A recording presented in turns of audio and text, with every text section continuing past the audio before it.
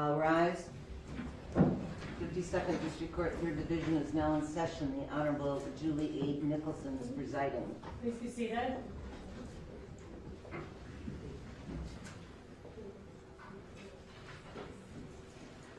We all set? I'll have them bring defendants up. Yes, sir. All set?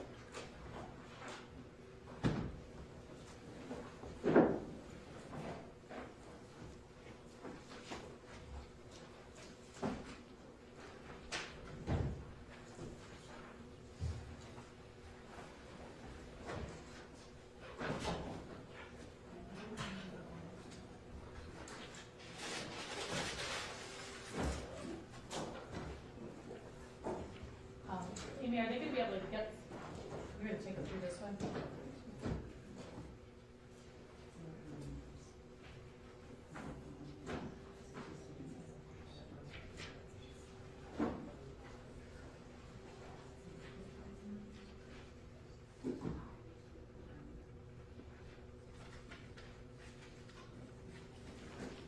I got a palette for each one. Okay.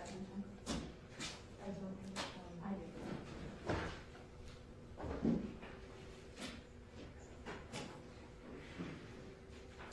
May have to move over a little bit just for them to get through. I don't know if there's enough room in the front there. There's not a lot of room. Yeah, I know.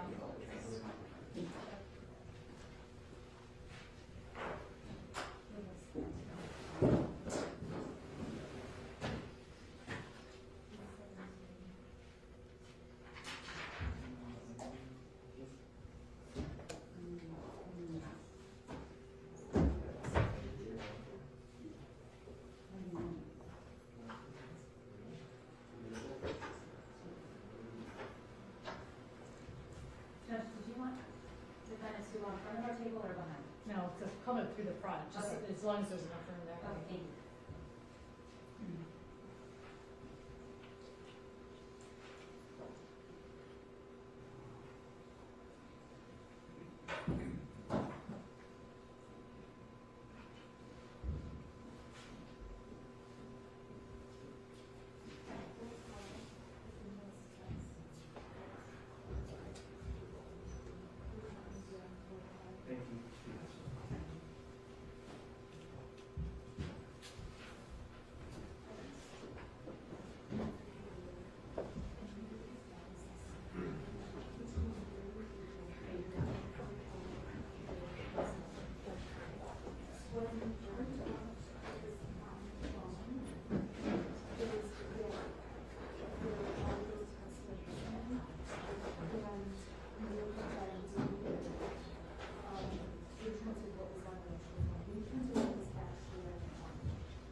So I just want to let you know that all of those things you guys have were really rough from about telling around the about going to the afternoon, about those are, they were all off the phone. So this is like, they were deleted from what was on the phone. So I think they must have been recovered to the set we have. I just want you to know, this is pulled out of what was on the phone. It's a stamp of all the tests of that high. And if you look at it, what prints when you printed off the phone is, so you have 317, 317, and then,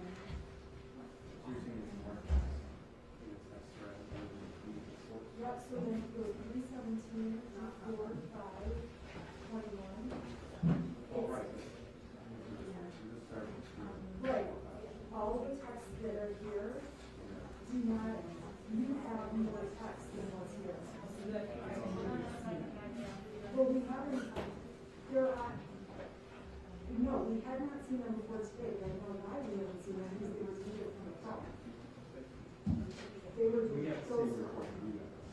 Right, but however you access the report is not, there's multiple ways to access it, that's all right. You access it in a way that you pull the stuff that is not on a physical phone, must have been reviewed.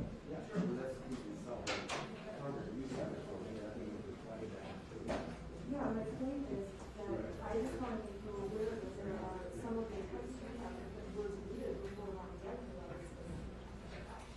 Yeah, that's how. That's a question for Wendy. I didn't know surprise you that our version we have not shows.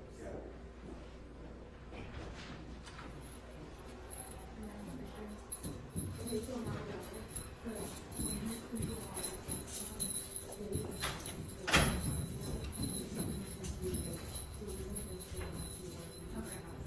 that's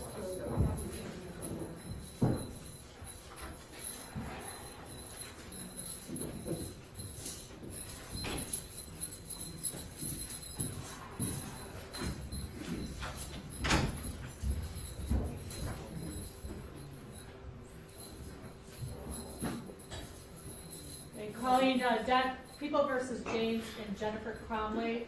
Crumbley docket numbers 21006-651 and 21006-652. Can I have appearances on the record, please, starting with the prosecuting attorney?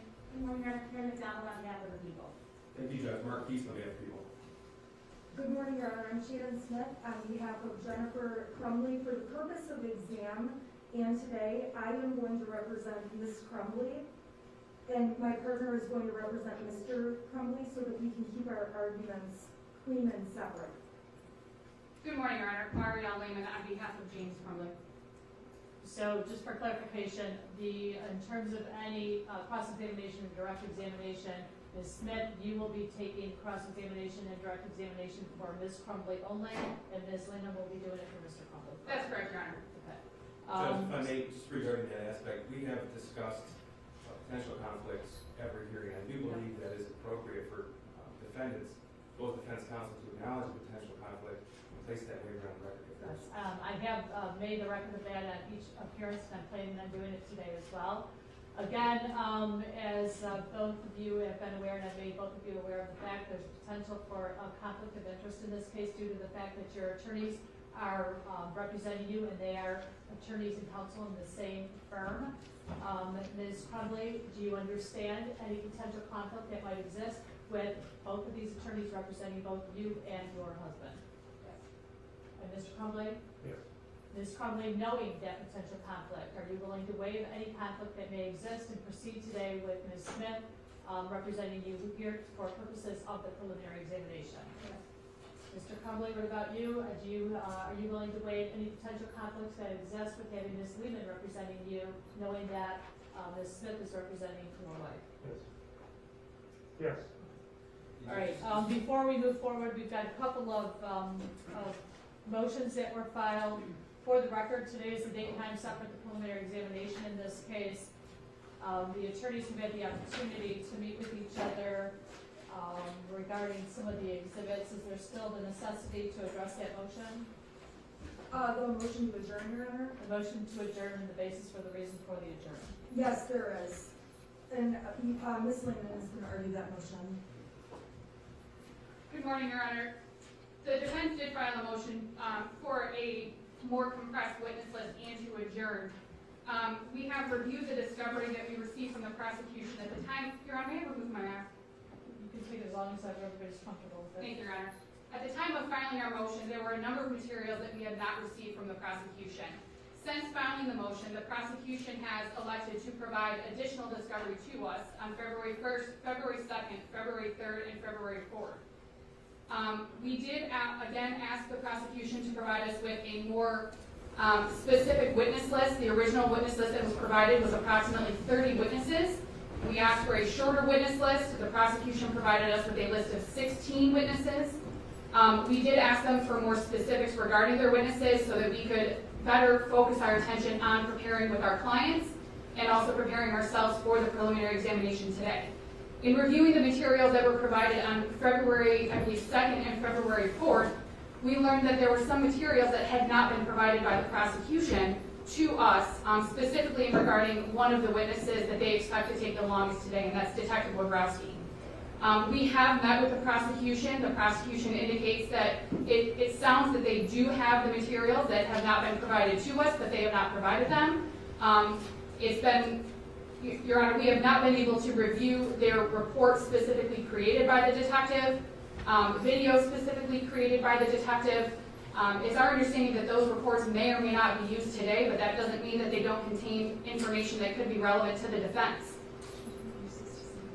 And Your Honor, in the amount of discovery that has been provided to us by the prosecution so far, there are at least 67 hours of recordings. As we've made the court aware, in order to have in-person visits with our clients, we have to obtain a court order for each visit. We have to obtain a negative PCR COVID test at least 72 hours before the visit, or I'm sorry, no more than 72 hours before the visit. And we have to schedule the in-person visit with our clients. We were able to successfully schedule 2 visits with our clients last week. However, we have not been able to review all of the recorded discovery, even all of the recorded discovery specific to some of the witnesses today, because there were other materials and matters that we needed to discuss. If we do want to visit with our clients, Your Honor, as I'm sure the court is aware, if we don't do it in person, it's done through a software, which quite frankly, Your Honor, has failed us more times than it hasn't. And we're also limited in time on those visits. We're limited to half an hour at a time, and we can't schedule multiple visits back to back. So, Your Honor, it's obviously been very difficult to prepare for this examination with the amount of discovery that the prosecution has provided. And the amount that the prosecution has provided that's relevant to our clients is also varied within the amount of discovery that they've provided to us. So, Your Honor, even though we've taken a number of steps to effectively prepare for our preliminary exam today, we do still have concerns that there are things that we are missing. We just had a conversation about text messages that we haven't seen, Your Honor. So the prosecution has indicated that they may have an explanation for why we haven't seen them, but we do still have concerns, Judge. And today even, the prosecution indicated that their list is even shorter than the 16 that they provided to us as recently as last Friday. So, Judge, the police reports that we've reviewed indicate that there are dates with which law enforcement has provided over 100 gigabytes of data to the probably over 200 gigabytes of data to the prosecutor's office, and we've received that data sometimes weeks later. So, Judge, we do have concerns about the material that's been provided to us. We do have concerns that we're missing material that will be relevant to the preliminary examination. And we can't be effective without being able to review everything, Judge. So we are asking that the court adjourn the preliminary examination for these reasons. Response? Thank you, Judge. We just spent 45 minutes meeting with the defense counsel. The defense counsel indicated that everything in this binder that we put together for the court as well as the defense has been turned over. Now, just a few minutes ago, Ms. Smith approached me and said there was a text thread that she didn't think she had or may have been deleted. Our expert in computer crimes is going to testify regarding how a user may or may not delete things and how it can be exported from a Cellbrite system. That's not new information, Judge. We have turned over everything in an unprecedented fashion. By way of example, when we received the search warrant returns from social media outlets such as Instagram and Facebook on February the 1st, our paralegal, who's been dedicated to this case since November the 30th, every day she's worked on just this case. She's gathering discovery, she's compiling it, she's cataloging it, she's redacting it when necessary. She turned that around in one day. So the statement that this is some sort of strategy, quite frankly, Judge, just misses the mark here. We are following the rules, we're following court rules, we're following all rules of discovery. We are ready to proceed today. The information that counsel just referenced regarding Detective Barkowski, that's something called call detail records. We've already indicated we're not going to admit that at the exam. And those call detail records have been turned over to defense. Now, Judge, we have turned over everything that we possibly could have. We are ready to proceed today. And like I said, the prosecution has been following all those court orders. Thank you. All right, the defendants did file an emergency motion to compel witness list or in the alternative to adjourn the preliminary examination on February 2nd, 2022. The court has had the opportunity to review the motion, the response. Also did have a discussion with both attorneys relative to the nature of the discovery. that had been turned over and what had not been turned over, and or they believed had not been turned over.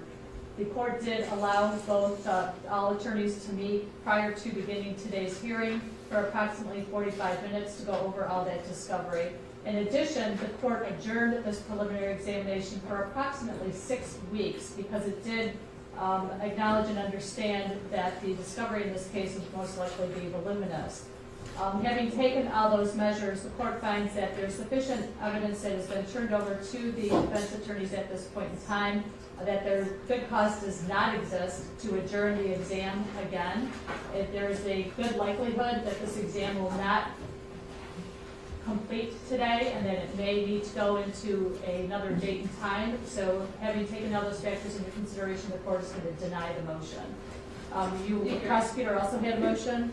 Thank you, Judge. The people filed a motion as well to restrict communications between the defendants during court. It became known to us that during certain Zoom breakout sessions, the defendants were making certain gestures to each other. We're asking this court, through this court's inherent authority, to restrict the communication, Judge. I did file a plea, and I believe it speaks for itself. I do not believe there's an objection to the defense. Defense. Your Honor, the fact that the prosecution wasn't even aware of the communications until they were later told by other people shows that our clients weren't trying to do anything to disrupt the court. All of the communication, they didn't realize it was being broadcasted. They certainly didn't intend to hurt any of the victims from Oxford. On that, we apologize to the court. I already told the prosecution I would tell our clients not to have communications at the table or send messages of I love you at the table. They agreed. There was no reason to file a motion. Our clients will behave. They're not going to do anything like that, and they certainly don't mean to offend anyone. Thank you. The court has had the opportunity to review and consider the motion that was filed by the prosecutor as well as the oral arguments. I'm going to grant the motion as it relates to in-court proceedings. Mr. and Mrs. Crumbley, this is a court proceeding. During the course of any breaks or while maybe I'm looking away or somebody else is looking away, you're not to have communication with each other. It's disruptive and it is disrespectful, okay? All right, are we ready to begin? Yeah, Your Honor. May I address the conflict issue for one brief second? Sure. I just wanted to add one additional factor. I don't believe it's ever been placed on the record by the defense that they understand that they're not similarly situated. They have the same charges, but the evidence will be different against one than it is against the other. I think it's important to know and important for the defendants to understand and waive a conflict in that regard as well. Any response from the defense counsel? Your Honor, we acknowledge that the cases are different for Mr. Crumbley versus Mrs. Crumbley, and it's part of the reason to make it easy for this court. I'm going to represent Jennifer Crumbley, and Ms. Lincoln is going to represent James for the purpose throughout this hearing. I don't think this is a concern the prosecution needs to be raising. We're very aware of at least evidence that we believe will be.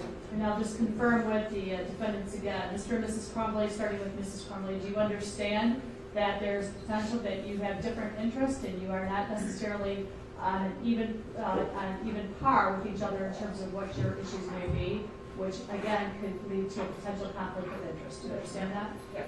And knowing that, do you still want to proceed today with these attorneys? Yes. Mr. Crumbley, do you understand that? Yes. And do you still want to proceed today with these attorneys? Yes. I'm going to go ahead and proceed. Go ahead and call your first witness. Your Honor, I'm sorry. We do have two very quick preliminary matters. First, we ask the court to have a sequestration order and make that even more explicit only because there are witnesses who can view the court proceedings from outside of the courtroom with the live streaming. So we would ask that every witness be instructed they're not to view the other witnesses and for sequestration. Okay, that's a good point. Do they have phones on them? The witnesses are, to my knowledge, all the witnesses have been sequestered. The only witnesses that may be in the courtroom is the first witness. Is that correct? I believe. I'm going to take a minute and have the prosecutor and or the deputy advise the other witnesses that they are not to view anything on their phones. Their phones should be off. Policy from the Supreme Court is that if they're in the common areas of the courthouse, they can have their phones, they can have them on. In the courtroom, you cannot. So I am going to direct that they turn their phones off until after they leave the courthouse. And then, Your Honor, just another issue which doesn't have anything to do with the prosecution. In light of some of the new information that we've been given this morning, myself and my co-counsel need to communicate with our clients by writing notes. My client cannot write with the belly chains. Can she please have it hand-free and Mr. Crumbley have it hand-free so that they can write back and forth to us? It will allow us to be able to communicate with them without having to disrupt the proceedings and stop them, because we did receive some different information than what we've received prior to today's hearing. Okay, I'm going to defer to the sheriff's department. Any issues with that? Your Honor, due to their mask status, I don't feel comfortable removing their maximum guns. I'm sorry, Because of their status, their maximum security status, I don't feel comfortable removing the cuffs from their hands. okay, the problem is, I'm just trying to figure out how we can, she hold the pad on her lap?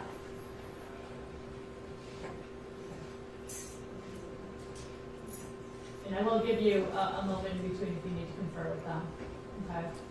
All right, it might take us several moments Yeah, as we go through the exhibit. Yes, so. you just have everything on your, you keep the legal pad on your lap, and if you can, I know I don't have anything that the table doesn't go over, so it doesn't give you an opportunity to kind of slide underneath there. Your Honor, is it possible, and I guess this would be a question for the deputies, is it possible just to handcuff them without the belly chains, that way they're still cuffed?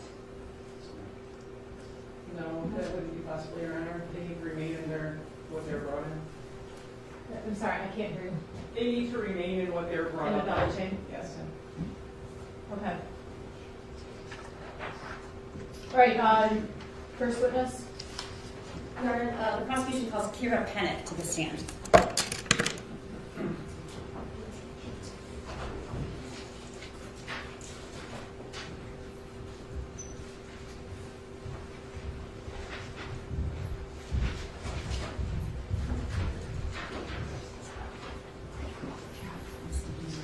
Okay, ma'am, if you'll please raise your right hand for me. Do you solemnly swear any testimony you're going to give will be the truth under the penalty of perjury? I do. Okay, if you'll have a seat. I'm just going to go over a couple of things with you real quickly. I'm going to have you scoot up as close to those microphones as you can. If at any time you feel comfortable enough and you want to remove your mask, you can do so. I also am going to ask you to keep your voice up so that we can all hear you and speak clearly, and make sure you are verbalizing all responses. Don't shake your head or say uh-huh or uh-uh, because the court recorder can't record that, okay? Okay. Okay, can you please state your full name for the record and spell both your first and last name? My name is Kira Pennock, Kira Pennock. Thank you. Go ahead, counsel. Kira, you may also remove your jacket if you're more comfortable. Okay. Yes. It's cold in here, but I don't think it's cold. All right, Kira, can you tell the court how old you are? I am 25. And can you tell the court what your occupation is? I run a horse farm. I give lessons and board horses. And do you own the farm? I do. Okay, and can you tell the judge what that entails? We have some boarded horses, so people pay us to take care of their horses. We feed the horses, we water them, we turn them outside, and then we also offer training services where we put training on horses or give riders lessons. So how does the business generate income? The boarding side of the business covers, the expenses of, the feed and water, the necessities for the horses, and then it also covers the care. So we have some workers that help to keep the business going because we have a lot of horses. Okay, without giving the specific address, what town or township or city is the farm located in? Metamora. Okay. And Kira, do you know Jennifer and James Crumbley? I do. Do you see them in the courtroom here today? Yes. Could you point to Jennifer Crumbley or tell me something she's wearing? She is right here in the front. She is wearing a mask and glasses. Okay. Judge had asked that the court take notice that the witness has identified Jennifer Crumbley. No objection. So noted. And do you see James Crumbley in the courtroom here today? I do. And can you tell us what he's wearing?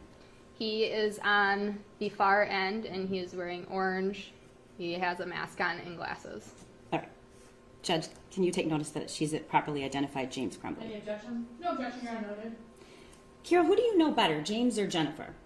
Jennifer. And when did you meet her? I met her a few years ago, and I met her through the horse world. She had a horse at the time. All right, when you say a few years ago, we need to know if all possible, what year was that? I do not recall the exact year. Was it more than 3 years ago? I do not believe so. Okay. When you met her, did you own your business at the time? No, I did not. So how did you meet her? I have some friends that were familiar with the barn that she had her horse going to. Okay, at the time, did she have one horse or two? One. And what was the name of the horse? Shorty. Okay.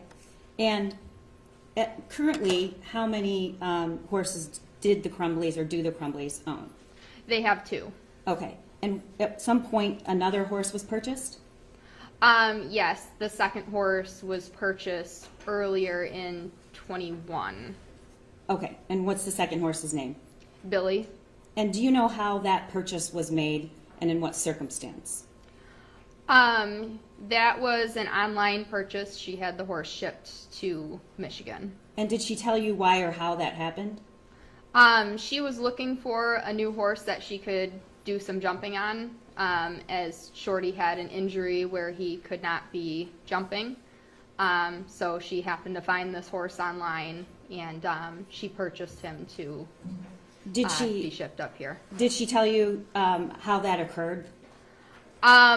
She was drinking that night and said that she made a purchase. Okay. How do you know she was drinking? She had told me. What exactly did she say? Did she say she was intoxicated or she'd been drinking? She said that she was drinking. Okay. And did she tell you how much the horse cost? She said the horse cost $5,000. All right. And you're telling your testimony is that happened in 2021.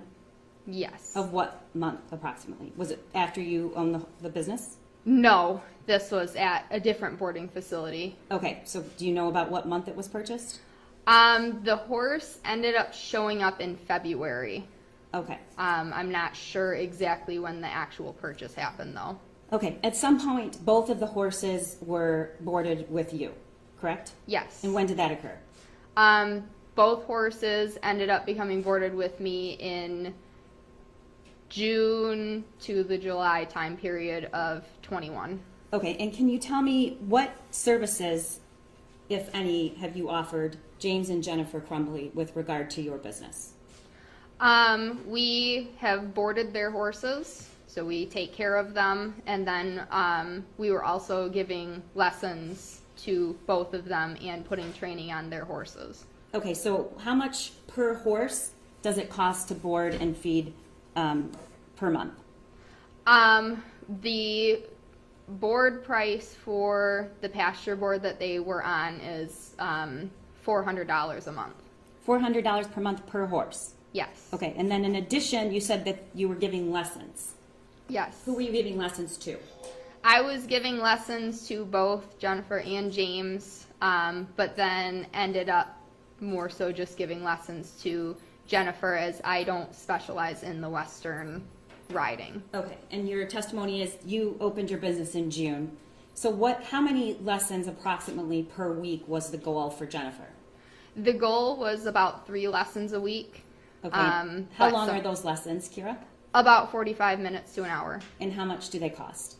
They cost $35. Okay. And then did James also have lessons every week? No, he did not take lessons every single week, but he would take lessons on occasion. Okay. About how much time, let's just narrow it down from June until November, how many days a week would you see the Crumbleys? I would say they would be out there about 3 to 4 days a week. 3 to 4 days a week, just during the week or on the weekend as well? Both week and weekend. Usually I would only see them 1 day on the weekend. And for about, when they came to the barn, what did they do? And how long did it take? They would groom their horses and tack them up and ride them. and then cool them down and put them away. Okay. And that usually took about 3 hours. Okay.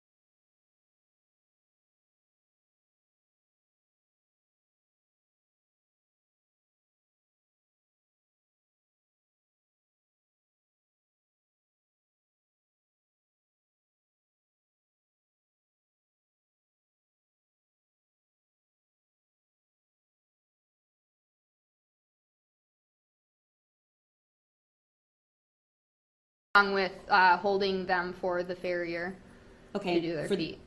For those of us in the world that aren't exactly sure what a farrier is, can you tell the court what that is? Basically, a person that does a pedicure for a horse. They can put shoes on a horse, and they just make sure that the horse stays sound enough for either riding or pasture, even if a horse can't be ridden. And it's a regular service that needs to be done. How often does it need to be done? Every 6 to 8 weeks. And did the Crumbleys provide that to their horses? Yes. Okay. The farrier would go to the barn? Yes. Okay. About how much does it cost every time the farrier visits each horse? For their horses, it was about $130 each horse. Okay. And then if the horse needed assistance because it was injured or sick, whose responsibility is it to get veterinary care?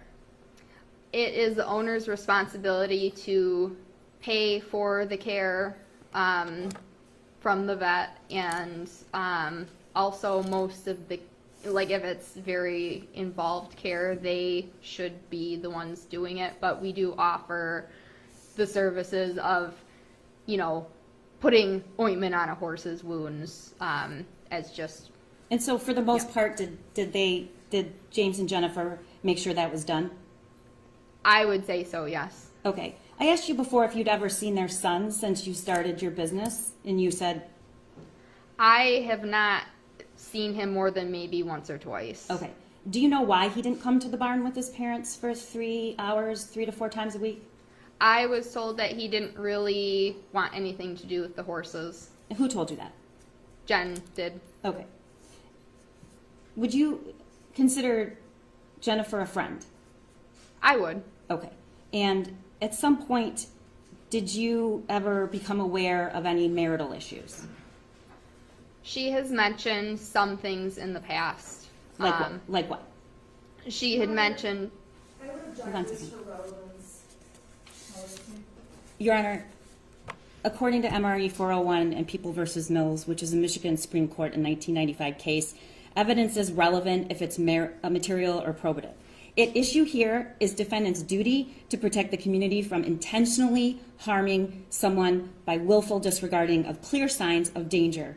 What they did, what they didn't do, how they spent their time, what they exposed their son to, all is probative and material, and I believe it is relevant, Your Honor.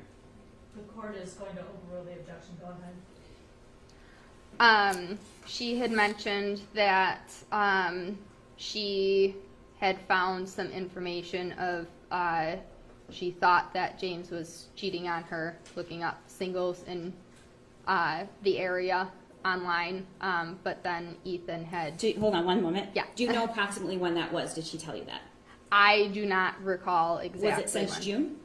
Yes. Was it warm outside or cold outside? It was warm outside. Okay, so summer of 2021. I would say so, yes. Okay, and what was her reaction to that? She was very upset. And did she tell you what she did as a result of it? She confronted James about it, and James had said that he didn't do that. And then Ethan had come forward and said that he was the one that was looking these up online. Okay, so did she tell you that then Ethan was aware of this accusation of dad cheating? I do not recall if she said that he knew about it. Okay, what was your general impression of Jennifer? I did not have any issues with her. How would you describe her?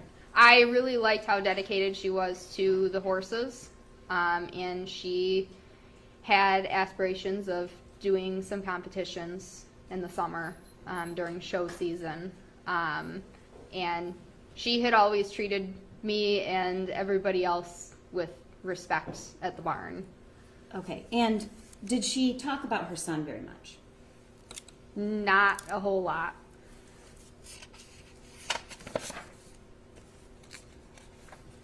Did she ever talk about anything positive about her son? I don't recall her outright saying anything super positive. She really just didn't talk a whole lot about him. Did she ever express anything concerning about her son? Yes. What did she say? She said that he did not have any friends, that he only had one friend, and he spent a lot of time online or playing games. But he just seemed to keep to himself. Did she have a word to describe that? Not really. She thought that it was weird that he wasn't out doing things like a normal kid. Did she call him weird? What did you say? Did she call him weird? Yes. Okay. And was there a time, do you remember the time frame she told you that he didn't have any friends? I do not remember the time. Okay. Did she consider him a normal? No. How do you know? Just how she really didn't talk a whole lot about him, and when she would talk about it was just, oh, he doesn't do normal kid things. Okay. Did you have any contact with Jennifer or James on November 30th? Yes. Of 2021. Okay. Did either one of them, to your knowledge, go to the barn on that day? James had gone that morning to put some ointment on Billy's legs. What was wrong with Billy's legs? Billy has something called mud fever or scratches. It's a fungus that sometimes will grow on a horse's legs, and it causes scabs, and it's pretty painful. And did the Crumbley seem concerned about Billy's legs?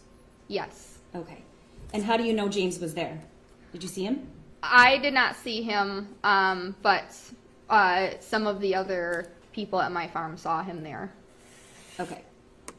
Did you have a conversation at all, either on the phone or via text, with Jennifer?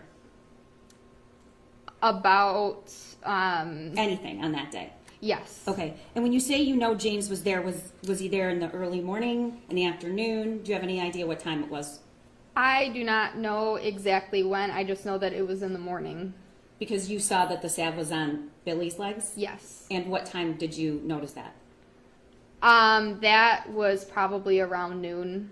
Okay. So did you ever see Jennifer that day? I did not. Okay.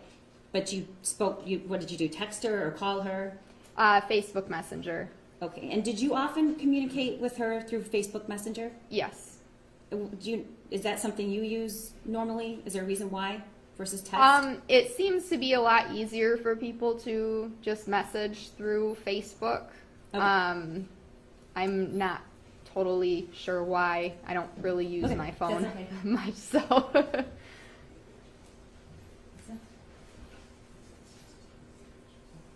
All right, Your Honor, may I approach? Yes. Okay, Kira, I'm approaching with an exhibit, People's Proposed 6 exhibit. There's approximately 28 pages. Yes. And can you tell the court what that is? These are the messages that morning of November 30th. And who are they messages between? Between myself and Jennifer. And that's Facebook Messenger? Yes. Okay. And can you tell the court when the messages start and when they end? The messages start at 10:18 a.m. on November 30th, and the messages end. I am not totally sure date-wise of when they end here. There is no date on these, but I know that. Okay, if you can take a look at the last couple pages, the last date that you see.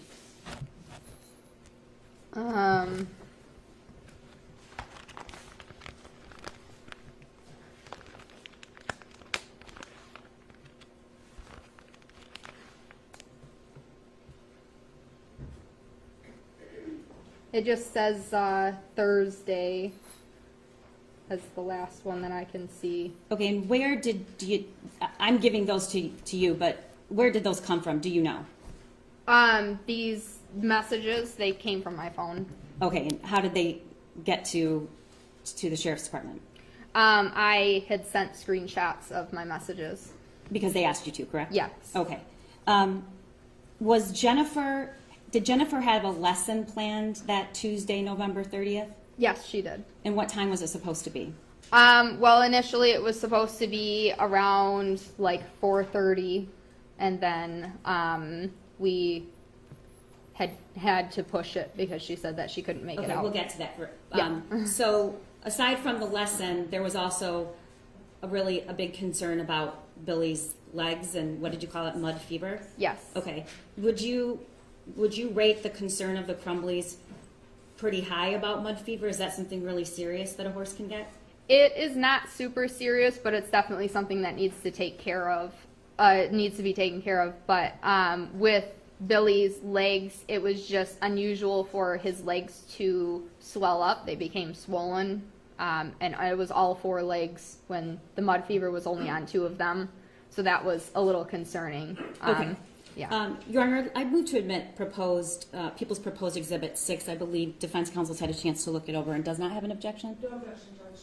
All right, may I publish to, yes, sorry. May I publish to the monitor or my assistant, Mr. Keith? Okay, Kira, can you see the monitor? Yes. Okay, and can you read, are your comments in black or are they in blue? My comments are in blue. Okay, so it says November 30th at 10:18. Can you read that first text message that you sent that day? Boys are needing supplements for tonight, and Shorty lost the bell boot again. Okay, and then at 10:58 there was a response from Jennifer, and can you read what she responded? Okay, I'll bring some out later. Just had to go to my son's school and meet his counselor. Shit day. Did you know what that was about? I did not know then what that was about. Okay, and what did you, based on her describing it as shit day, what was your impression? That something probably happened, that, her son was having problems at school. Has she ever told you in the past that she's gone to her son's school? She has mentioned that she has gone to the school, but I don't recall when. Okay. What did you respond at 11:13, Kira?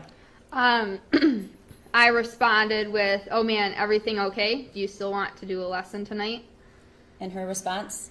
"Yeah, I still plan on doing the lesson. Everything's okay. He's just having a hard time after losing Tank, his friend going away to a treatment facility, and who knows what else, but he was caught drawing this on a math assignment today." Okay, who's Tank? Do you know? Tank was their dog. Okay. And did you know about the loss of the dog recently and the friend leaving, the one friend he had leaving? Yes. Okay. And then she texts you a picture of looks like a math worksheet, correct? Yes. Okay. Did you look at it closely then? I looked at it after I happened to open it and see it that day. And what was your response to that? Well, my response. Wait, I didn't ask that well. What was personally your response to it? What did you think? I was alarmed. I thought that was not normal for What was alarming to you about it? all of the violence all over the page. It just didn't really seem like something that a kid would do on a test in school. Okay. Were you aware that the Crumbleys owned guns? Yes. Were you aware that they purchased a gun for their son? I did not know the gun was for their son. Do you follow her on social media? I do. Did you view a post about taking her son to Mother-Son Day and a early Christmas present? Did you see that post? I had seen it, but I'm not sure exactly when. I don't really spend a lot of time on social media. Okay, me neither. Okay, so you said you were 24, correct? 25. 25. I'm sorry. Yes. And you're not a parent, No. but you were really alarmed about that. Yes. Okay. And what happened after she texted you? What was the next text that came through? The next text was as long as I can get out there early enough. So this is from Jennifer. Yes. Okay. Can you speak up just a little bit and read that Yeah. text? As long as I can get out there early enough because I had to leave work for an hour and I have a meeting in Southfield at 3 o'clock, but I should be done with that by 4. I plan being there, plus the vet said it's better for him to move around and keep it circulating, going while he's dealing with the mud fever. Good times. Good times. Okay. So it's your understanding, based on the text messages, that she'd already met with the school. Yes. Okay. And she's texting you about mud fever now. Yes. All right. What was the next text that came through? I said, OMG, he needs some horse therapy. I bet he would love Mo. And who were you talking about? Who's he? Ethan. Okay. And then what did you say after that? Said, whatever works for you, just let me know. I only have Bella's lesson tonight at 5:30, so anytime after her lesson is fine. Okay. And what was the response? Okay, yeah, well, he'll be coming out with me tonight. James is working. He can't be left alone. So he can't be left alone. Who did you understand her to be talking about? I understood her to be talking about Ethan. And you stated what? I said that, or does he want to ride? In her response? And she said, I don't know, maybe brush a small horse so he's not intimidated, LOL. And you're suggesting Mo, Yes. who I assume is a horse you own? I do not own him. He is Okay. boarded at our facility. All right. And your suggestion was what? Make it a family event coming out to the barn. Really, though, I've seen some amazing things done with horses with kids. And what did Jennifer say? He needs something. And then what else? I said, let's make him a cowboy. And Jen had responded, LOL, mom goals for real. All right, Kira, you know what happened on November 30th, don't you? Yes. When did you hear about it? I heard about it when I got a call from one of my students' moms. About what time was that? That was in the early afternoon. I don't recall exactly what time. Do you know people and kids that were in that school that day? I do. How many? I know one for sure, which is one of my students. And I know some of the other kids, not personally, but that were in the school also. Okay. When you heard about the shooting, was it public who was responsible for it? It was not. What was your thought?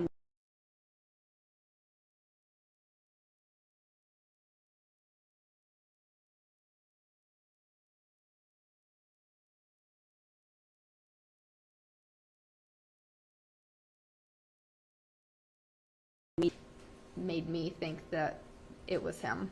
Okay. You hear again from Jennifer that day. What Yes. What was the time? I had heard, What was the next text? Kira, I won't be there tonight. And that came in at 2:36 in the afternoon? Yes. Okay. And your response? It's okay. Want me to work Billy for you? And she says what? Yes, please. And then it looks like the next communication was from you at 2:58, and you Yes. stated what? I just brought him in. Now you're texting her a photo. I assume that's Billy. Yes. Did you text photos back and forth about the horse frequently?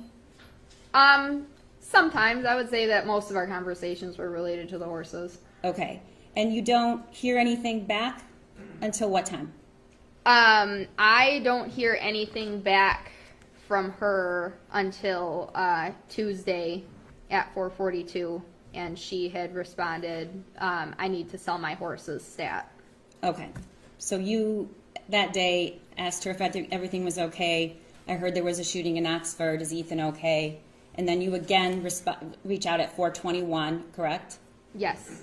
And you don't hear back from her until, Tuesday at 4:42. so the same day, and Yes. she's saying, I need to sell my horses, stat. Yes. Okay. Did she go on to talk about why she needed to sell her horses? No. Okay. Eventually, did you continue working this out with did she want you to help her sell the horses? Yes. Okay. And did you do that? I am still currently trying to help sell them. Okay.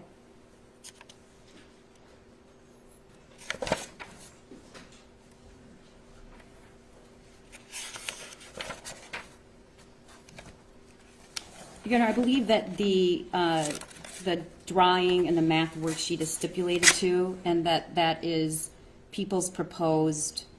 Mr. Peace is going to tell me 7. So I move for the admission of that. No objection. Be admitted. And that is the. Okay. Should I publish? Could I publish this on the screen, just so that we know there's 2 versions of that worksheet? So I want to make sure we're.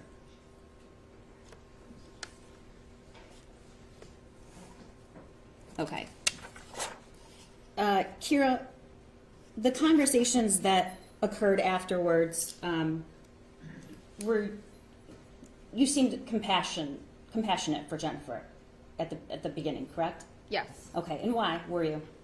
I wanted more information on what happened. Okay. And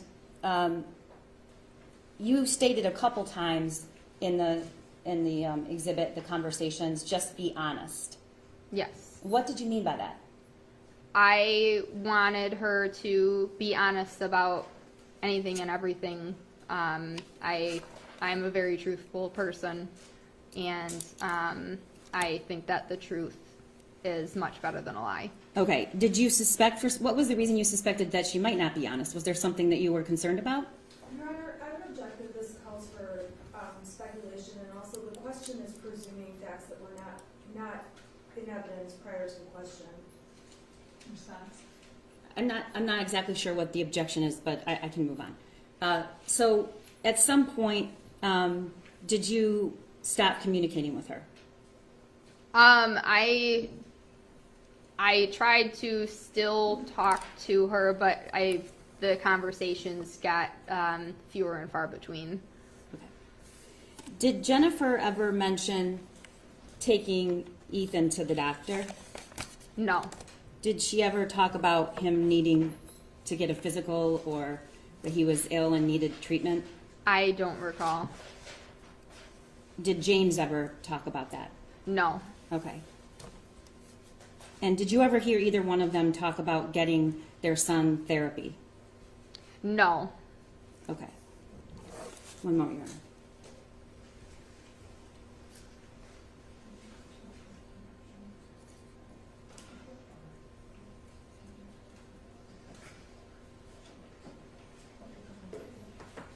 Just real quick, Kira, I understand that your farm is further north.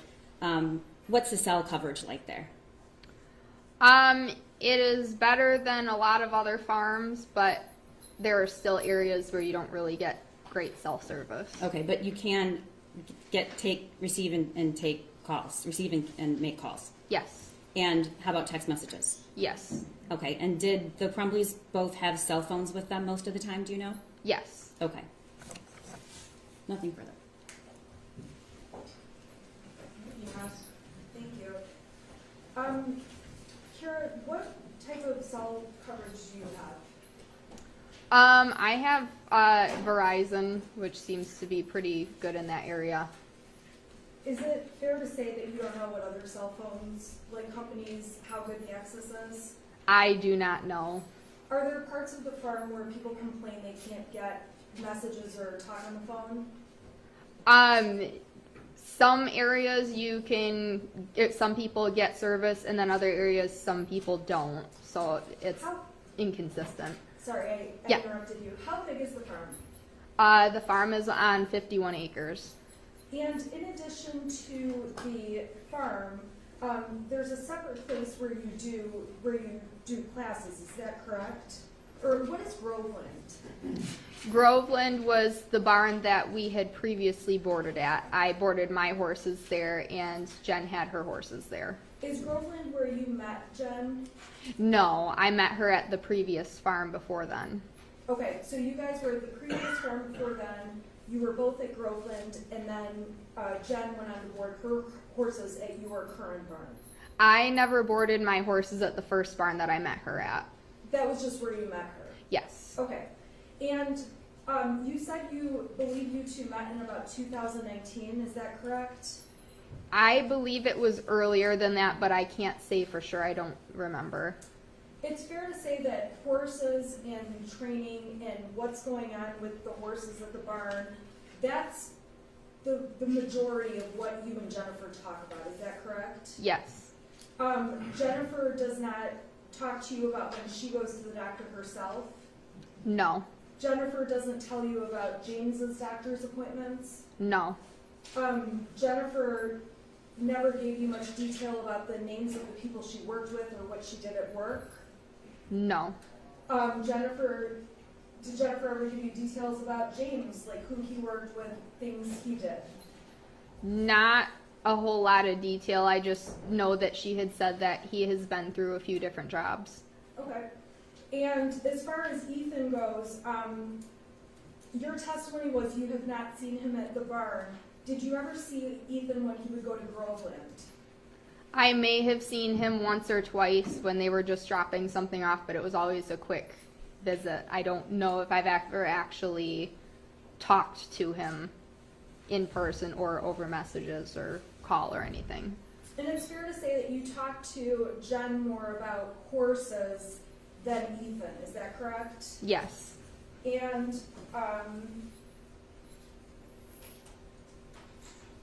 with respect to Ethan coming, you wouldn't have had a problem if Ethan came that day on November 30th, is that correct? I would not have had an issue with him coming. It would have been unusual for Ethan to come to the barn with Jen on the 30th because he didn't normally go with her, is that correct? Correct. And on the 30th, when she was planning to bring Ethan, you assumed she was upset about Ethan or had some kind of concern for Ethan, is that correct? Yes. Jen also had the option to say to you, I'm canceling the lesson, I'm not going to come, I won't be there, correct? Yes. And in her messages to you, it was clear to you that she did not want Ethan to be alone, is that correct? Yes. Did Jennifer talk to you about some of the comments on the map paperwork, such as, like, my life is useless, or the thoughts won't stop? Did Jennifer speak to you about any of the individual comments? No, she had just sent me the picture. Were you concerned that Ethan may be suicidal after seeing these notes? Yes.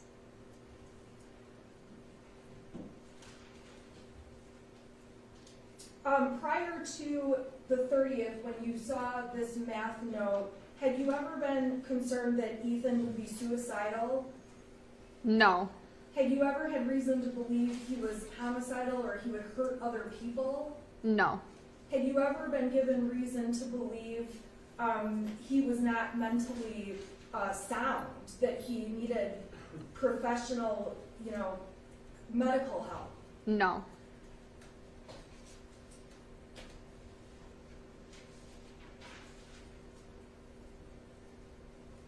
In terms of your friendship with Jennifer,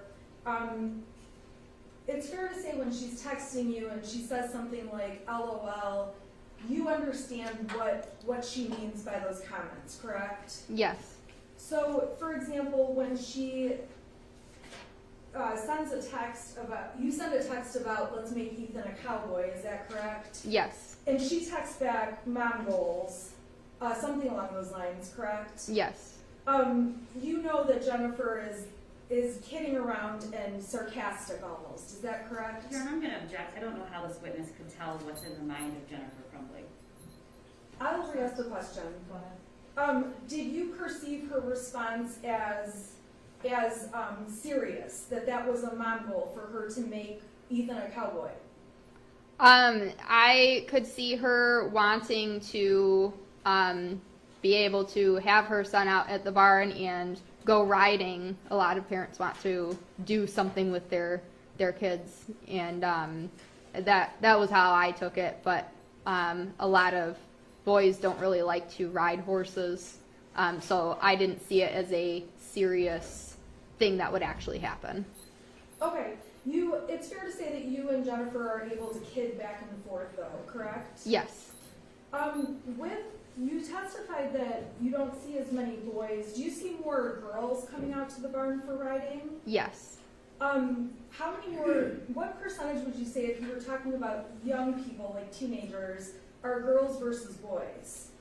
Well, we currently do not have any boys coming out to ride, really. I mean, one of the other people at my barn has a younger male student, but outside of that, there are no other boys that come out to the barn. Approximately how many girls are out at the barn on any given day? I would say between 2 to 4 each day. 2 to 4 each day? Yes. And really no boys, is that correct? Yes. When people come out to the barn, is it pretty typical, if they have horses there, for them to be out there about 3 to 4 times per week for 3 hours each time? It depends on each person's situation. Some people will see once a week. Some people will see every single day. Okay, so there's nothing unusual about 3 to 4 times a week for 3 hours at a time? Correct. Okay. And it's not something that you thought was unusual to not see Ethan coming with his mother out to the barn, correct? Correct. You certainly don't follow up with other people who have sons that aren't present out at the farm, correct? Correct.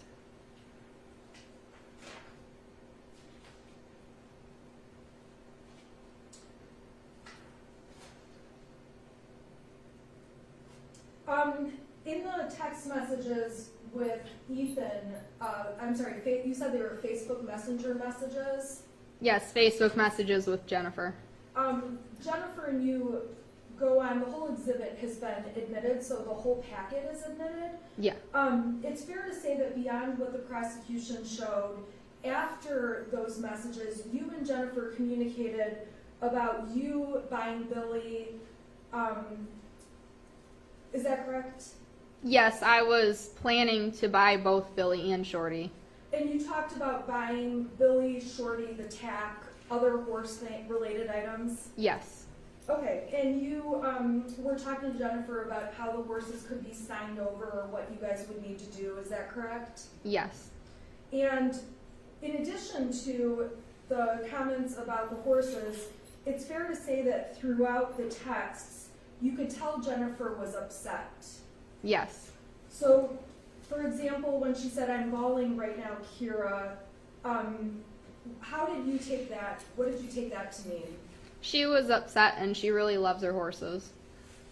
And when Jennifer wrote, my son ruined so many lives today, what did you take that to mean?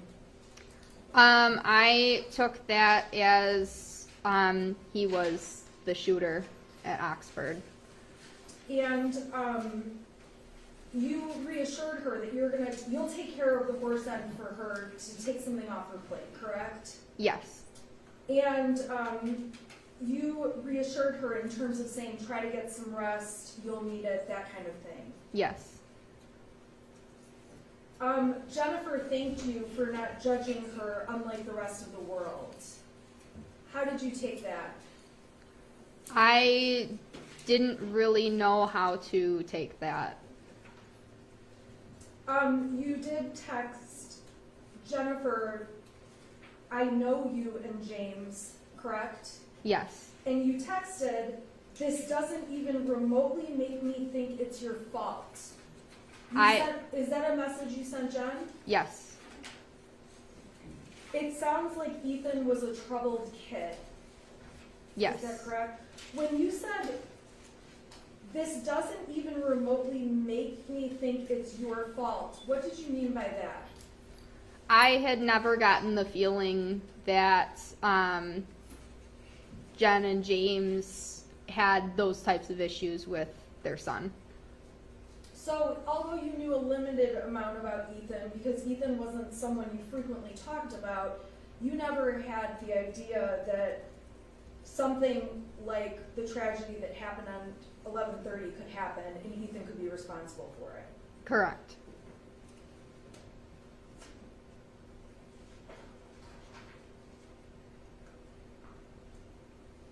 You also tried to reassure her, try to stay calm and as collected as you can. Those were some messages you sent in addition to a message that said, just be honest about everything, correct? Yes. You also reassured her that you had ridden Billy that day, he was going to be fine, helping alleviate stress on that end for Jen, is that correct? Yes. When Jennifer texted you and said, I wish we had warnings, something, he's a good kid, they made a terrible decision, what did you think after getting that text? I was thinking there had to have been some type of signs. She had mentioned in the past, like, you know, that he really didn't have friends. He didn't go out and do fun things like kids his age. Well, the text is from her to you saying, I wish we had warnings, something. He's a good kid, they made a terrible decision. You didn't point out to her things that you thought may have been signs in the past, correct? Correct. You actually wrote there probably were warnings, but nobody saw them, correct? Yes. And you said hindsight is always 20/20. Yes. And we can all agree, looking back,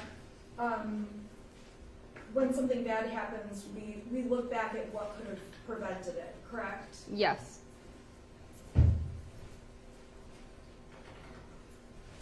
When Jennifer said he's a good kid, you didn't write back to her anything like, well, actually, your son is not a good kid, correct?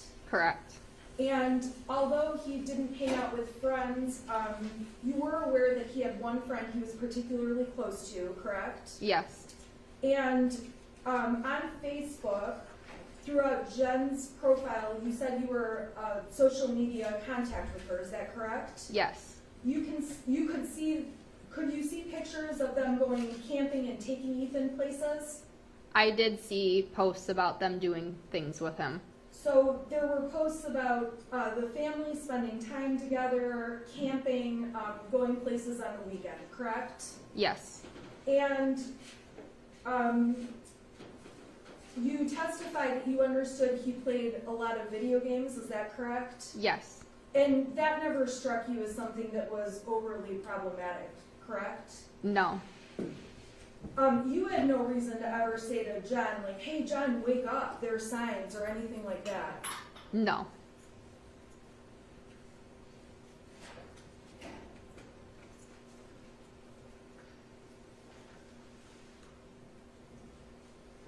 After you were aware that Ethan had been the shooter,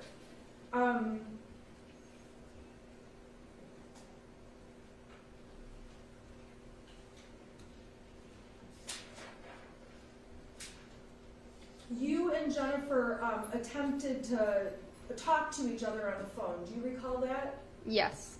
And do you recall that Jennifer said you had to call her through Facebook because she has to use a track phone? Yes. At that point, did you and Jennifer have a telephone conversation? We did not. Okay, so in the Facebook Messenger thread, when it says, like, you missed a call from JC, I assume JC is Jennifer Crumbley, Yes. and then it says, call me back on Facebook. I'm on a track phone. I need to talk and figure some things out. You and Jennifer didn't have any phone contact at that point. We did not.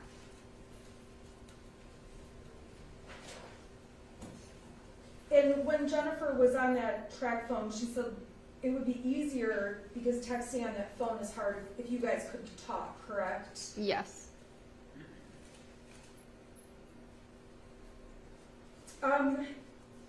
Further down, you continue to let her know that Billy was fine, had a good ride with him, correct? Yes. And at that point, you became concerned about Jennifer coming out to the farm, is that correct? Yes. Why were you concerned with Jennifer coming to the farm? Because I did not want them to take things that were owned by other boarders or myself. You didn't want Jennifer to take things that were owned by other boarders or yourself? Correct. Did you, were you concerned about the safety of people at the farm if Jennifer and James showed up? Yes. Were you concerned because Jennifer showed you some of the threatening messages she had received? Yes. And when you explained to Jennifer you were concerned and wanted the police to be out there, you actually wrote, I don't want people to follow you or hurt you, correct? Yes. And you said, we just need to be careful. Yes. So nothing about any horse equipment or concerns. No. And were you afraid that people were going to follow the Crumbleys out to the farm and possibly hurt people? I was worried about that.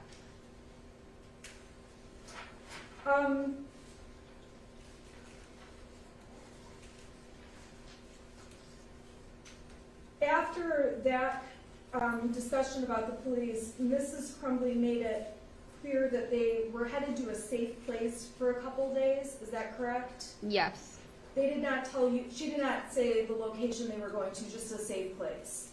Yes, she had said that it's a motel or hotel in Lapeer, and that was, I don't know where exactly they had gone. And then your messages to her were, I'm very glad you're safe, I care about you guys, correct? Yes. Was that true? Yes. And again, you reassure her, I will take care of your boys, let me know when you want me to buy them and I'll buy them. You were trying to figure out something to see if you could buy them, is that right? Yes. You also said if you need anything, just let me know, correct? Yes. Doing all the things that you could do as a friend to Jennifer Crumbley. Yes, and I also wanted to make sure that the horses didn't end up in a bad situation. And Jennifer wanted to make sure the horses didn't end up in a bad situation too, as far as you could tell. Yes. And as you're texting her about the horses and everything else, in the little bit about what's going on after finding out about the shooting, you didn't follow up with her about what her work arrangements were? No. You didn't follow up with her about what, if James was still working or what he was doing? No. You didn't follow up with her about any other kind of personal issues related to her? All that you followed up about is what we can see in the texts. Yes. So it's fair to say that your friendship with Jennifer was pretty limited to horses, care for horses, and maybe just some friendly chit-chat, correct? Yes. Looking back, you're not looking at conversations regarding Ethan as anything where you should have contacted law enforcement, correct? Correct. Nothing where you should have had an alarm go off and say, ooh, I should call the police about this one. Correct. Even the day that you saw the drawing that's up on the board, you didn't contact law enforcement to say, I just saw like a really crazy drawing or anything along those lines? I did not. And if anything, Jennifer appeared to be very concerned about what was going on, correct? Yes.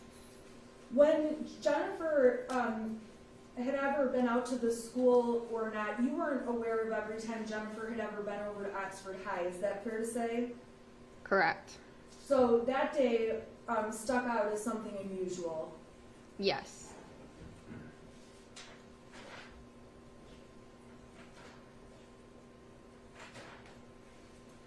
You guys were attempting to put together, cash that you were potentially gonna pay her for horses, is that correct? Yes, Ultimately, the two of you never physically met up, is that correct? correct. So the extent of all of your communications is contained within these 28 pages of Facebook Messenger messages. Yes, You already testified there were no phone calls and there was no personal, like, one-on-one contact. yes.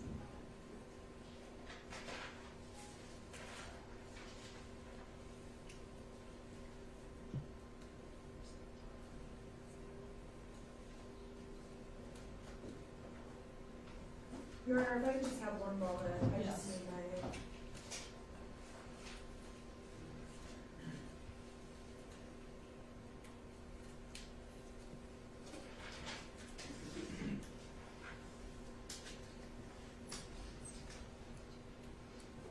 I have nothing further on behalf of Jennifer Crumbley. Any questions on behalf of James Crumbley? Yes, thank you, Your Honor. Ms. Pack, did I pronounce that correctly, Pack? Yes, Thank you. You testified that you didn't speak to James very often, did you? yes, That's correct, you did not speak to him? correct. And when you did, it was about horses, is that fair? Yes, Horse-related matters, correct? yes, He didn't tell you that he had to go to the doctor or anything, right?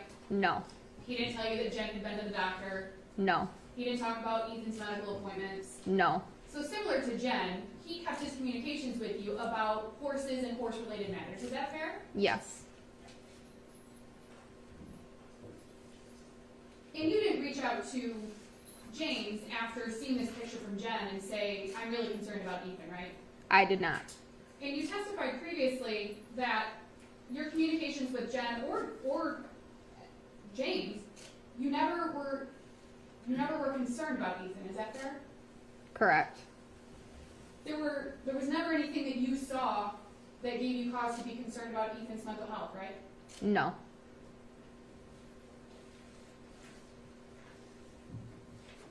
And when you did talk to James, it was limited to horses and horse-related matters. yes, So it wasn't strange that he didn't talk about work, right? correct. Or doctor's appointments, Yeah, or he, Ethan. correct. His relationship with you was because of the horses. Yes,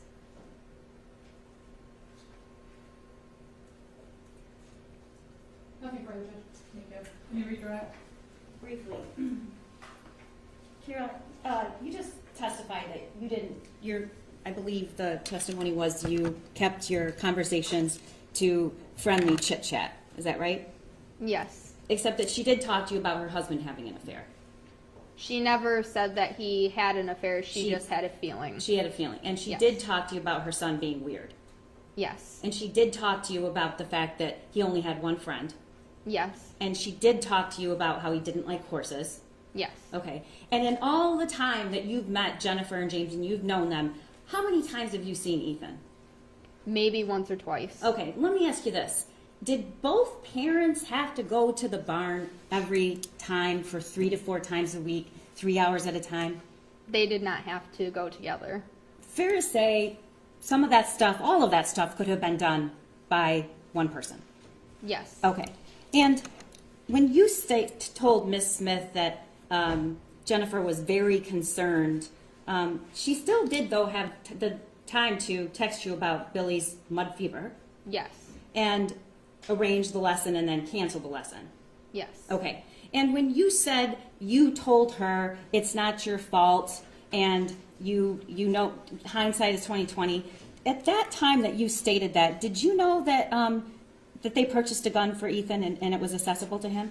I did not know that the gun was for Ethan or accessible. Objection, Your Honor, about accessible. That was. Your Honor, I'm not offering it to prove that it was. I'm asking, did she know? Sustaining the objection, rephrase the question. Thank you, Your Honor. Did you know that Jennifer texted Ethan the day before about the ammunition search? LOL, you have to learn not to get caught. I did not know. Did you know that that the school told Jennifer and James they needed to get him therapy? I did not know. Did you know that when they heard about a shooting, that James went home to look to see if that gun was there? I did not know that. Did you know he called 911 and said, my son is the school shooter? He I thinks? did not know that. And did you know that Jennifer texted, don't do it, Ethan, don't do it? I did not know that either. Nothing further. Okay, can I step down?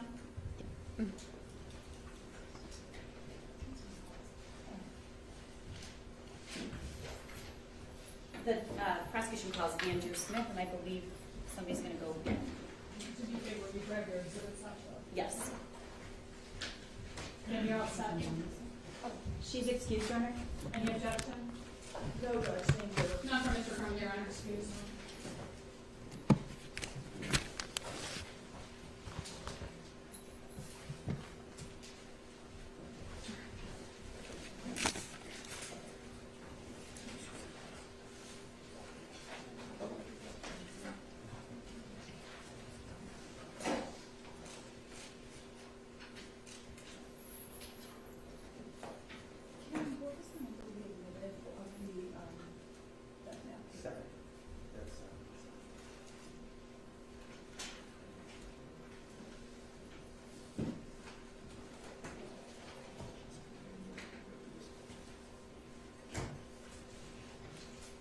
Hey, Mark, I think we invented one that was further down that wasn't that seven, because the screenshots are viewed.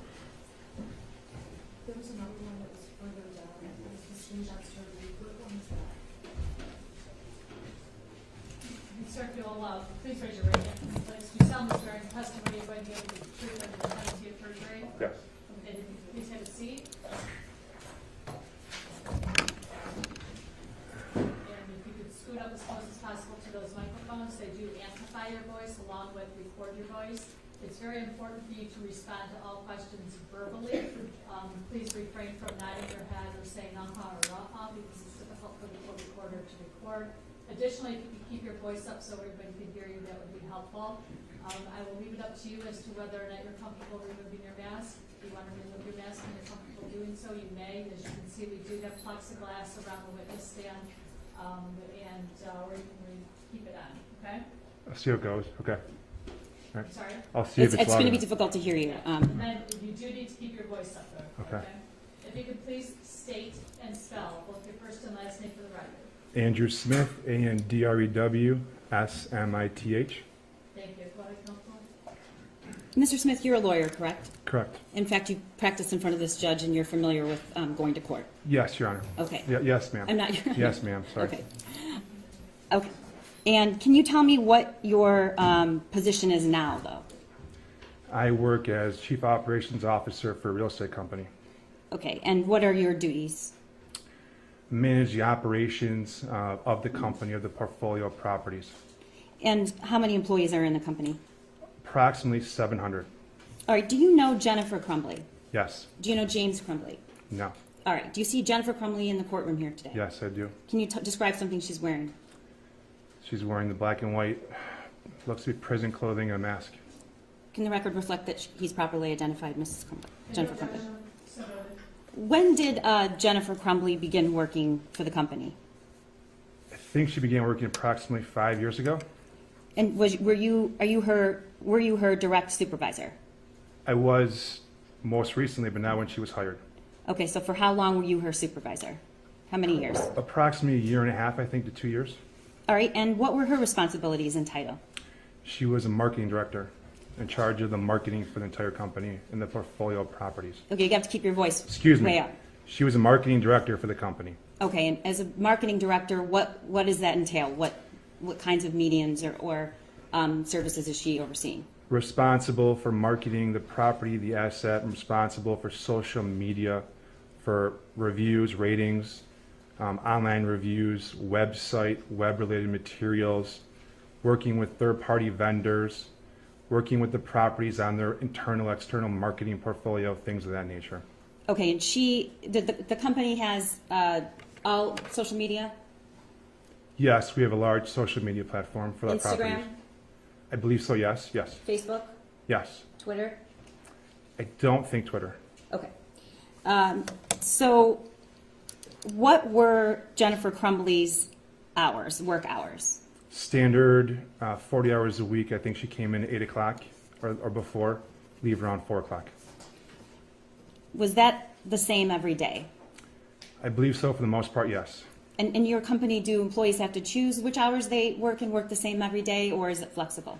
It's somewhat flexible. We want a 40-hour work week, 8-hour days, and we give some flexibility on start time.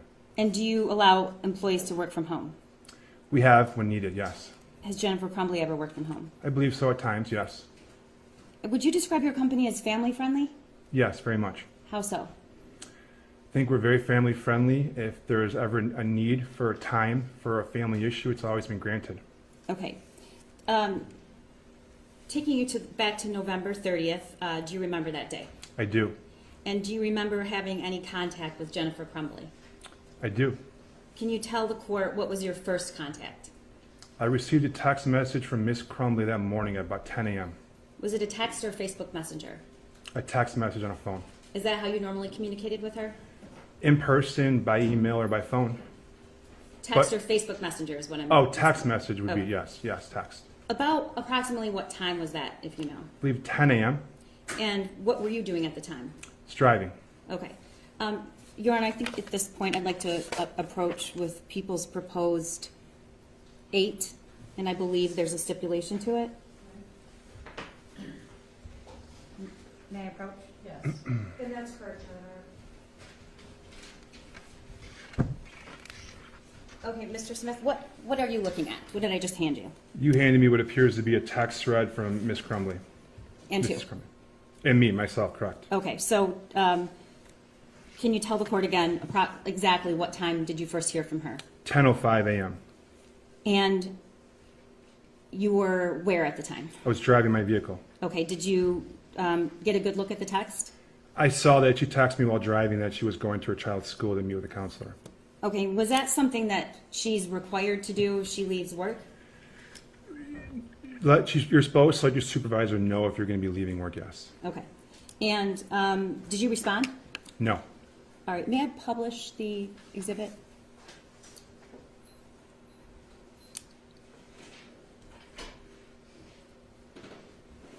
Okay, so the worksheet, which has also previously been exhibited, entered into evidence, she also attached the math worksheet, correct? Correct, yes.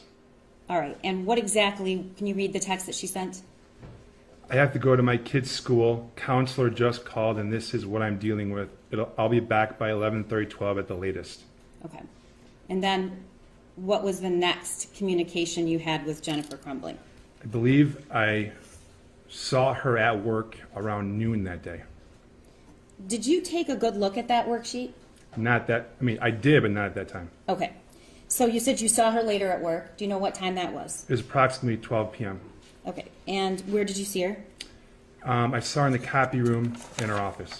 And just to stop, did you know anything about her son?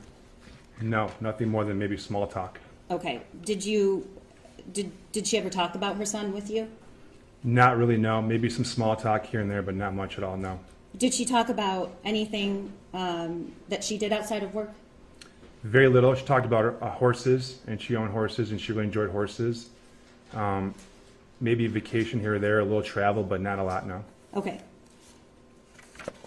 So the next time you saw Jennifer, I'm sorry, you said it was around what time? About 12 p.m. on that day. Okay, and did you have a conversation with her? Yes. And what was the conversation about? I recall asking her how things were, how she was doing, and she had said that her son needed to get some counseling. And I think she mentioned his dog, or a family pet had passed away, and a grandparent had passed away recently, and she felt like she was failing or failed him. I'm sorry, she said what? I think she said she felt as if she was failing him or a failure. All right. When she said she had to get counseling, did she say why? No. Oh, she didn't say why. She just mentioned that a family pet had passed away, a grandparent had passed away, but she didn't say why. Did she needed to get it. tell you what the situation was at school? No, just that she was told she needed to get some counseling for her son. Okay, and her son was not with her, correct? No, not when I was talking to her, no. Okay. By the way, you do allow kids to come to your workplace, right? It's happened, yeah, quite a Okay. bit, actually. Can you tell the court what was on Jennifer Crumbley's schedule that day? I know we had a meeting scheduled to visit a property that afternoon. And did you talk to her about going to the meeting? Yes. When did you speak with her? We may have talked before the 30th, but we talked that day, that afternoon. Where did you have that conversation? Shortly after we talked in the copy room, so maybe 20 minutes, half hour later, her and another colleague and I had a brief conversation about the property visit that afternoon and about some phone calls we had scheduled the next day. And was she required to go to that meeting? She was invited, not required. Did you tell her she had to go? No. Did you tell her she didn't have to go? At that meeting, I mentioned to her it was her choice. She did not need to come. I did say that, yes. Okay. And if she had not returned to work that afternoon, what would have happened to Jennifer Crumbley at her workplace? I'm confused. If she Would had she have been decided disciplined if she didn't come back to work that afternoon? for After she went to the school? Thanks, Judge. I don't know, not at all. Okay, what is the protocol if somebody has to leave for an issue with their child or something else? Well, we have a PTO policy, but when it comes to What does PTO stand for? paid time off, Okay, which you would submit your time on an online portal. But if you had a family issue, you would always be granted time for family, whatever it may be. okay. And did she ever request to leave that day after she went to the school and came back? She never requested, but she did leave that day, yes. Okay, we're going to get to that in a minute. Okay.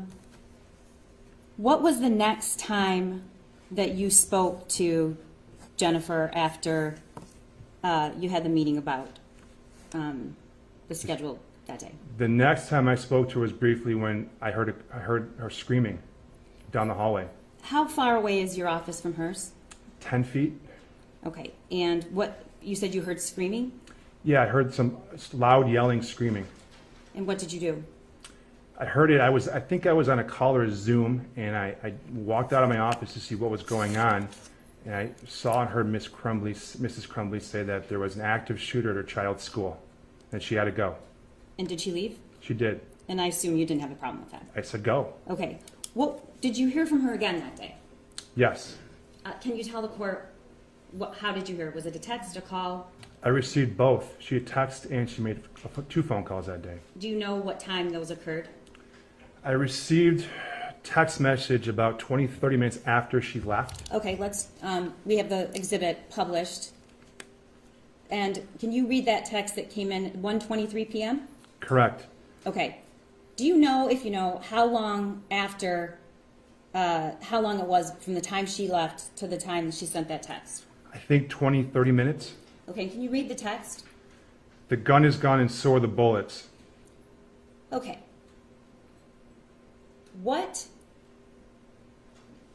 When she texts, the gun is gone and so are the bullets, did you know anything about a gun at this point? Not at all, no. And what did you think when you received that?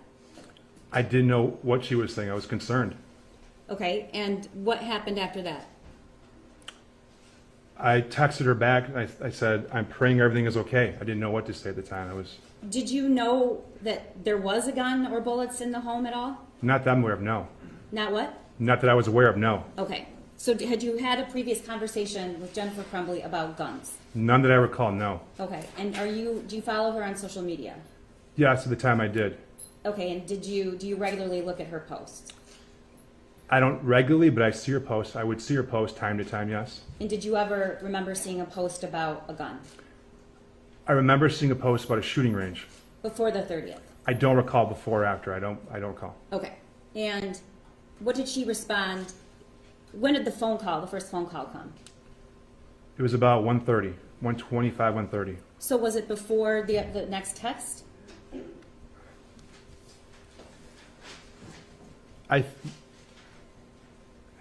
Yes, I believe it was, yes. Yes. Okay, what was the phone call? It was to your phone? She called my cell phone, correct. And then what did you do? I had walked down to our HR director's office. And what is her name? Kathy Poliquin. Okay. When I received this text, I was, I believe, in a hearing on a Zoom meeting, and I stepped away because I was concerned by what I had just received and learned, and walked down to our HR director's office. In her office, I received the phone call. And did you have the phone on speaker, or did you just take the call in her office? I took the call and put it on speaker. Okay, and what did Jennifer say?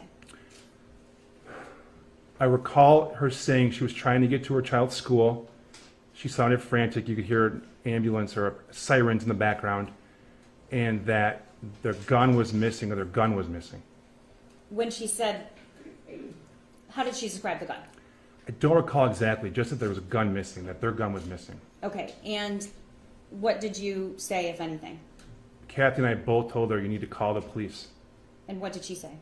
She said that my husband is at home and already called the police. Okay, and then did the call end right then, or was there more conversation? I don't recall more. I think it ended shortly after. We might have said, please let us know if you need anything, but I don't recall exactly anything more. Okay, and after that, then you received the next text? Yes, I believe so. And what does it say? OMG, Andy, he's going to kill himself. He must be the shooter. And then the next text? I need a lawyer at Text. substation with police.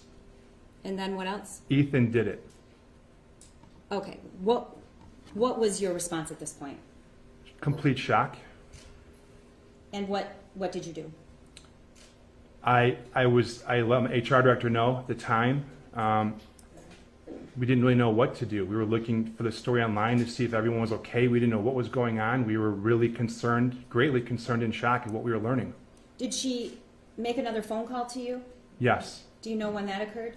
that was about 2:15, I think. Okay, so there was what was the 2:15 call about? And who was present? I was in our HR director's office, and I put it on speaker, and she had said she had saw her son at the police station. I recall her saying that, and I recall her saying that she asked if I could recommend a lawyer. And what did you say? At the time, I couldn't think of anything. I couldn't think of a lawyer. I told her I'd ask our corporate counsel, but I couldn't think of one. I'm sorry. And why couldn't you think of a lawyer? I assume you know a lot of lawyers. I do. I was completely in shock and overwhelmed by what we had learned, and couldn't think of anyone that I would in a million years be able to suggest for this matter. Okay. I didn't even know where to start. Okay, and then the next time you hear from Jennifer Crumbley is when? I received a text at 3:39 p.m. that day.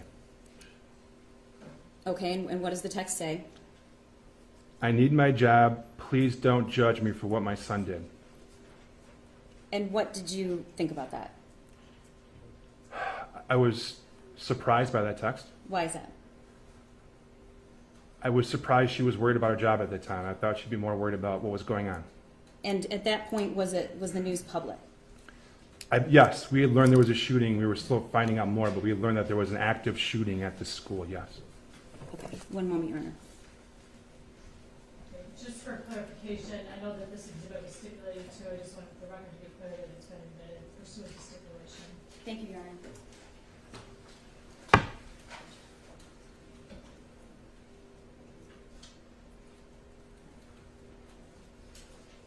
Probably.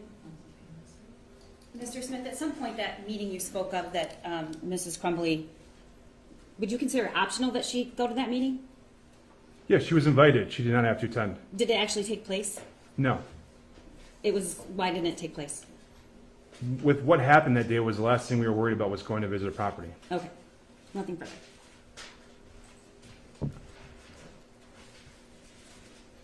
You cross on behalf of Jennifer. Thank you. Good afternoon. Afternoon. My name is Shannon Smith. I'm the lawyer representing Jennifer Crumbley. If I ask any confusing questions, please let me know. Okay. You testified that the company is family friendly, correct? Correct. If people need time off to do things for their children, your company's flexible and allows that to happen. Yes. And in terms of with Jennifer Crumbley, you were aware Ethan was her son. Yes. And while you didn't discuss Ethan very often, she didn't make it any secret she had Ethan as her son, correct? No, I knew she had a son named Ethan, yes. Okay, and did you see that she had photographs of him playing soccer up in her office? It sounds familiar, yes. And most of what you and Jennifer talk about in the grand scheme of things is work-related issues, correct? Yes. would you describe Jennifer as being somebody who's very conscientious about her work? Yes, And would you agree with me that she's a definite go-getter, wanting to get promotions, wanting to make more money, wanting to get further ahead? she was definitely professional and very good. She was good at her job and handled herself very well, yes. The position that she was in on November 30th, that position, I think you said, was Director of Marketing, is that correct? Correct. And the director role was actually a newer role for Jennifer. Is that correct? Yes, I believe she had been in that position for about a year and a half. Okay, so prior to her being in that position, she was in a lower position and she had worked up to being the director. Yes, And it's fair to say Jennifer appears to be a hard worker. I believe so, yes. And, okay, so you've been in touch with her, and working with her the entire time she's been employed at the company, correct? She didn't report to me until she became the director of marketing, but we would have had interaction before that time, yes. Okay, thank you. When, you were talking to Jennifer and, she mentioned she had to go over to the school counselor, you testified that she said something about, I feel like a failure, is that correct? Yes. What did you take that to mean? I didn't know. I didn't know. I think she just felt sad about the situation. Okay. Did she seem, nervous or upset, anything like that? She seemed somewhat down. Okay. So she left work and she went over to the school, and I believe the text, or did she tell you she was going to the school, or was it just the text that said I have to go to my kid's school? I just received the text. And was it frequent that you would get texts from her that she had to go to the school to see the counselor? I don't recall any other text regarding a counselor, no. Was there ever were there other times where Jennifer had to go over and meet with people at the school, as far as you know? I don't know. It's fair to say that Jennifer having to go over to the school, that wasn't something that consistently disrupted work. Not that I recall, no.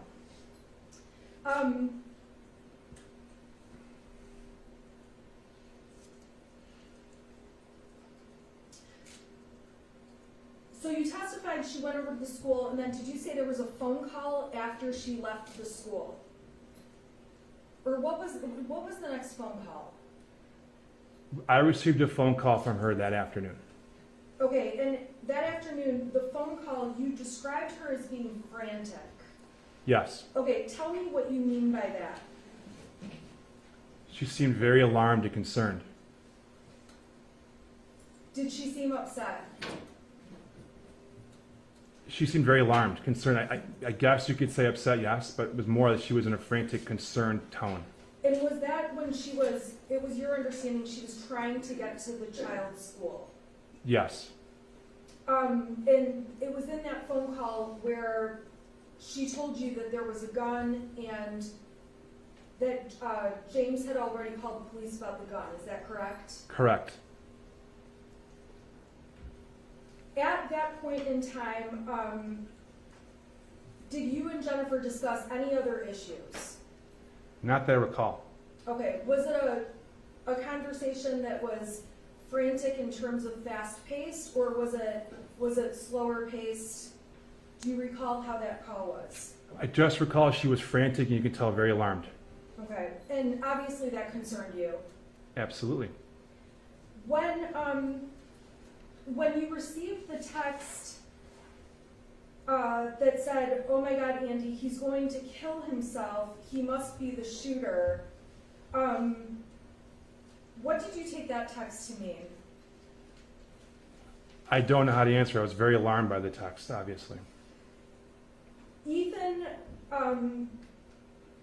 being suicidal, was that something that you had ever discussed with Jennifer Crumbley? No. Ethan being a shooter of any person or being thought to be homicidal, was that something you had ever discussed with Jennifer? No.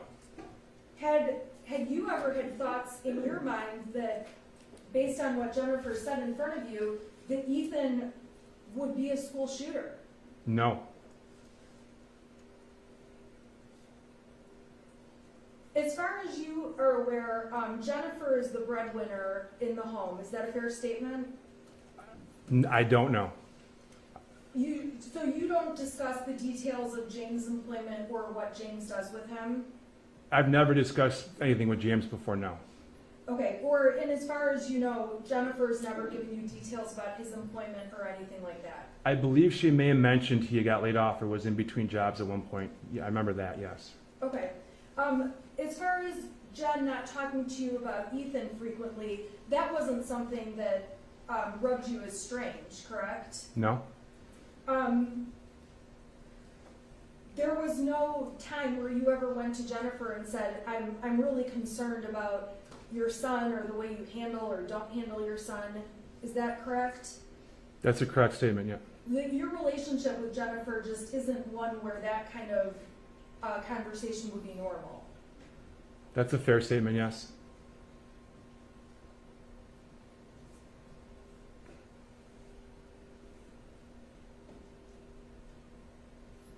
You testified that you were in complete shock. Is that correct? I believe so, yes. Did you, when in talking to Jennifer on the phone calls and through the text messages, did you have an opinion about whether she seemed like she was in shock? Are you asking when she was on the phone? Yeah, or through the text messages. Well, I can't speak to how she felt in the text, but on the phone, she definitely sounded frantic and as if she was in a panic mode. And when the prosecution asked you about the text where Jennifer said, I need my job, please don't judge me for what my son did, you recall that text, correct? I do, yes. And you testified that you thought it was strange she'd be worried about that with everything going on, is that correct? Yes. It's fair to say that you don't know what she was worried about in that moment, except for, in part, her job, correct? What? She had called us prior to that, letting us know that she was at the police station and saw her son. I figured she was worried about her child. Okay, so we can agree that while she was worried about her job, she could have been worried about many other topics at the same time. Sure, yes. Okay. And in your conversations with her, you did understand her to be worried about other things, such as Ethan being at the police station, lawyers, things along those lines. I was aware she was worried about her son, yes.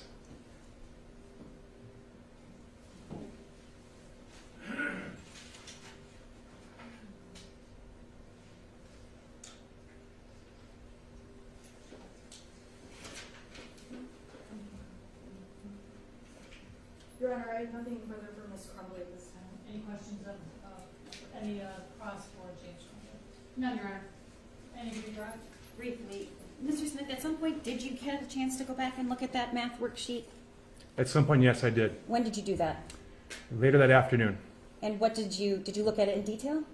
Yes, I looked at it after we learned of what had happened. And what was your thought about it? I was troubled. It was concerning. Why is that? It's a concerning message. It looks like it's someone crying for help. Okay, nothing further. Your Honor, may I ask one follow-up? Go ahead. When you say that it looks like someone asking for help, that could be a concern of suicide, is that correct? I'm not sure I can answer that correctly, but sure, I guess, yes. When someone writes, help me and my life is useless. That was concerning, yes. Thank you. Briefly, Your Honor, did you see the picture of the gun? Yes. Did you know that it was identical to the gun that they bought their son? No. Okay, nothing further. Thank you, you can step down. Prosecution calls, Any, sorry. witness the excuse? Yes, Any objection? no objection. No objection. No. Can you bear with me? Yes. I'm gonna take about a 5-minute break. Thank you, Your Honor. Thank you. The next witness. Kathy.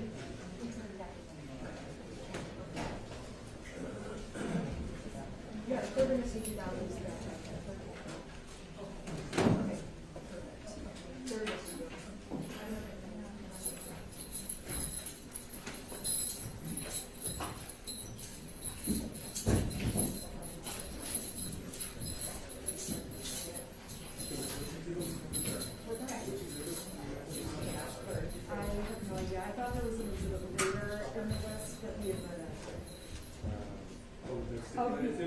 Of the actual worksheet. Yes. What number is it?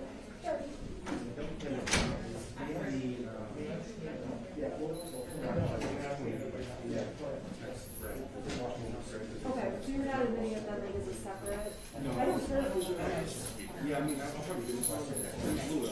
Okay. Okay. Okay, yeah, I'm sorry, I just understand. I thought they had keeping track.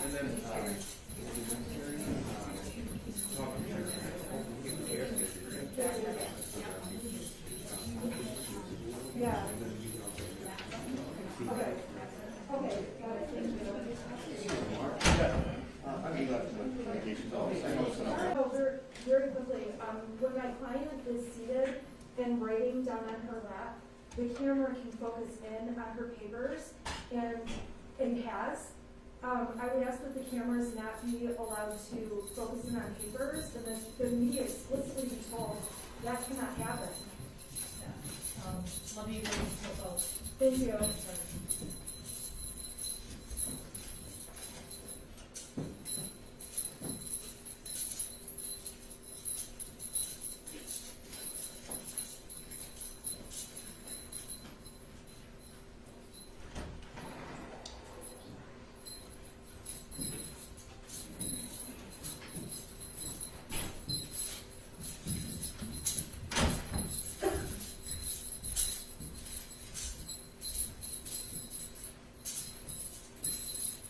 Okay, we are back on the record on People versus Jennifer Crumbley and People versus James Crumbley.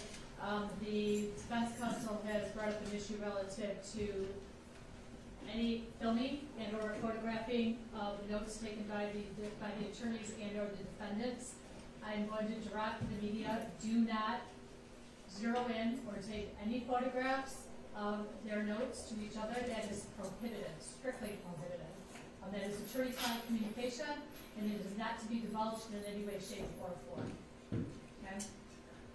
Okay, you ready to call your next witness? I am, Your Honor. The prosecution calls Kathy Poliquin.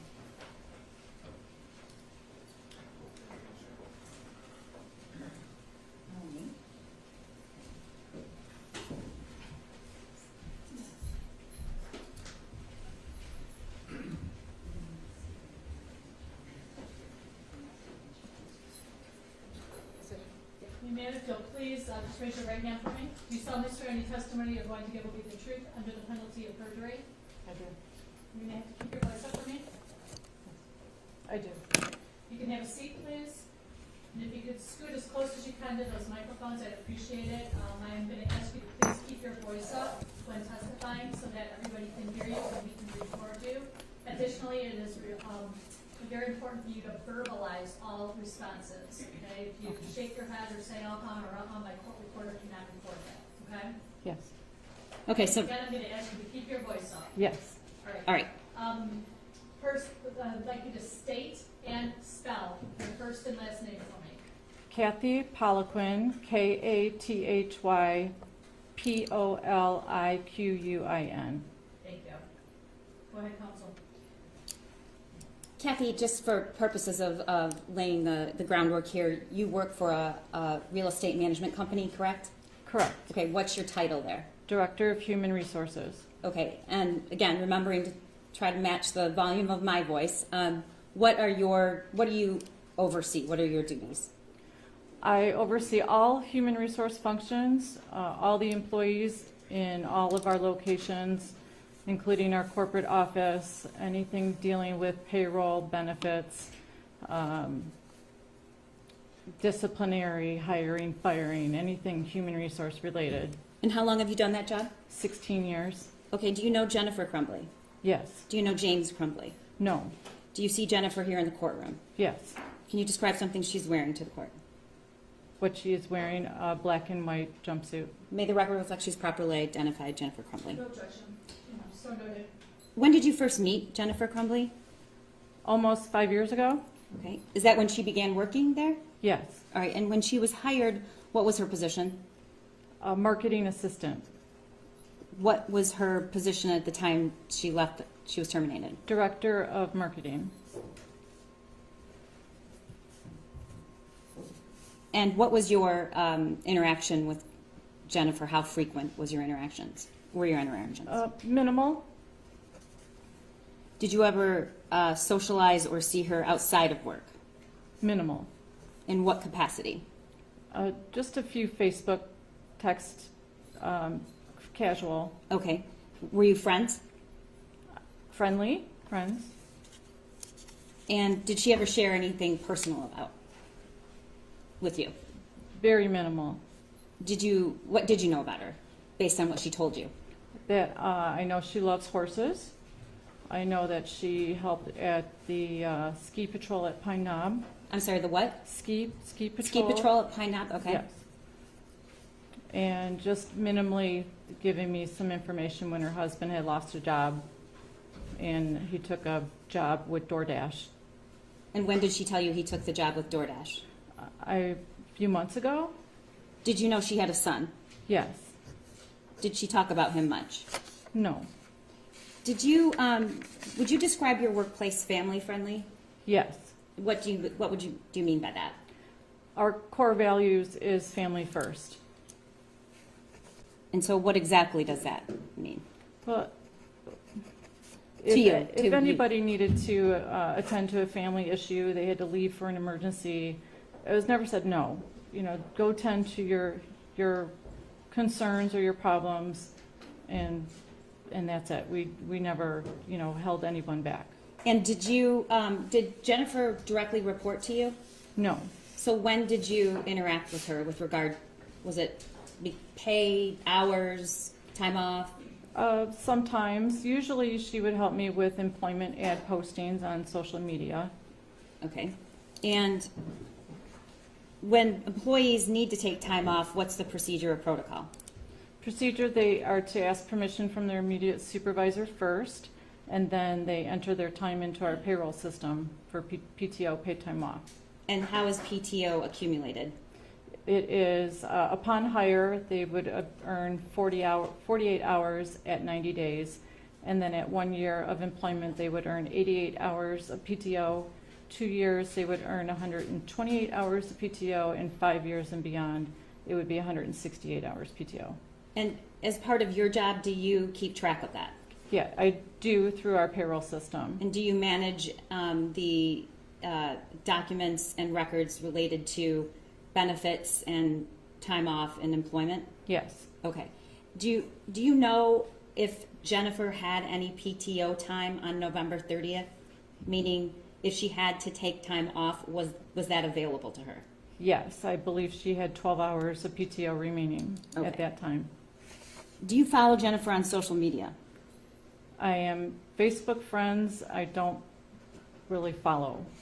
Does the company offer health insurance? Yes. Does it offer health insurance for a single person and a family? Yes. Was Jennifer's son covered on her health insurance? No. Was Jennifer covered on her health insurance? Yes. Was James? No. Does your policy provide any assistance or insurance for mental health treatment? Yes. You said you are associated with Jennifer on social media. Did you ever see a post about a gun? Yes. Do you remember when you saw that? I don't know exactly when. It was in the past couple months. Okay. And what was your reaction to the post about the gun and her son? I was kind of like, okay, I wouldn't have done that, but kind of moved along. Okay. And why were you? I'm not sure how to characterize but would you say you thought it was odd or different, or it's not something you would do? I don't want to put words in your mouth. Not really appropriate, but And why not? something I would not have done with my child. Okay. Did Jennifer ever talk to you about guns? No. Did she ever talk to you about her son? No. Do you know if Jennifer was at work on November 29th? Yes. Do you know that because you saw her, or it was recorded that she was at work? It was recorded on her time card. Okay. Did you see Jennifer on November 30th? No. Did you talk to her? Yes. And Do you know if she came into work that day? No, You don't know, or she didn't? no, I don't know. Okay, I did not see her. okay, so, but at some point you talked to her, and when, how did that come about? I only talked to her when Andy Smith came into my office and had Jen on his cell phone. And what was Jennifer, do you remember about what time that was? Midday, Had the news of the Oxford school shooting been made public at that point? I don't know. Do you know if you knew anything about it before he came into your office? I knew nothing about it. Okay, what was Jennifer saying on the phone?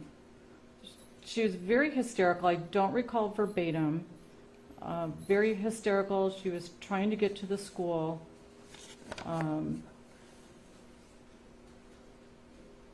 I believe she was talking about, the gun was missing. She was concerned about it could be Ethan. When she said the gun, did you know what gun she was talking about? I was assuming it was her handgun.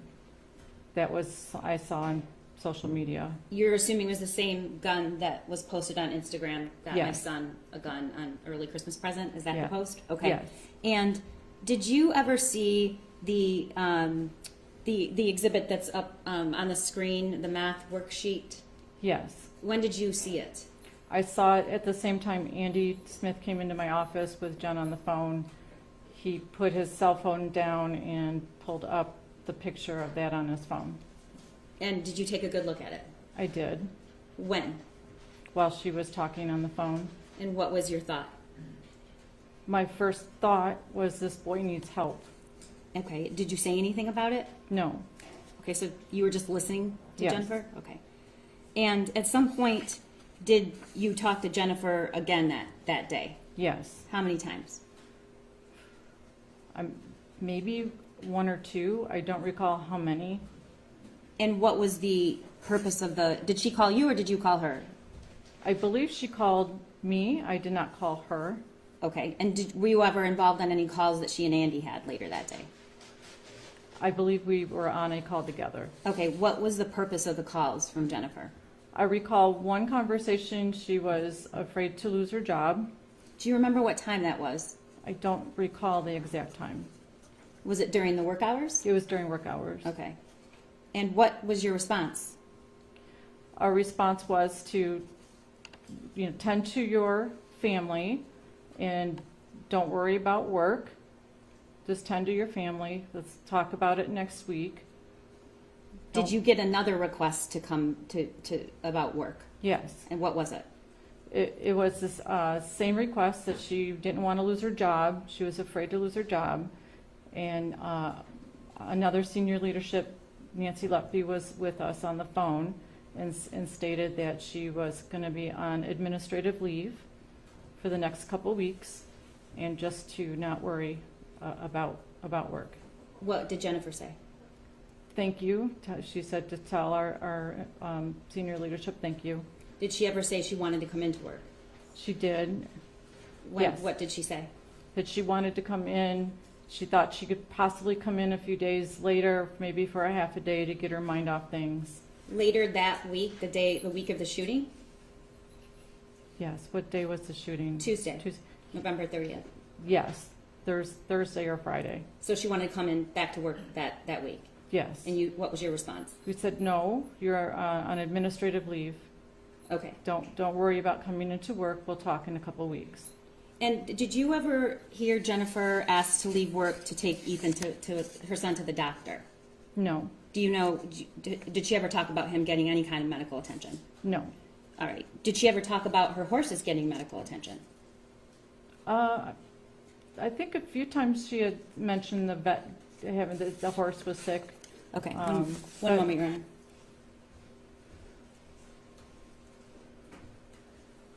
I'm all set, Your Honor. Any questions on behalf of Jeff Crumbley? Yes, Your Honor.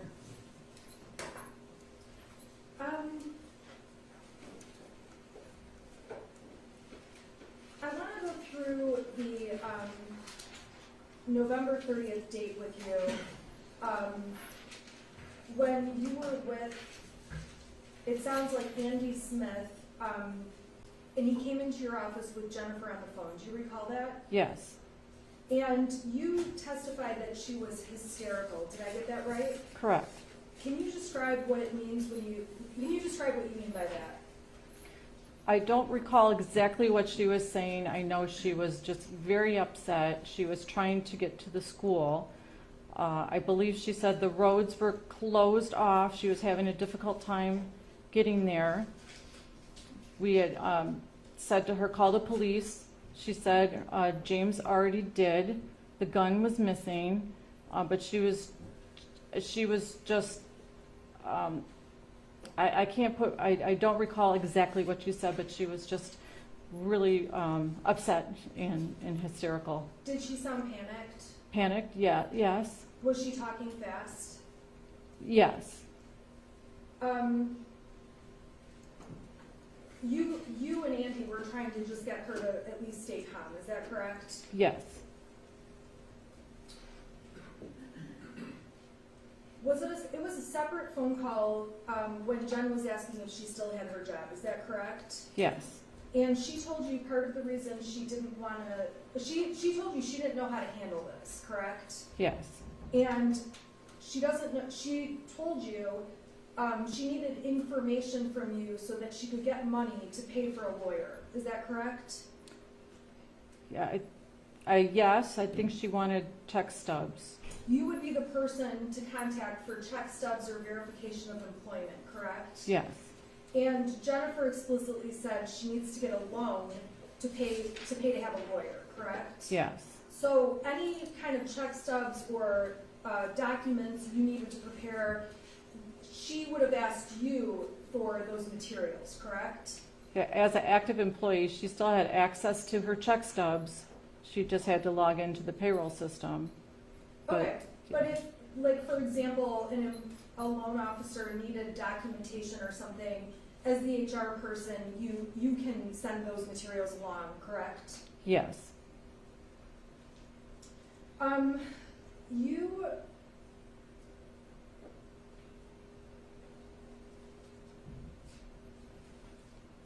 now, as you were talking to Ms. Crumbley, she also sent you a different email address to send any materials to from her pay stubs and things like that, correct? yes, She indicated to you her Outlook isn't working, and she needed you to use this other address. yes, So the bulk of your conversation is really about these logistics, about pay stubs, this is happening, and in the background, you know, she's driving to the school, she's frantic, trying to get there, correct? she wasn't driving to the school about the conversation with check stubs. I'm sorry, so the check stubs conversation was after she had already been at the school. Yes, It's fair to say during that conversation, she still sounded upset and not like her normal self. she was upset, not as hysterical as she was earlier.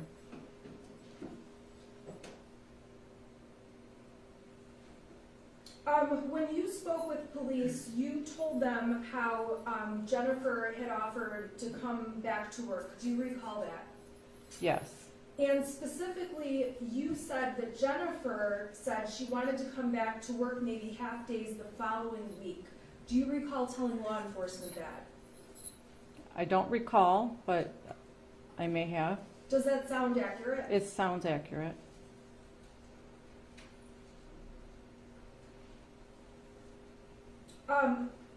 If anything, you and anyone else from the company that you were with that day was supportive to Jennifer Crumbley, correct? Yes, Everyone at your office that you were around that day was surprised by what was taking place at Oxford School. yes, High School.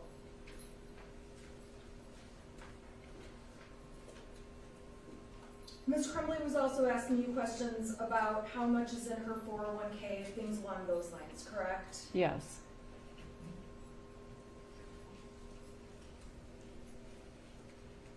And she's trying to get the company ID for sites like Paylocity. Is that a payroll company you use? yes,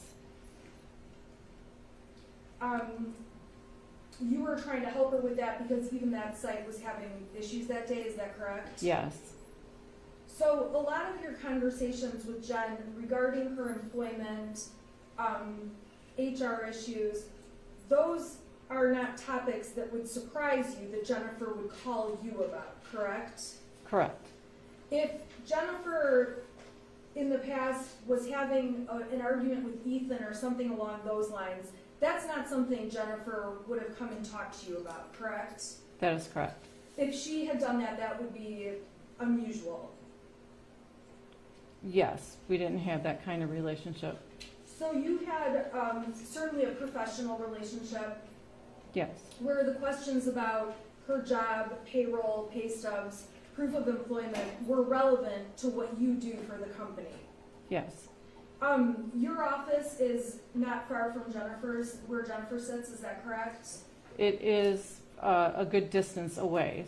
Yes, You've been down by her desk, yes, and you've seen that she has family photographs and things like that. yes, On her Facebook feed, you saw the photograph of the gun in a post from Jennifer days before, is that correct? correct.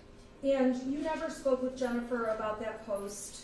No, You testified that it was not appropriate. It would not be appropriate in your mind for you to post something like that. Is that correct? correct, It's fair to say you're not into guns.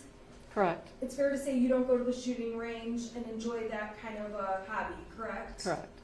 And based on Jennifer's Facebook, there were pictures of targets after they had gone to a shooting range. You saw those as well? Yes, Okay, and you saw the photograph of the gun. yes, In terms of Facebook overall, Jennifer also posted about vacations, camping trips, things along those lines. Is that correct? she may have. I don't really read people's feeds, so I don't know. Okay. Did you go back and look at her feed since November 30th when everything unfolded? No, If I told you that there are photographs, family photographs, things like that, would you be surprised? no,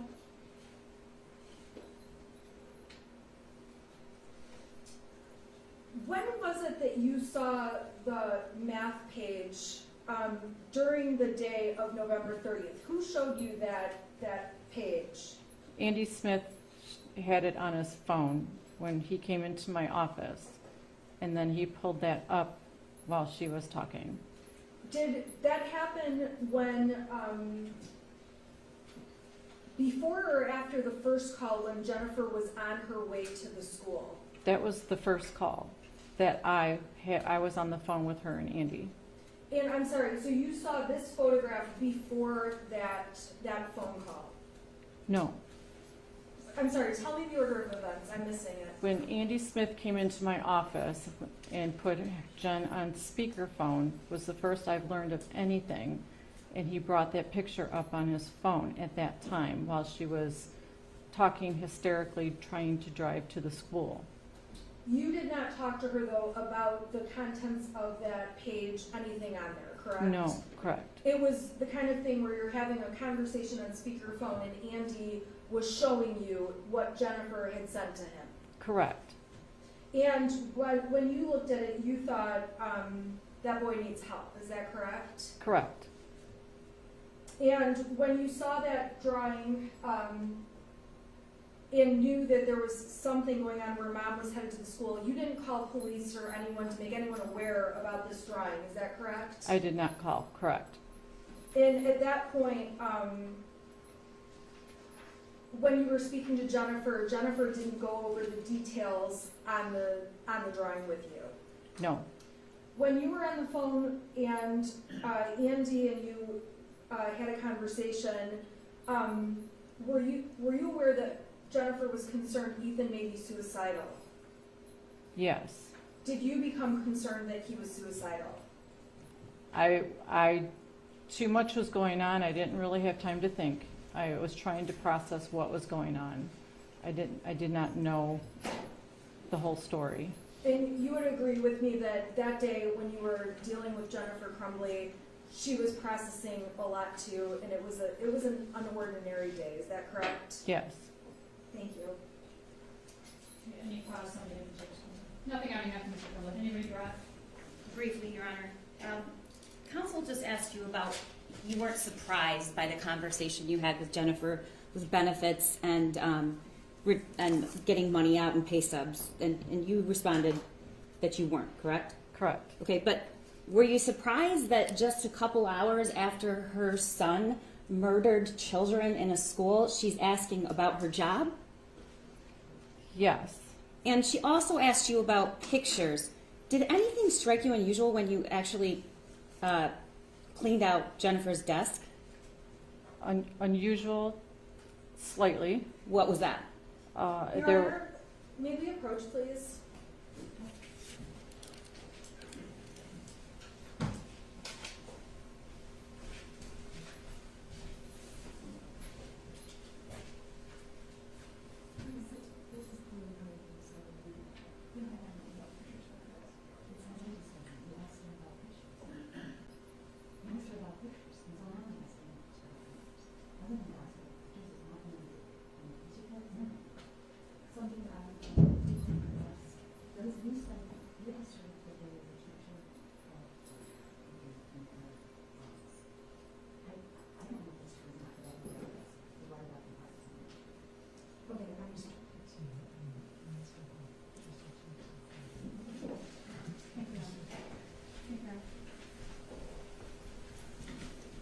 What, if any, pictures, Kathy, did you find in Jennifer's desk, on the desk, in the desk? In the desk drawer was a small photo frame of her husband in one of the desk drawers upside down. And the only other photos I saw and found was a small picture of her son on her bulletin board and a picture of a horse. I don't know if it was her horse or whatnot, but it was a picture. All right, nothing further. Okay, you may step down. Yes, can I have the attorney's professional please?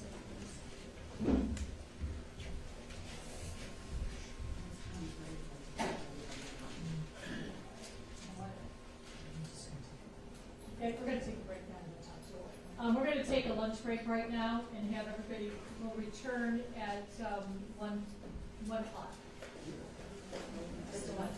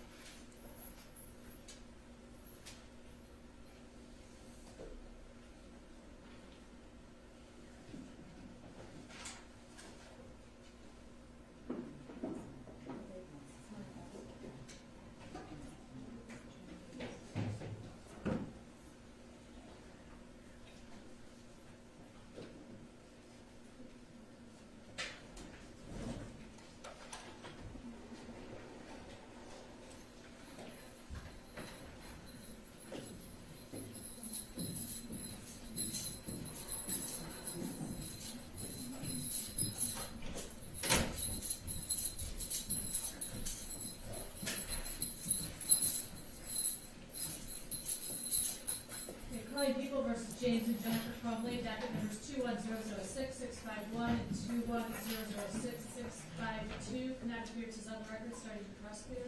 Good afternoon, Your Honor. Karen McDonald on behalf of the people. Thank you, Mark Keast on behalf of the people. Good afternoon, Shannon Smith on behalf of Jennifer Crumbley. Good afternoon, Your Honor. Marielle Lehman on behalf of James Crumbley. And we ready to proceed with the preliminary examination? I am, Your Honor. The prosecutor calls Amanda Holland to the stand.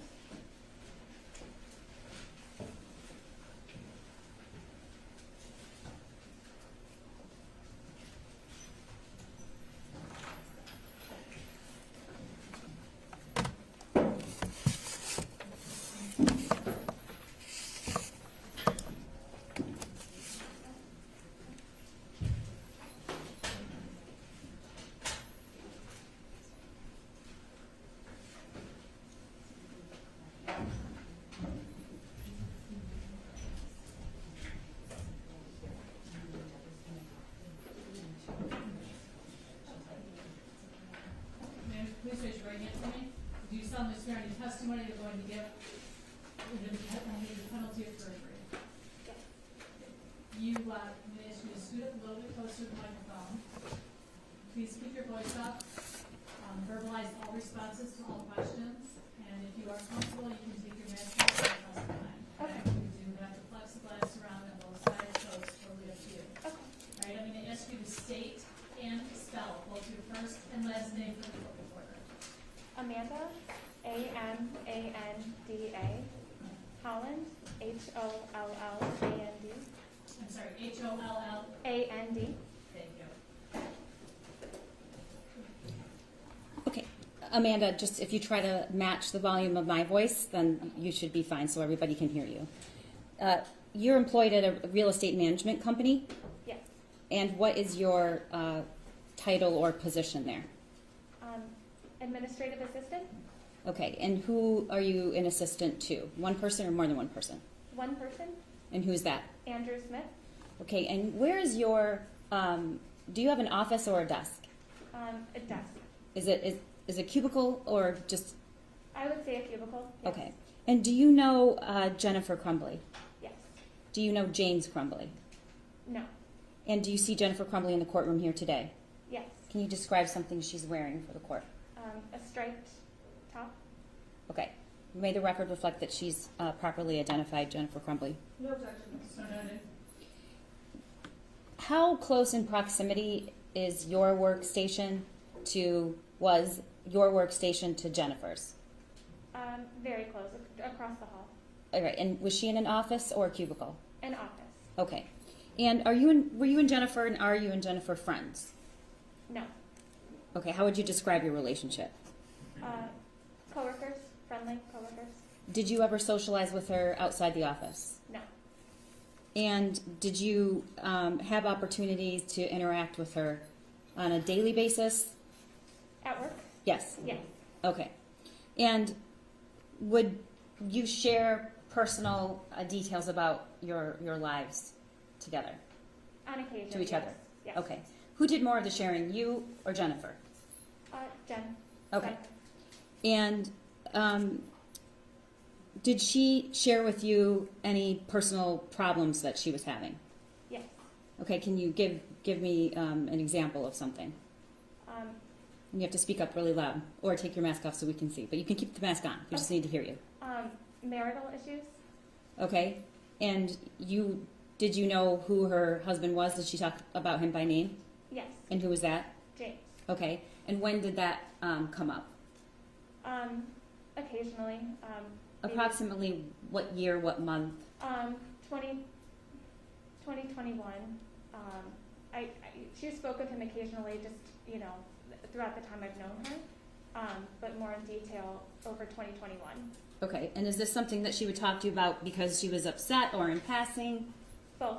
All right. And what, aside from things that she said to you, were there any other signs that there was a dispute or conflict between James and Jennifer? Outside of her talking to me about it? Yes. There would be loud phone calls occasionally, but that was about it. I'm sorry, what? Loud phone calls occasionally, but other than that, no. Loud phone calls that she would keep the door open? Usually it would be shut or almost shut, but you could still hear through the door. You could still hear the conversation behind a closed door? Yes. Okay. What, you said they were having marital issues. What exactly did she tell you? That both her and James had been seeing other people outside of their marriage. And was that something she was happy about? Not at first, but then it didn't seem like it was an issue. Okay, did she tell you that they were still together? They had separated for a moment, but then it sounded like they had gotten back together. And when they separated, do you remember when, about a month or year that was? It was 2021, but I don't recall the month. Did they separate households? No, not to my knowledge. Okay. And was there any other indicator to you that there were other relationships going on than just with her husband? Yes. What was that? She had spoken about it to me. There was someone that she had. Your Honor, I would object as to relevance at this time. Responsibility. Yes, Your Honor. The defendants owed a duty to the community to prevent their son, who they had every reason to believe and saw was a danger. What they did and didn't do, what they spent their time doing, what they exposed their son to is absolutely material and probative under 401 and pursuant to People versus Mills. Your Honor, there is no duty owed to community members for just every person in public. So I don't believe that's a proper response, but more importantly, there is no duty owed to a community that the prosecutor argues exists. In terms of the question itself, whether or not there was some type of extramarital relationship with the parties and a duty owed to the community, I don't know that that is intertwined. However, as far as the relevancy goes to the ultimate issue of this particular case, I'm overruling the objection. You can go ahead and answer the question. Thank you. Could you repeat the question? Yes, just one moment. Your Honor, I do just want to, to make a good record, the duty owed here is to protect the community from their son intentionally harming somebody when they knew he was preoccupied with violent material, that he had access to a gun, he could use it when he wanted to, and he was disturbed. It's a parental duty. It goes far beyond careless. It's gross negligence, and there's absolutely a duty. And I didn't get a chance to tie that together, but I'll move on. What was the indicator to you that there was another relationship going on outside Jennifer Crumbley's marriage? She spoke to me about it. Okay. Did you notice anything prior to that? I didn't notice anything, no. Okay. What did she say? She had told me that she had been seeing somebody else. And did she tell you who that person was? No. And did she tell you when she saw that person? After the fact, one time she did, yes. Okay, tell me about that. There was a point where I had noticed that she wasn't there in the morning, and she had mentioned that she had seen a man in the morning during work hours. What do you mean you noticed she wasn't there? Was it before she was supposed to come into work? I typically got in after her.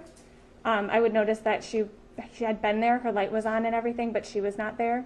And it would be about an hour until I would see her afterwards. Did you ask her about that, or did she just? I didn't ask, but she had mentioned, errands at first, and then she had mentioned about a week after that she was seeing somebody else. And where did she say where she would go during those hours? She said that this person would pick her up, and they would go across the street from our office. To where? Costco. And did she say what they were doing? Not directly, no. Okay. And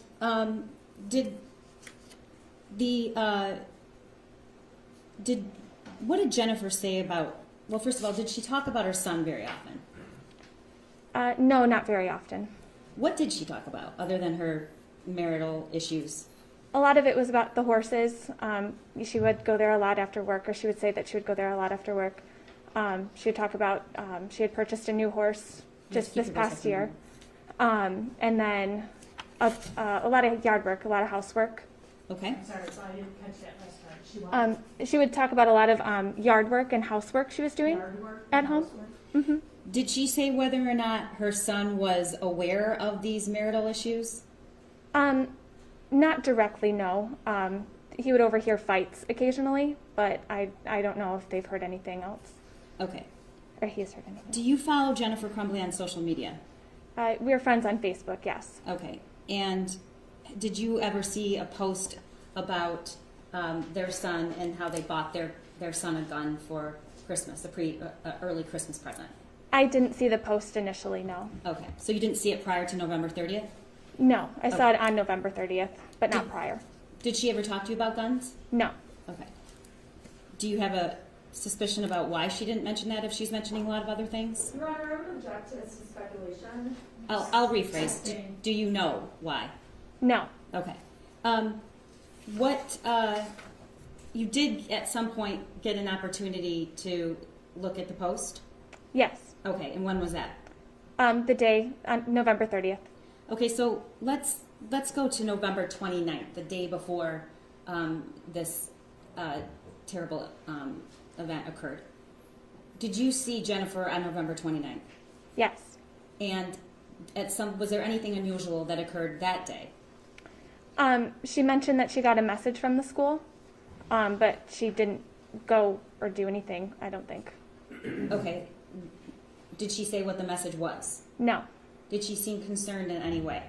No. How would you describe her demeanor? Normal, calm. Okay. Did she say what she was going to do with regard to that message, or what she was going to do after work at all? No. Okay. And did she mention anything about what her son was doing recently around that time? No. Okay. Did Jennifer Crumbley ever talk to you about how she described her son? She would say he's quiet. She didn't go in much detail. I think I would gather that he was quiet and kind of reserved from what she said. Did she ever mention to you that he was having a difficult time? Only when his friend had gone away. That was the only time I heard that there may be some trouble with him. Okay, and did she say specifically what concerned her about his friend going away? She was concerned he would be lonely, that it was his only main friend, maybe only friend, from what I could tell. She was just concerned that he would be alone, not having him. Okay, and particularly did she say when she was concerned that he would be alone? No, not particularly. Okay, how often did Jennifer and James Crumbley go to the barn? Often, I would say maybe almost every day, from what I could gather. Objection is to foundation for this witness's knowledge about that. Did Jennifer talk to you about? I'll move on. Go ahead. Did Jennifer talk to you about going to the barn? Yes, How often did she talk to you about going to the barn? almost daily. All right. So was that in the context of she's just bringing it up, or she's talking about her plans after work? Both. Okay. A lot of the times there were plans after work. She would leave a little earlier than I would, and she would usually say she was going to the barn. Okay. And you spoke to her daily? Yes, Okay. So about how often did she go to the barn? almost daily. Okay. And did Ethan go with her? Not to my knowledge. Did she ever express a concern about her son not going with her? No. Okay.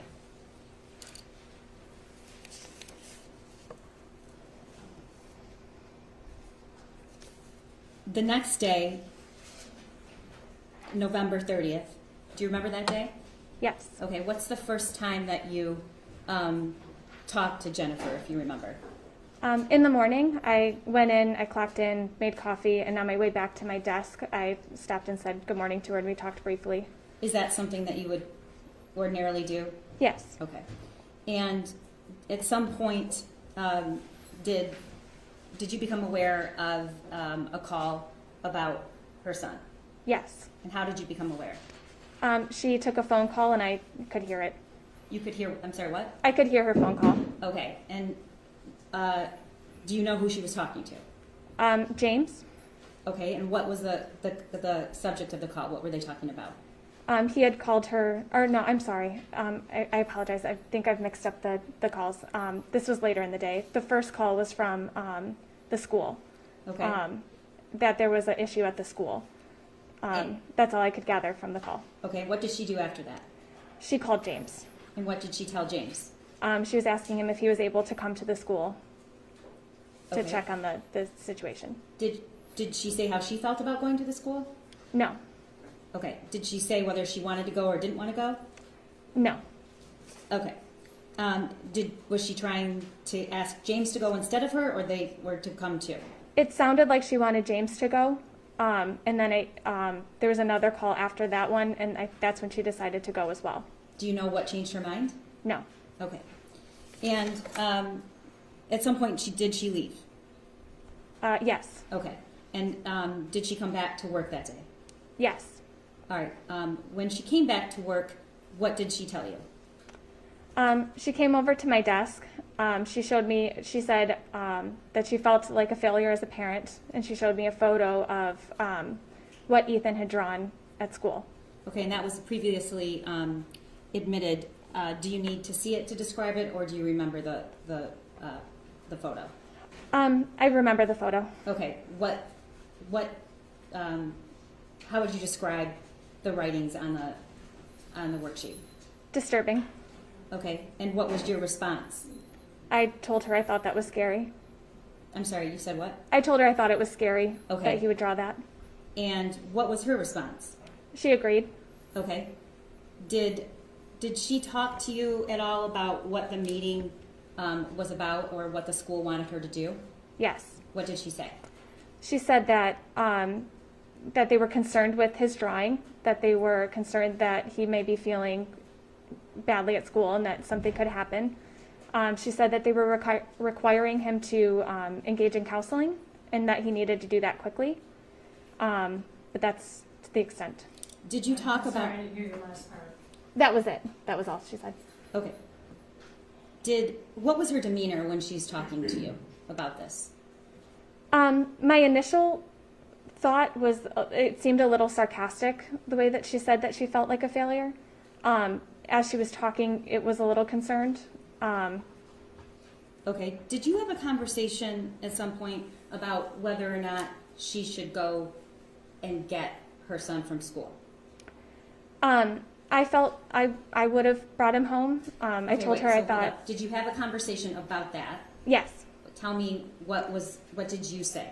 I said it would be nice for her to take him for a day to, go see a movie or go have lunch or do something with him. On that day? Yes, on that day. The day that I said she should have brought him home.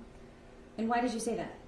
I felt it was a disturbing photo, and I thought this child needed to be around family. That's what I would have done, and I told her I thought that's what she should have done. Okay, what was her response? She told me that she thought she would just take him to the barn that night and, give him some work and give him a little something to do after school. And what did you say to that? I said, if, I think it would be good to have some time with you, just, make him feel seen. Had you ever been told that he didn't want to go to the barn? She had mentioned that he didn't like going, but she thought it would be good for him day. What did you say? I just listened. I don't think I said much after that. All right. At some point, what happened? What was the next thing you can remember on that day? After that conversation, she went back to her office. I went back to work at my desk. And a little while after, I don't recall the time, she had received a call, and I believe it was from James, that he got an alert from the school about an active shooter. And she started to panic in her office. And I think we all did, hearing the call.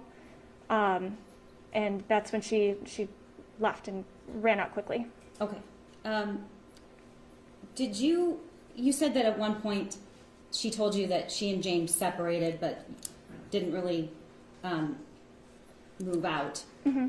And then you said at some point they got back together. Mm-hmm. Do you know when that was? Yes or Yes. Oh, I'm sorry, Judge. You have to Yes. say yes or no. Yes. Okay. Do you know when that was, or how do you know that? She had mentioned that they were having the issues. They decided to separate temporarily, it seemed. And then around their anniversary, she came back from a trip with him, and she said that they were going to work on it. And when was that? When was that? In the fall? I don't recall the Okay. time. And where was the trip? I don't know the exact location. I know it was a casino, but I don't know which one. All right.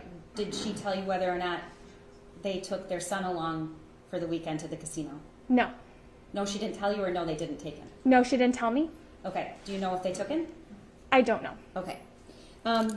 Did you ever hear Jennifer talk to you or say in passing that she was taking Ethan to the doctor, No. to the therapist? No. Did she ever talk to you about the horses needing medical treatment? Yes. What would she say? There was some, I don't remember exactly what was wrong with them, but she had mentioned that there was something going on. Did that happen once, more than once? More than once. Okay. One moment. Nothing further. Maybe cross some of you have to. Thank you.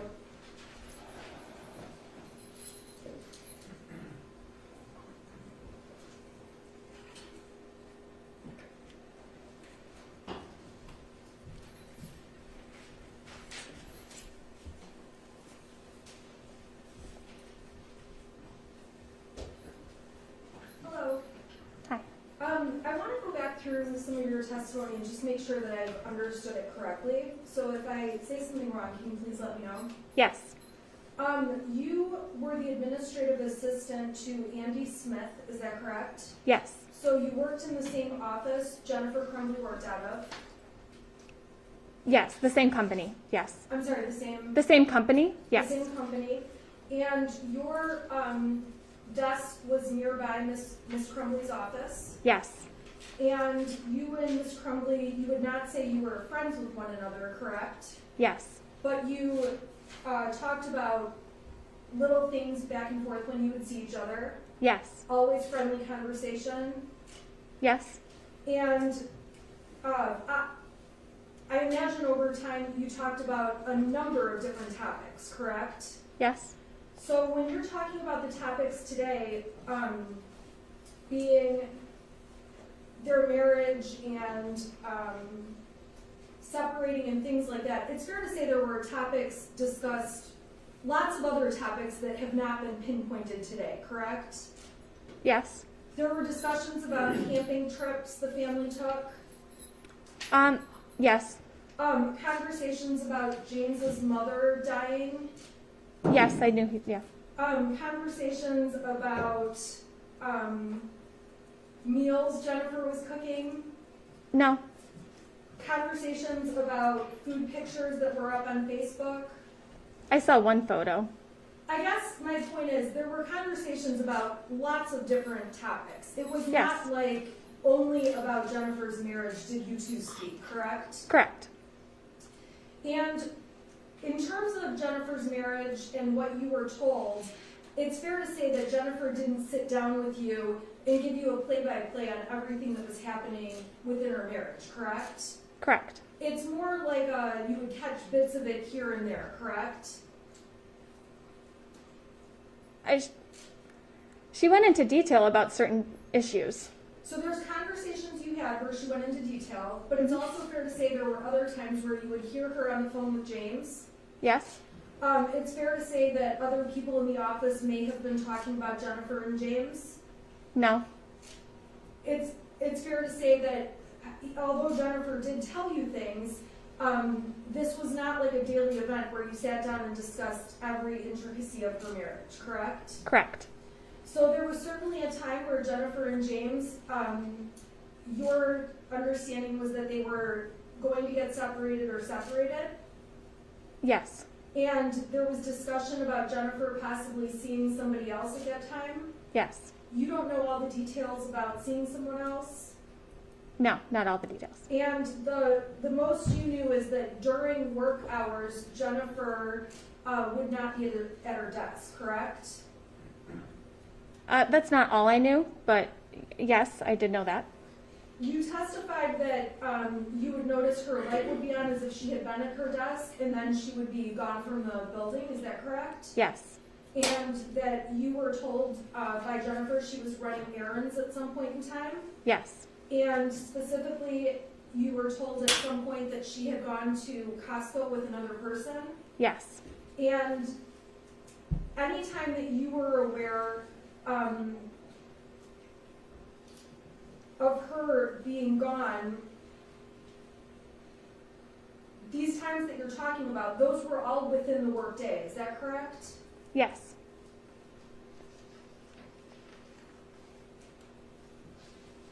So you testified that there was a day that Jennifer got a message from the school, is that correct? Yes. And that message from the school was a voicemail? I don't know. Did you hear the message? No. Do you know anything about what the message said? No. Did Jennifer tell you the contents of the message? No. Did Jennifer tell you how she felt about the message? No. Do you know anything about the message? I just know it came from the school. So you don't know the contents of the message? No. So you would have no ability to evaluate how Jennifer was reacting in conjunction with that message, correct? The message on the 29th? No, Yes. I don't know. Okay. So when you testified that Jennifer did not seem concerned, it's fair to say you don't even know what the message on the 29th was about, correct? Correct. And Jennifer expressed to you that a message had been left by the school? Yes. And it's fair to say that Jennifer had never told you that at any time before, correct? Like before that day? Yeah. No, that was the first message I knew about from the school on the 29th. Okay, so when she got the message from the 29th and mentioned it to you, that was certainly out of the ordinary, correct? Yes. And Jennifer telling you about it appeared she cared that she had gotten the message from the school. I don't know. Your understanding of Ethan was that he was a quieter kid, is that correct? Yes. And that he had a friend who had moved away suddenly, so he was lonely? Yes. Were you aware that he had a difficult time when his grandmother died? No. Were you aware of Ethan's extracurricular activities? No.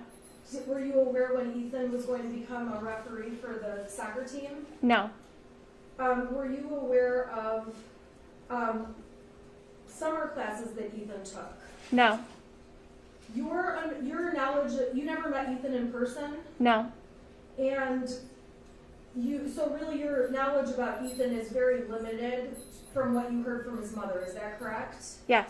And Ethan was not something or someone she talked about with you at the office frequently, correct? Correct.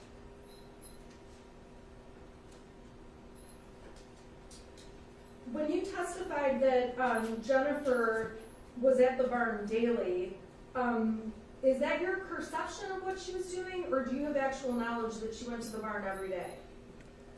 It was almost every day that she would tell me she was going after work. Almost every day? Yes. And so based on the fact that she went to the barn frequently, did you have any other awareness of what she was doing at night or on weekends, things like that? No. Through her Facebook page, would you see the camping trips and family trips they took? Occasionally, yes. Okay, so you were aware that we do not dispute it. Jennifer loves horses, correct? Yes. And she would post pictures from the horses in the farm. Yes. Pictures of her family camping and on vacation. Yes. You testified that you saw the picture of the targets that were shot, that were posted on Facebook, correct? Yes. On November 30th, you testified that you spoke to Jennifer briefly when she came in, is that right? Yes.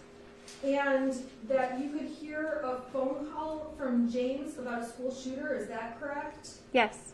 Was that the first thing on your radar about something going on at the Oxford High School? At the school in general or with Ethan? Either. So at the school in general? That was the first time with the school, but I did hear the call prior when she was being called to the school. Okay, but that was the first you were aware that there was An a issue. shooting or a larger scale incident at Oxford? Yes. At what point did you see the photograph of the drawing Ethan made on the math paperwork? When did I see it first? Yeah. When she returned from the meeting at the school. So that was the day before, correct? No, I saw the photo on the 30th. You saw the photo on the 30th? Yes. Okay. And when you testified that you found it to be disturbing and scary, correct? Yes. Jennifer also seemed concerned about that drawing on that math paperwork, correct? Yes. She was talking about whether or not he would stay at school or if he was coming home that day, correct? No. She ultimately told you that they left him at school that day. You're aware of that, correct? Yes, she told. Did you have conversations with Jennifer about why they left him at school? Yes. Were you aware that the school told Jennifer he was of no threat to anyone? Objection, Your Honor, that is not a fact and evidence. Anywhere. I'm asking if she's aware. Can you answer the question, Overload? Go ahead. I'm sorry, would you mind repeating it? Were you aware, did Jennifer say anything that the school told Jennifer he is not a threat to anyone? No. Did Jennifer tell you any concerns about Ethan staying home from school versus going because of how the Zoom school year had gone the year before? No. Did Jennifer tell you anything about having the option to take him from school or leave him at school? No. As you testified that you would have taken him home as your son, is that correct? Yes. Do you have children? Yes. How old are your children? He's young. Under 15? Yes. How old?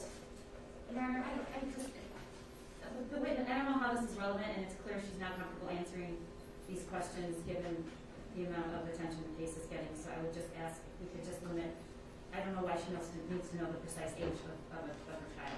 Your Honor, she was allowed to give opinions about what a mother would do on direct. I think this is a fair question, background question. I would ask the media not to put this out there. This is not... She didn't give an opinion about what a mother would do. She gave an opinion about what she would do. So I don't know why we then have to ask her about her personal life.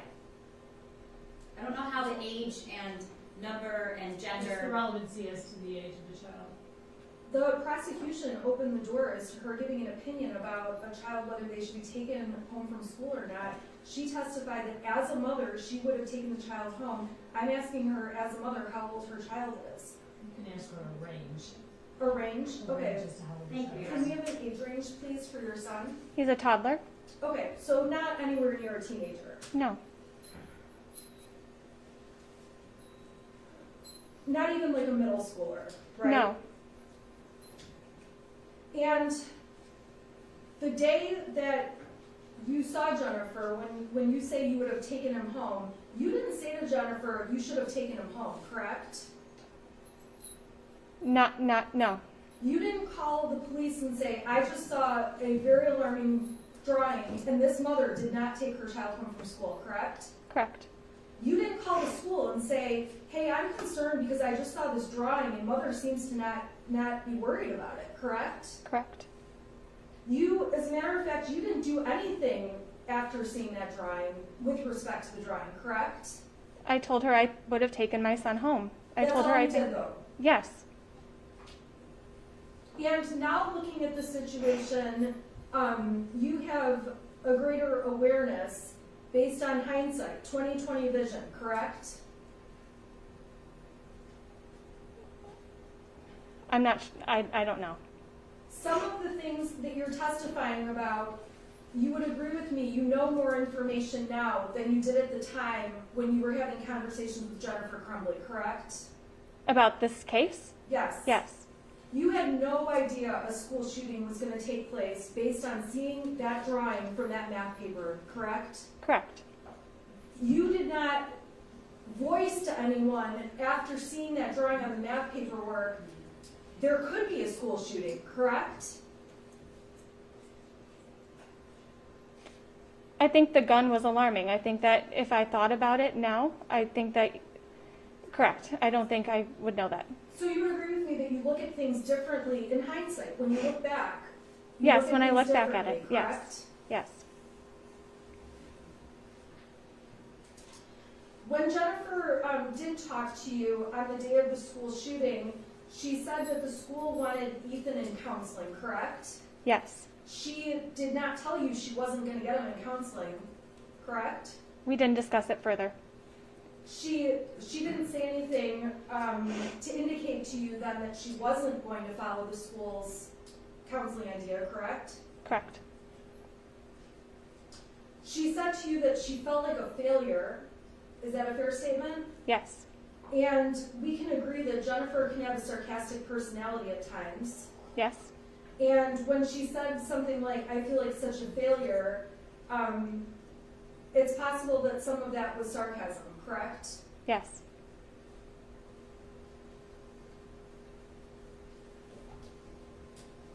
Jennifer did say that night she was going to take Ethan to the barn with her, correct? Yes. She did say she did not want him to be alone, correct? No. I'm sorry? No. Did she say anything about him being alone? No, not that day. Did she talk to you about who he would have been with had he left school that day? No. As far as you knew it, Jennifer's plan after work that day was to get Ethan and take him to the barn, correct? Yes. And Jennifer said she was doing that whether or not Ethan wanted to, correct? Yes. She was concerned about being with Ethan after school. I don't know. She was planning to be with Ethan after school. Yes. When the alert came in about the school shooting, you would agree Jennifer was panicking. Yes. And you testified that she ran out of the school quickly. Yes. And she appeared upset as she was running out of the building and leaving, is that correct? Yes. And I imagine that everyone in your office was nervous and anxious about what was unfolding, is that correct? Yes. And it was something that all of you were talking about, especially because Jennifer was running out the door and her son went to that high school, is that correct? Yes.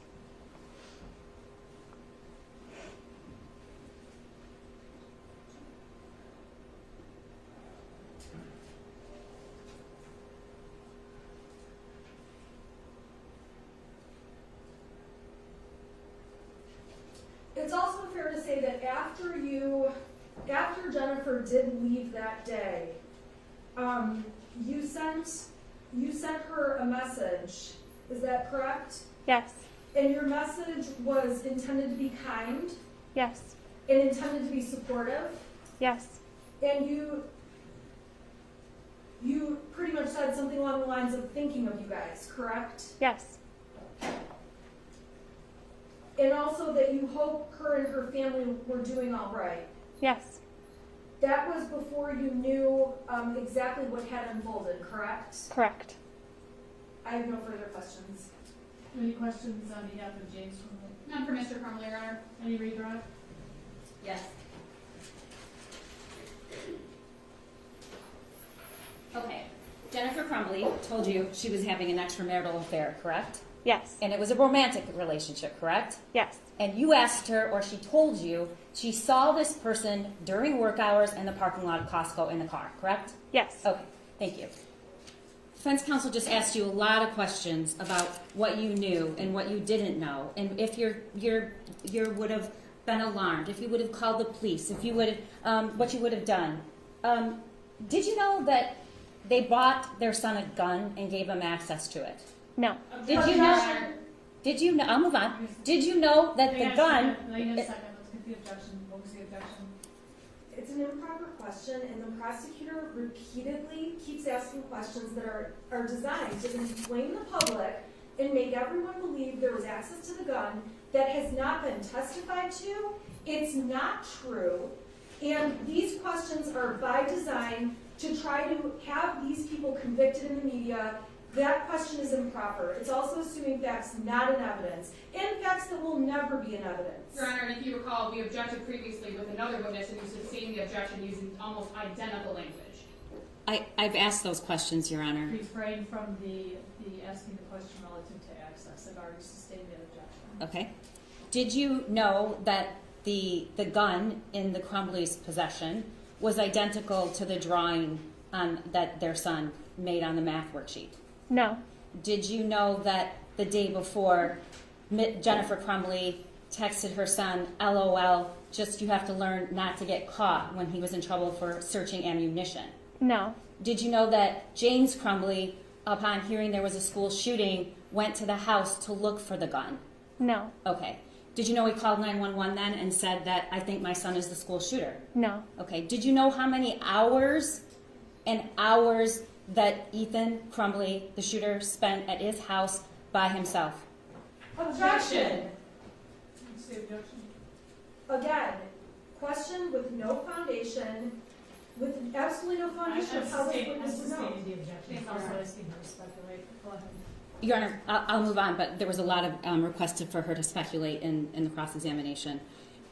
My point is, there was a lot you didn't know, correct? Correct. But just what you knew, not as his parent, not what he did, not any of the other things, you were alarmed and concerned when you saw that worksheet, correct? Yes. Nothing further. You may step down. You may step down. Okay. Call your next witness. Thank you, Judge. Can you call Detective Edward Wogrowski? Can you first go on the top? Your Honor, may this witness be excused? Any objection? No objection. Not for Mr. Crumbley, Your Honor. Any prosecutor?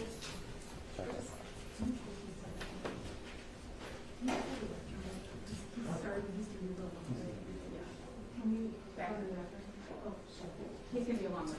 Thank you. Okay, we're going to take a quick break.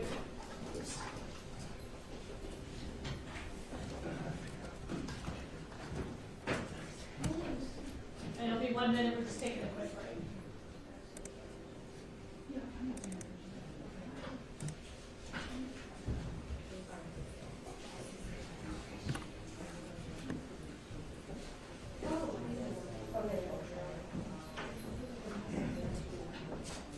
Rise, court is in recess. I appreciate it. Thank you. I can run an ask.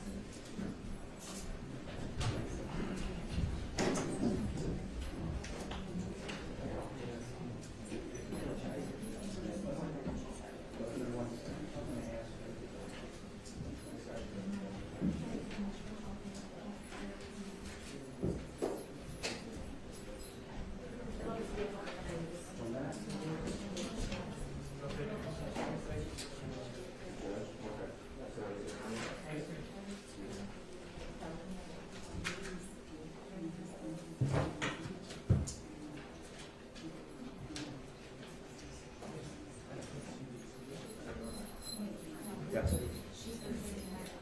Oh, yes. That's good. I'm going to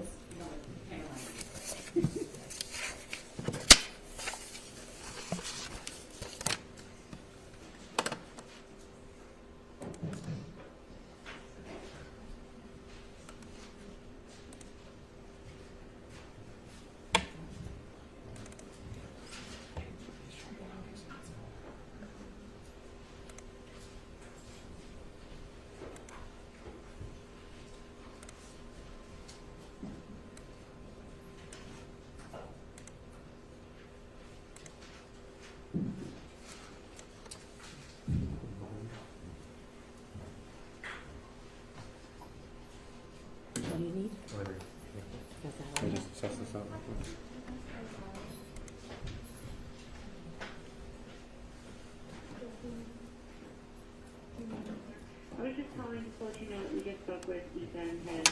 really nice conversation.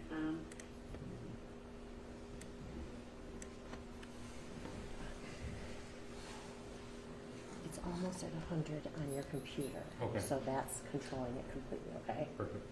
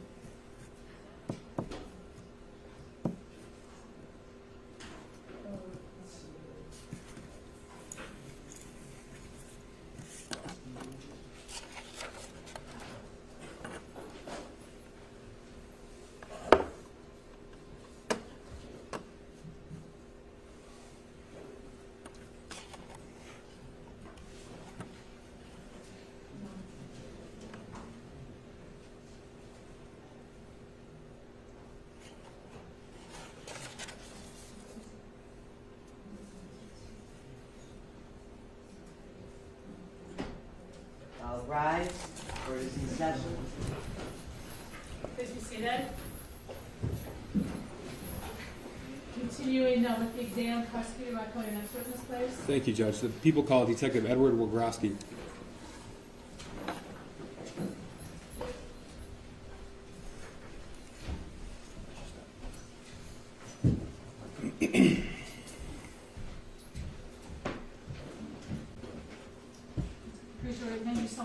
Do you solemnly swear in the testimony you're going to give will be the truth under the penalty of perjury? Yes, ma'am. Have a seat, please.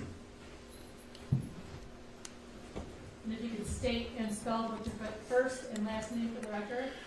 My name is Edward Wagrowski. Last name Wagrowski. May I proceed, Judge? Go ahead. Sir, how are you employed? With the Oakland County Sheriff's Office, And how long have you been a member of the Oakland County Sheriff's Office? 25 years. Okay. And what's your current assignment? I work in the Computer Crimes Unit, How long have you been in the Computer Crimes Unit? 7 years. Prior to working in the Computer Crimes Unit, what were some of your previous assignments? I work dispatch, assigned to corrections, road patrol. Okay. Sir, if you could please tell us what a detective in the Oakland County Sheriff's Office Computer Crimes Unit does. We examine cell phones, computers, do forensic examinations, DVR systems. Now, in your 25 years of experience with the Sheriff's Office, have you had the opportunity to participate in any specific trainings with regards to forensic analysis of computers and cell phones? Yes, sir, extensive. Could you tell us a little bit about that, please? The main one that we attend is an international certification, IASIS, and you have to renew that every year. There's a 7-month testing process for that. Celebrite is some of the software we use. There's training for that I've been to, a certified user for that. Axiom software. Now, sir, I imagine that in this particular field, technology is always changing. Yes, sir. Okay. Would it be fair to say then that your training is also ongoing? Every year, yes. Okay. And sir, you provided us with your CV. By my count, you have 38 trainings specific to cell phone analysis. Does that sound about right? Yes, sir. Okay. And every time you've had to actually take a test to receive a certification, have you passed? Yes, sir. In your 7 years working with the Oakland County Sheriff's Office Computer Crimes Unit, have you had the opportunity to conduct data extractions on cell phones? Yes, sir. Is this something you do on a regular basis? Almost every day. Could you put a number on how many times you've actually done a data extraction on a cell phone? Well over 500 times. Tell us how the process, how that works. So a phone's brought in by a detective in charge of a case. They bring it in. We hook it up. There's software that we have, a device, the UFED Touch, which was made by Celebrite. Hook it up to that device. It extracts the data off of it. Then we use software, UFED Physical Analyzer, usually to examine the data that was obtained from the device. Now, this is Celebrite. This is software, correct? Celebrate is a company. It's a company, okay. UFED Physical Analyzer software. Okay. And after you review the data on the UFED Physical Analyzer, are you able to export it in a readable format? Yes, sir. Is that typically done in PDF form? Usually, yes. Okay. Have you ever been qualified as an expert witness before? Yes, sir. In which courts? 6th Circuit Court, 43rd District Court in Ferndale, and 52-2. So 6th Circuit Court, that is the entire Oakland County Circuit Court, am I right? Yes, sir. So was it more than one judge you've been qualified as an expert? Yes, sir. All right. In what field have you been qualified as an expert? Cell phone forensics, computer forensics, and call detail record mapping. Judge, at this point, I move to qualify this witness as an expert in the field of cell phone forensics under MRA 703. Any objection? Your Honor, we have no objection. I do just want to make one thing clear. We were told that the mapping Right. would not be testified to, and that's some of the information we didn't receive. I just want to make sure we're on track with that. No, that's correct, Judge. We're not going to explore the call detail record mapping at this preliminary examination. He was just testifying that in his experience, he's done that before. Okay. The court will go ahead and qualify him as an expert witness. No objection for Mr. Crumbley, either, Your Honor. Thank you, Judge. Sir, I would like to direct your attention to November the 30th, 2021. Do you remember that day? Yes, sir. Were you working? Yes, sir. Okay. Were you made aware of a school shooting at Oxford High School? Yes, sir. Tell us what you did, please. I got prepared. I was notified by our captain that there was a shooting in Oxford and everybody had to go. And I got equipment that you would need to deal with a situation like that. What sort of equipment? Body armor, duty rifle, stuff like that. So this is you, a detective in computer crimes. You were still obtaining that sort of gear? Yes, sir. All right. Everybody has that. Did you actually go to the high school? At first, I went to the Myers, and then I went to the high school. And there's a Meyer adjacent to the high school, am I right? Yes, sir. Okay. Why did you go to the Meyer? There was a lot of radio traffic. Then I could hear staging area and garden center for the Meyer and stuff like that. So when I got up there, I wasn't entirely familiar with the area. I'm not from that area. So I saw the Meyer and that's where I went first. Okay. At some point while you were on scene at the Meyer, were you requested to report to the Oxford High School offices? Yes, sir. And did you do so? Yes, sir. And what was the purpose for you being tasked there? To help get the DVR, the video footage of the school. And did somebody from the school assist you with that? Yes, sir. Who was that? Jim Rourke. Okay. And what is his role there, if you know? He's part of their security, private security. So in your role as a detective with the Computer Crimes Unit, you were asked to obtain and review the footage, am I right? Yes, sir. Did you actually review the footage of the shooting from November the 30th? Yes, sir. Okay. Were you also requested to review footage from other parts of that day? Yes, sir. In fact, did you eventually obtain the entire server from the school? Yes, sir. Now, as a member of the Oakland County Sheriff's Office Computer Crimes Unit, do you work hand in hand with other detectives from that unit? All the time. Okay. So this is probably especially true in a case such as this? Absolutely. Now, in this case, were cell phones seized from James, Jennifer, and Ethan Crumbley? Yes, they were. Okay. And those were seized pursuant to search warrant? Yes, sir. Now, in addition to the Oxford High School surveillance system, did you also obtain surveillance footage from Accurate Firearms? Yes, sir. Okay. And what did you do with that? Because the way the video system is, it's broken up into 16 different cameras. So I was able to take clips of the day that were of interest and stream them all together. Okay. Now, during the course of this investigation, did you become aware that James Crumbley was employed as a DoorDash driver? Yes, sir. And was a search warrant executed on the company, DoorDash, to obtain records from that company? Yes, sir. Did you review those as well? Yes, sir. Was information obtained from social media outlets through search warrant as well? Yes, sir. Does that include Instagram and Facebook? Yes, sir. Now, sir, is it true that even if another detective actually authors the search warrant, when the information is received, it's a detective like yourself from computer crimes that actually goes through that information? Yes, sir. Okay.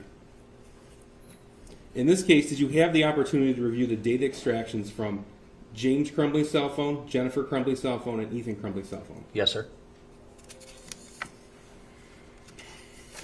Did you use the Celebrate program that we talked about? UFID physical analyzer, yes. Okay. Now, is it fair to say that your average cell phone nowadays has quite a bit of data on it? Oh, yes, sir. Okay. So it takes some time to review that data and export it? Absolutely.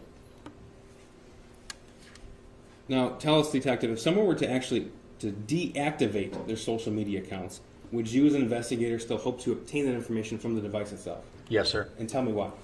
You would it would still be on the device, even though they deactivated the account. There's databases that the information stored in that we're able to look at those and then see the text or the conversation that was going back and forth in those databases.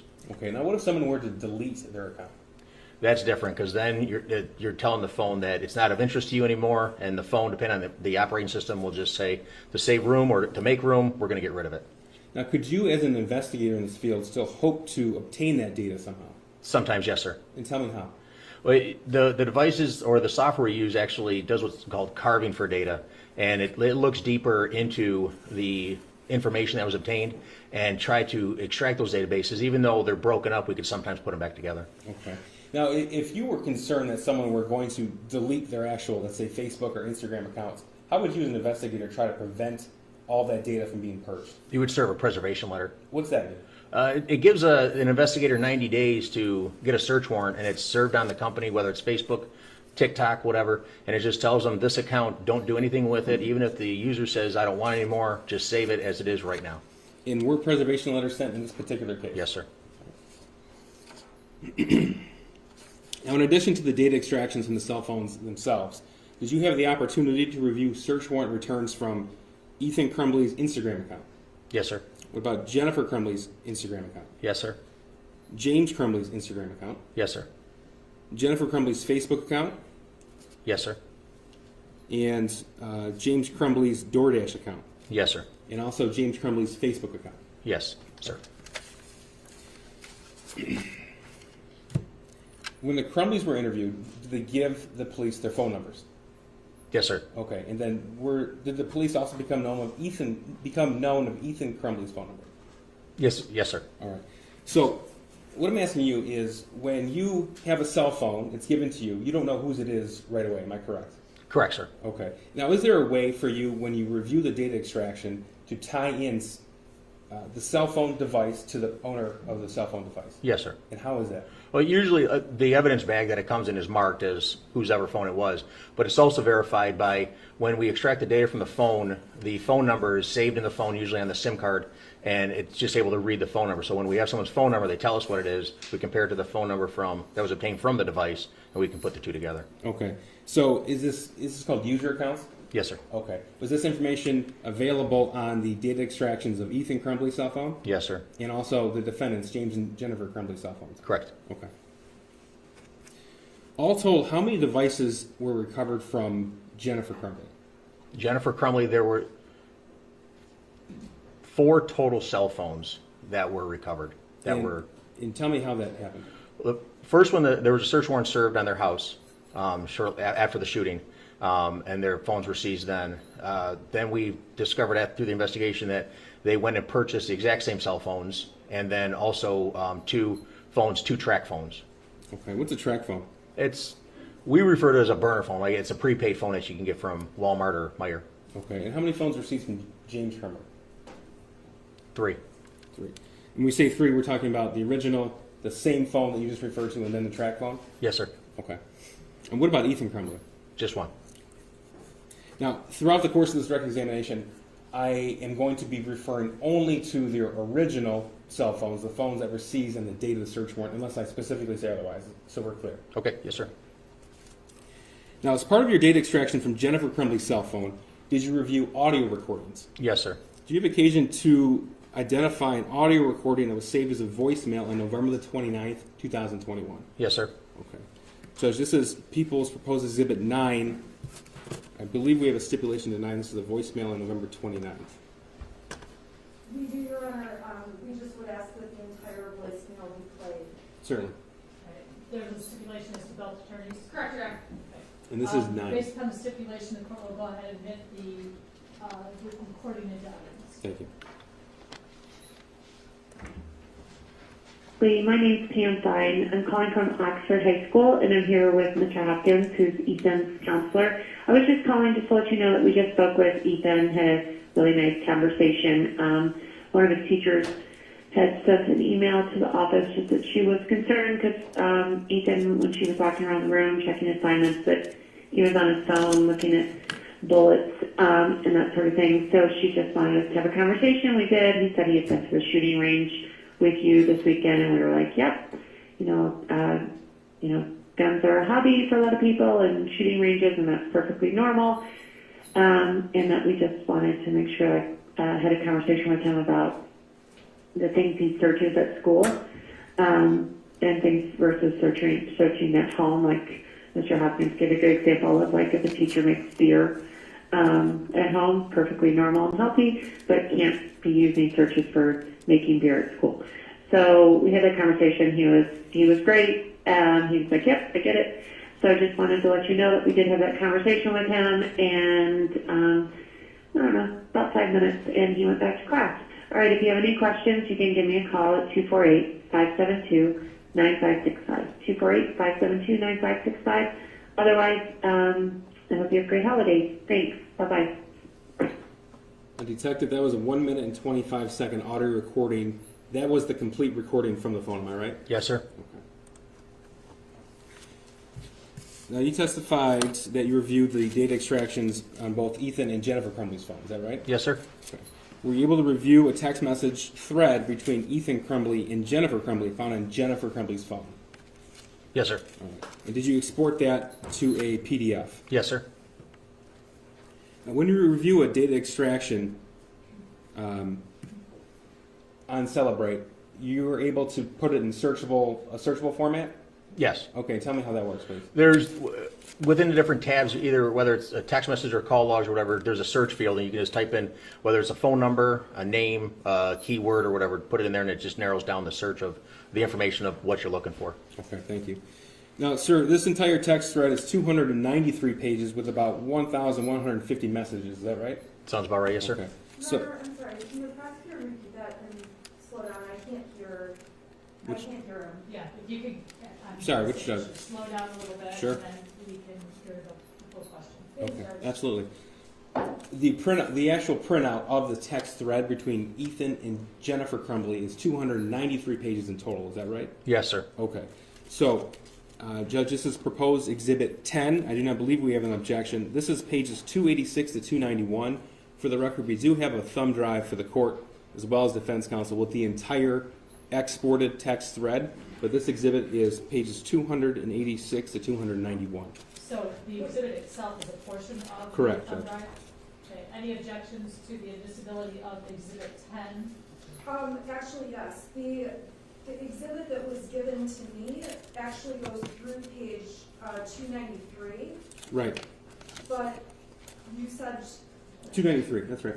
okay, 286 through 293 is what I have. okay. No, Correct. Oh, you're right. I said 291. I'm sorry, Judge. It should be 293. He said it 2 pages shorter, so I just want to make sure we go all the way through 293. We're correct. We're right. Yep. All right, so for purposes of admissibility for those documents, any objections, that being pages 286 through 293 of the text messages? No, Your Honor. None for Mr. Crumbley, Your Honor. All right, those will be admitted. May I approach, Judge? Yes. Sir, I'm handing you these pages that I just referred to as People's Proposed 10, omitted 10 now. Do you recognize that, sir? Yes, sir. And how do you recognize that? It's an export in a PDF format from a text thread. I'm going to publish on the screen. Now, at the top,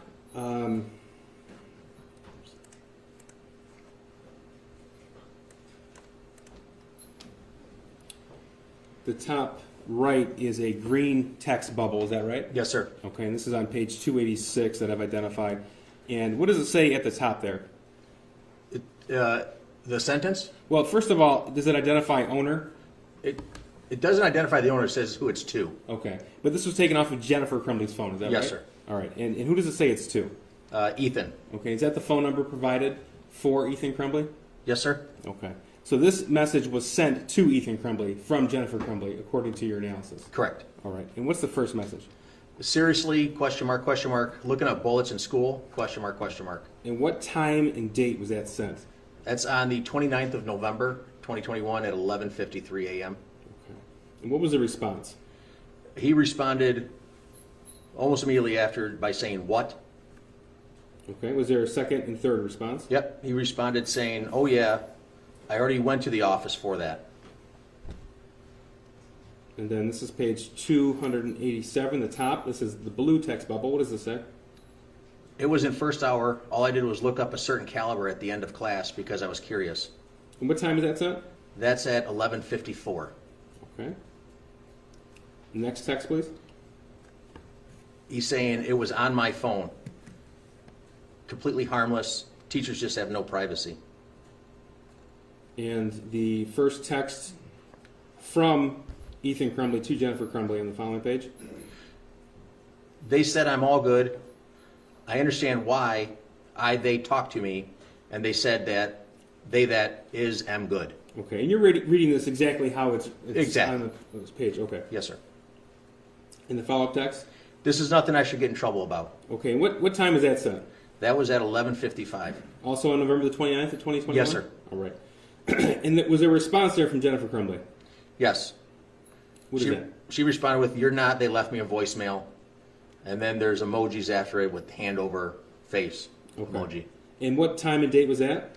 At 12:13 and 11:29.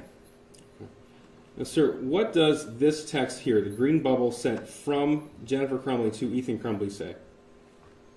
On the next page? Yes, sir. It says, "Did you at least show them a pic of your new gun?" And what time did she write that? At 12:14 p.m. On November 29th as well? Yes, sir. And what was his response? "No, I didn't show them the pic, my God." And the next?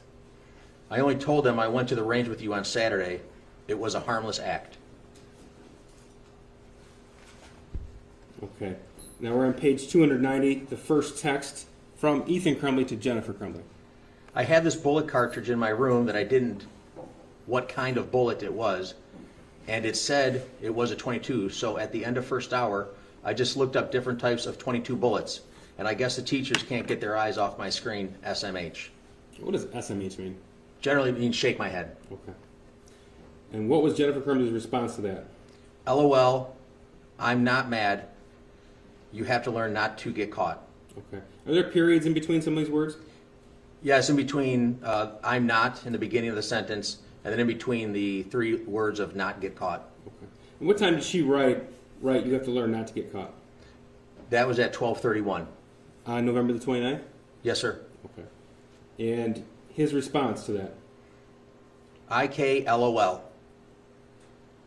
And was there a follow-up response? He had appears to be laughing emojis. And on page 291? I just didn't want something this little to get me in trouble because, well, I didn't want to get in trouble, LOL. And did he have another text on that day? He stated, I want to hear the voicemail when I get home, though. And the next? Also, I never tried to hide me looking up the bullet. I just didn't think a teacher would be staring at my phone. Did she respond to that? She did. Jennifer responded, okay, I saved it. Okay. And correct me if I'm wrong, but those are the text messages from November the 29th. Is that right? Correct. Okay. We'll come back to this exhibit in a little bit. May I approach the witness, Judge? Yes. Do you want all of them? Hang on to the last two. Okay. Detective, you told us that you've had the opportunity to review data received from Instagram. Is that right? Yes, sir. Okay. Did that include Ethan, Jennifer, and James' accounts? Yes, sir. All right. Do you know what Jennifer Crumbley's Instagram username was? It was identified as Gen C 78, JEHN C 78. Okay. And were you able to find that on the device as well? Yes, sir.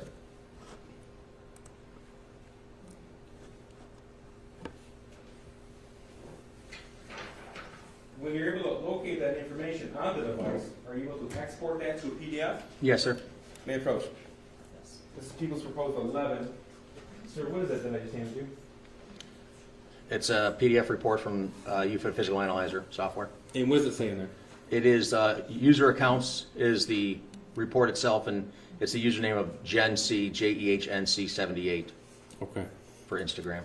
And so that's how you're able to verify what Jennifer Crumbley's Instagram username was? Yes, sir. Okay, people move to admit number 11. Any objection? No objection. None for Mr. Crumbley. Be admitted. Thank you. I'm just going to publish this, Judge, for the court. All right, so this is the page that I've handed you? Yes, sir. Okay. So under user account, we talked about user accounts earlier. So under user accounts here, we have a username. Yes, sir. And this is where we have JEHNC78. Is that right? Correct. Okay, thank you. Were you able to determine if James Crumbley had an Instagram account as well? Yes, sir. And do you recall what his username was? His name, James Crumbley, 54321. All right. And did you do the same process with the user accounts on James Crumbley's actual device to verify that? Yes, sir. May I approach, Judge? Yes. This is People's Proposed 12. Sir, what am I handing you? It's a PDF report from Physical Analyzer software. Did you obtain that in the same method that you obtained the information for Jennifer Crumbley's Instagram account? Yes, sir. Okay. People move to admit number 12. Any objection? None for Mr. Crumbley. I'm going to publish this. Any objection from Jennifer Crumbley? No objection, thank you. They'll be admitted. And sir, on the screen here, this appears to be the same type of PDF, is that right? Yes, sir. Okay, but this is from James Crumbley, and we know that from this user account information? Yes, sir. And it has the username of James Crumbley 54321, which you've identified earlier? Correct. Thank you.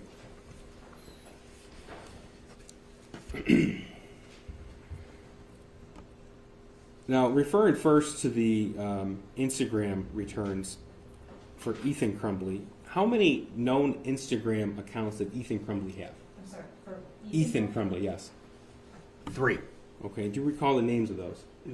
One was Daddy Vader. The other one was Ethan.Crumbley, period. And then Ethan_Crumbley. I want to talk to you just right now about the Ethan.Crumbley accounts. Were pictures in, first of all, did you receive information from Instagram on that account? Yes, sir. And did you have the opportunity to review that? Yes, sir. All right. Were pictures and posts made on that account? Yes, sir.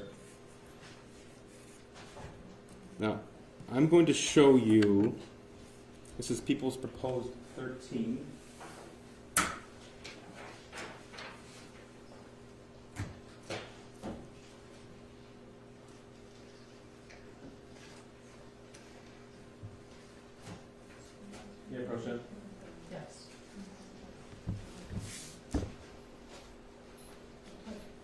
13, Council. Sir, what have I just handed you? Search warrant return from Instagram. Okay, is that for the Ethan.Crumbley account? Yes, sir. And that exhibit, proposed exhibit, has a number of pages, is that correct? Yes, sir. Okay. And is that the information that you actually received and reviewed from the Ethan.Crumbley account? Correct, yes, sir. Okay. People move to amend. Any objection on behalf of Jennifer Crumbley? Your Honor,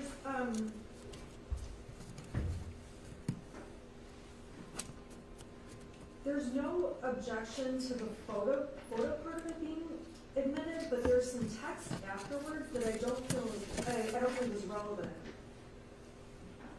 I suppose I can ask the witness about it on cross-examination. It's not. Well, I can just Just for clarification and for reference, according to my documents, Exhibit 13 is several pages, correct? Yes, Judge. How many pages do you know? 17. 16, 17? 17 pages. Do you have all 17 pages? 17 pages. It is 17 Yes. total. Well, the last page is blank. I do have 17 pages. If I could just ask the prosecutor very quickly.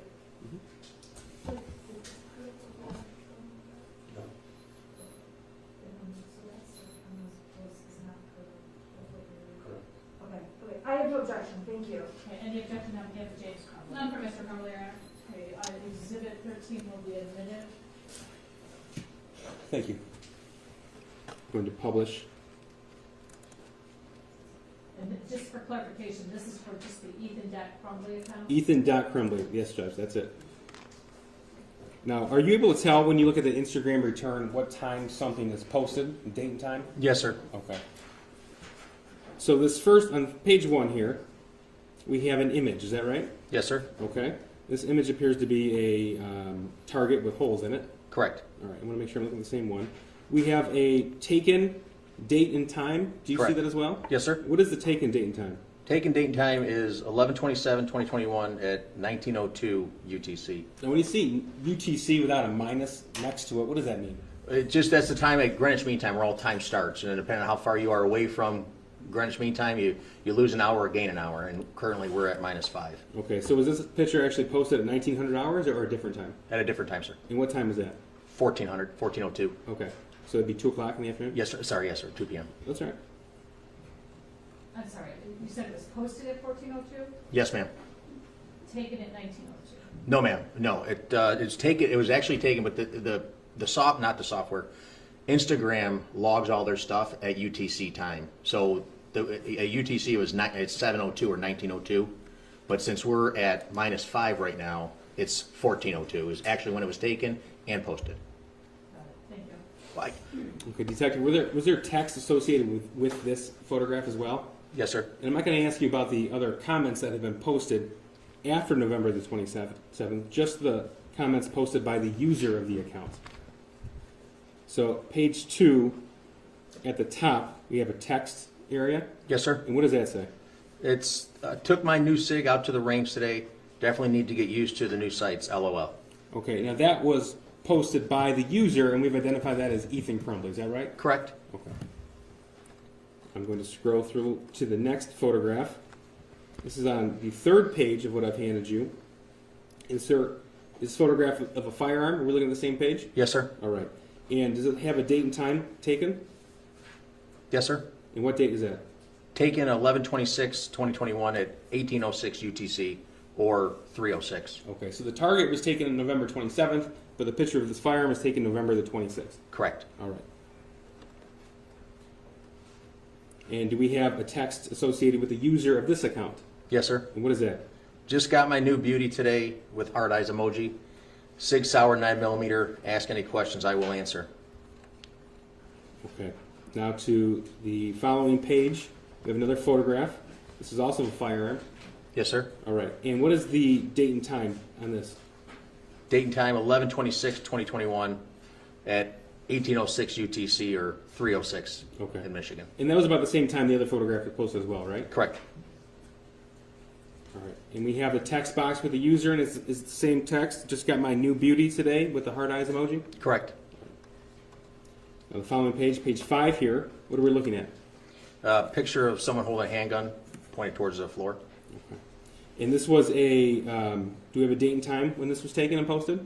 Yes, sir. And what is that? 11/26/2021 at 1806 UTC, or 306 in Michigan. Okay, and again, the same text, just got my new beauty today with the heart eyes emoji? Correct. Okay. So when we have the same date and time with multiple photographs like we have here, is it fair to assume that it's a one Instagram post with multiple photographs? Yes, sir. Okay. Do you have a chance to review some of the other photographs found on this account? Yes, sir. All right, I'm going to scroll briefly through these. This is page 6. Page 7. Have you found that one as well? Yes, sir.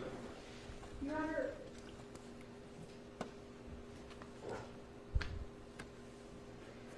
I'm sorry, Mark, can you hand me those, please?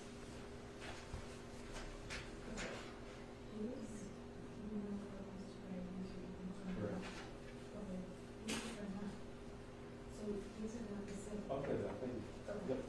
Now, Detective, we know for sure that the firearms were posted by the user, Ethan Crumbley. What about these other photographs? Were they posted by Ethan Crumbley, or were they just shared on his account? Okay, first of all, let's identify what photographs you're talking about. Thank you, Judge. I appreciate that. We're starting with what's on page 6 with the photograph that's being published right now. The question is whether it's shared versus posted by the. Correct. It would be, looking at this, looks like they were posted by Ethan. Okay. All right, I'm going to move back down to, we have page 7. I think we've already viewed this one. Page 8 is where we stopped. Page 9, 10,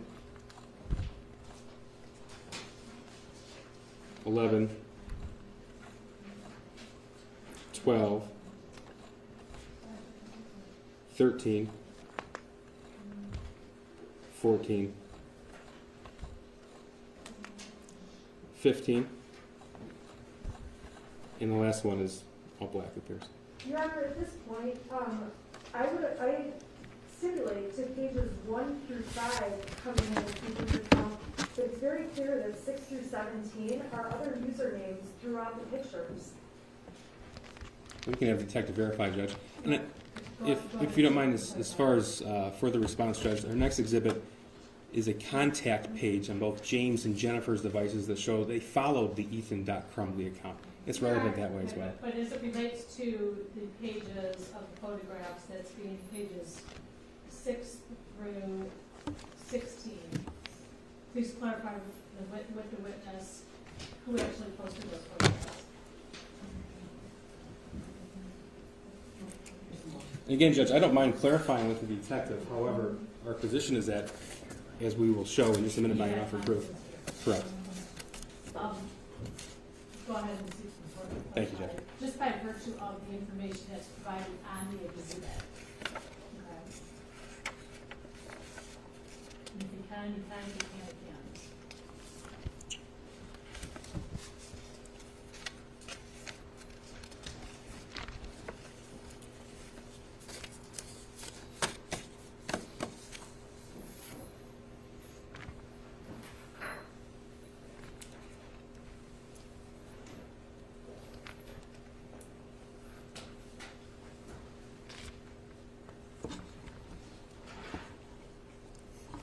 I do have one question. Yes, ma'am. If you look at page 6.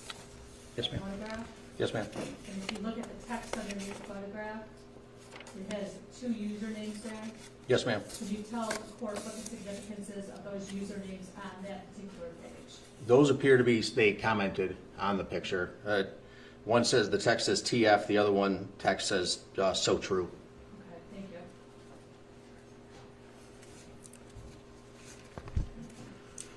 Are you able to tell, based upon this exhibit, Detective? Based on this example, I'm looking at the upload IDs. I'm sorry, give me 1 second. So the IP address that was used to upload the photos of the firearm that had text that we know Ethan made is different, but yet a little similar. Without double checking, being able to check the IP addresses of all the uploads, I couldn't tell you right now for certain. Okay. But the fact that the one has comments after it would lead me to believe that that was posted by Ethan. Okay. Now let me ask you this. See on page 6. Yes, ma'am. Your Honor, we can explore this more in cross-examination, but these are very different circumstances. This has usernames listed that are not Ethan Crumbley's. So we object again to pages 6 through 17 coming in. Do you want to hear 'em? I will not hear them. Okay, go ahead, and I'll let you go. It's not your. Okay, Detective, on pages 1 through 5, where photos are, we're talking about the picture of the target, and then there's a picture of a gun in a case, and a picture of Ethan holding a gun presumably, and then a picture of Ethan pointing a gun down. Those 5 pages, after each of those pictures, you can see that it says comments user Ethan.Crumbley, correct? Yes, ma'am. Okay. On page 6, there's a different photograph of like this ghost face, and in the same spot where it says Ethan.Crumbley, it says user Augusto Ferrari 0227. Yes, ma'am. Okay, so Augusto Ferrari is, and there is nothing on here showing Ethan.Crumbley's name, correct? On page 6, ma'am? Yes. Correct. But on pages 1 through 5, Ethan.Crumbley is on all of those photographs. Yes, ma'am. Okay? So the photograph with the white face, the second page that looks like it's kind of that same white face, page 7 of 17, again, nowhere on there does that say Ethan.Crumbley. Correct. Yes, ma'am. And the following page, where 8 of 17, again, it does not say Ethan.Crumbley anywhere. Correct. Yes, ma'am. Same thing on page 9 out of 17.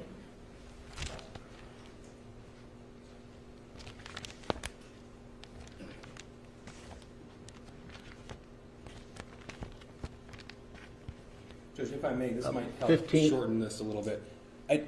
I'm not offering those photographs to show that Ethan Crumbley took the photograph. They're offered because they're on his Instagram account. Okay, and that's what he needs to clarify. So as it relates to those photographs where Ethan Crumbley is not listed, how can you identify whether or not it was on Ethan Crumbley's account? Because that was the information that was given to us by Instagram from the search warrant that was served on them. That this was that these were the photos and text that were associated to his Ethan.Crumbley Instagram account. Okay, but when you look at the photographs and you look at the documents, is there anything, any reference to his actual account, and if so, where is that? To the ones starting on page 6, ma'am? Yes. There is not. Starting on page 15, it does again appear his name, Ethan.Crumbley. It was the finger, the circle finger like that. And then also for the very last one on page 16, his name is also associated to that one as well. Your Honor, on the page 15 and 16 that the detective just pointed out, those are like the first couple pictures. We have no objection to I those. understand. I can see the difference between them. So the question is for pages 6 through 14, other than what Instagram told you, how do you know that that's his account? Based on these documents, there's no way to know unless we'd probably have to do a couple more search warrants on an IP address or something to see where it came from. But that's usually Instagram. When we ask for a specific account, they give us everything associated with the account that we serve the preservation letter on also. So, Your Honor, we would object to part 7, pages 7 through 14 being admitted. We have no objection, I'm sorry, page 5. Page 6. 6 through 17, actually not that. 6 through 14, there's no basis for. Page 15 is fine, page 16 is fine, and pages 1 through 5 are fine. So you can give it whatever weight the court determines. I've already made my position clear. You certainly will have the opportunity to cross-examine him on that, and counsel's correct. I will consider the weight of that evidence as it relates to those pages and the information that we just gleaned from the detective, whether or not we can actually attribute this to his account. Okay. Thank you, Judge.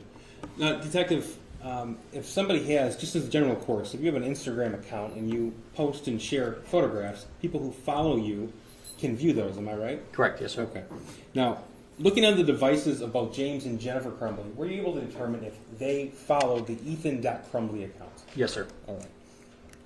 May I approach the minutes, Judge? Yes. Hand you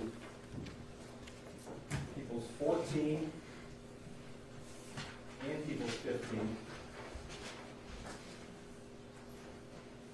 Okay. Starting with 14. Sir, what have I just handed you? PDF exports from UFID Fiscal Analyzer software. Okay, so we're looking at an export from Jennifer Crumbley's contacts regarding Instagram. Is that right? On Exhibit 14? Yes. Yes, sir. Okay. And you obtained that from the device itself, from Jennifer Crumbley's device itself? Yes, sir. Okay. People move to admit 14? Your Honor, I would object, I don't see it all where it says it's from Jennifer's device. May I?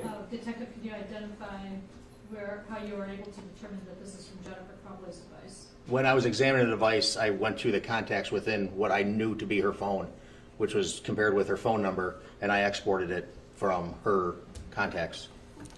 May I ask a follow-up question, Judge, to the detective? Now, sir, every time you actually hit export and create a PDF, it doesn't actually list the phone's name, user account, phone number, am I right? Correct, sir. Okay, so this is based upon your actual knowledge, your personal knowledge of the phone data extraction? Correct. Okay.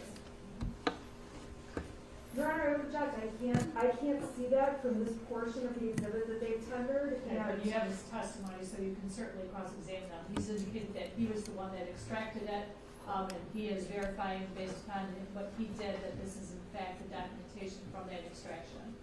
You will have the opportunity to cross-examine him on that, but for purposes of admissibility, I'm going to allow it. Thank you, Your Honor, Judge. I would, just for the record, joining the objection. And I don't know if we addressed that before, but Mr. Crumbley will be joining any of the objections we raised for Mrs. Crumbley. Go ahead. I'm going to publish 14, which is in your hand right now. And this is what the PDF looks like when you export that information, am I right? Correct, sir? Okay. Now, you have 15 in front of you, sir? Yes. Okay. Tell us what 15 is. 15 is an export from James Crumbley's cell phone of his contacts. Okay. And that is James Crumbley's Instagram contacts as well? Correct. Okay, what does that tell you? It says has a contact of Ethan Crumbley on Instagram, and he's following. Okay. And following Ethan.Crumbley. All right. That is 15. People move to admit 15. Same objection? Same objection, Your Honor. Same objection for Jennifer Crumbley? it's the same objection, but Your Honor, it's the same objection. Court will admit over objection for the reasons previously stated on the record. Thank you. I'm going to publish this for the detective to verify that what I published is what's in his hand. Is that correct? Yes, sir. All right, thank you. Now, sir, did you have the opportunity to review Jennifer Crumbley's Instagram returns? Yes, sir. Okay. Now, were there pictures and posts that you were able to obtain from that Instagram return? Yes, sir. All right, I'm going to approach with people 16.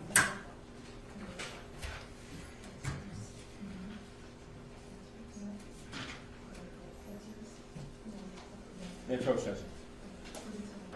This is People's Post 16. There's 4 pages here. Sir, do you recognize what I just handed you? Yes, sir. How do you recognize that? It's a search warrant return, a printout of the search warrant return from Instagram. Okay, and that's on the Jennifer Crumbley's identified Instagram account? Correct. Okay. People move to admit 16.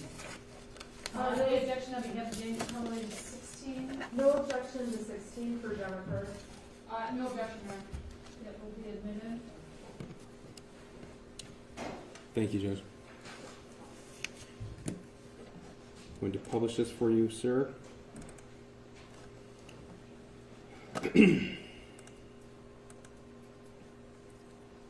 again, we have the way the Ethan.Crumbley account looked. This account also has posts and text, am I right? Correct. Okay, so we have the first page here, we have a photograph. Correct. And I want to make sure we're looking at the same photograph. What are you seeing, sir? I'm seeing a target, got up here 4 bullet holes in it. Okay. Now, do we have a date and time of the photograph taken? Taken 11/27/2021 at 19:03 UTC or 203 in Michigan. 203. All right, thank you. And do we have a text associated with that photograph? Yes, sir. And what's the text? It says, Mom and Sunday testing out his new Xmas present. My first time shooting a 9mm. I hit the bullseye. All right. On the second page, do we have another photograph? Yes, sir. And what do we see here? It's a pulled back picture of appears to be the same target. And the target, does it have a name at the top? Accurate Firearms. Do we have a date and time taken? Taken 11/27/2021 at 1903 UTC or 203 in Michigan. So we see a text, Mom and Sunday testing out his new Xmas present. My first time shooting a 9mm. I hit the bullseye. Is that the same text as the first post? Correct, sir. All right, thank you. Now we have another picture here. What do we see here? That one appears to be a Sig Sauer handgun in a gun case with 2 magazines. All right. What's underneath the Sig Sauer handgun? Looks like a pamphlet, says ATF Youth Handgun Act Notice. And what time was this taken? This was taken at 11/27/2021 at 1903 UTC or 203 in Michigan. And what's the text posted by the user on this account? Same as the last one, Mom and Sunday testing out his new Xmas present. My first time shooting 9mm. I hit the bullseye. Thank you. Now, sir, when you as an investigator obtain data from social media returns like Instagram or Facebook, do you then go through the devices themselves to correlate what other activities happening those same dates and times? Usually, yes, sir. Not extensively. You don't want to go through the whole phone and change things or possibly delete things or move things around. But I just look for small key things that I'm going to see when I start examining the phone from the data that was pulled from it. Okay. So we've already identified the post on the Ethan.Crumbley account of the handgun and the text message associated with that post about my new beauty. That was taken on November the 26th, am I right? Correct. Okay. Did you have a chance to review the videos on Ethan Crumbley's cell phone data extraction? Yes, sir. Specifically, November the 26th, 2021, at 6:39 p.m., a video posted that date and time. Did you review that? Yes, sir. All right. And you've already had the chance before today to view that video, am I right? Correct. Okay. People move to omit. This is 17. Any objection from James Crumbley? No, Your Honor. From Jeff Crumbley? No, Your Honor, as long as we're going to watch the video, I can make sure it's what. Absolutely. He admitted that's exhibit 17. I'm going to play it on the screen here. And, sir, if you could confirm that this is what you actually found off the phone.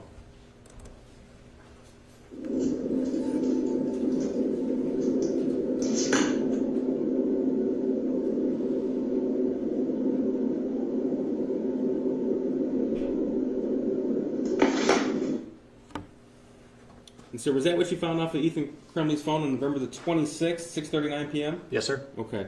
Now, does this firearm appear to be consistent with the firearm posted on the Ethan.Crumbley account? Yes, sir. Does it also appear to be consistent with the firearm posted on Jennifer Crumbley's Instagram account? Yes, sir. All right. Now, this is a 13-second clip. I'm going to back it up just a little bit at really at the very end, in the 13th second here. What is this right here that we're looking at, this black rope object? That would be a gun lock. Okay. And is a gun lock provided to the purchaser of a handgun typically? Yes, sir. All right. And we already talked about that ATF notice. I'm going to back this video up a little bit more.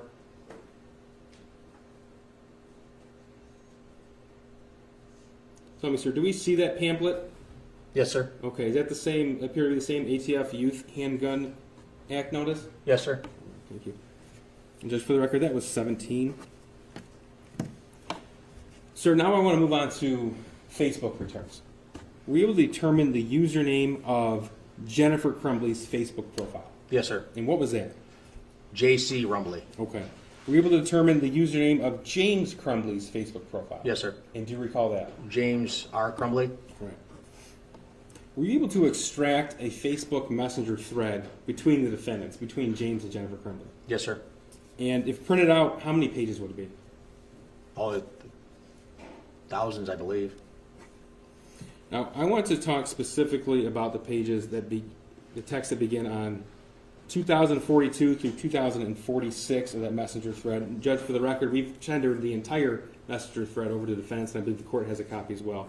And that's marked as Exhibit 18. 18, yes, Judge, thank you. Right, are you moving for disability right now? I am, as soon as this detective authenticates it, Judge. May I approach the witness? There's no stipulation on that, correct? Counsel, I don't recall if we discussed this one or not.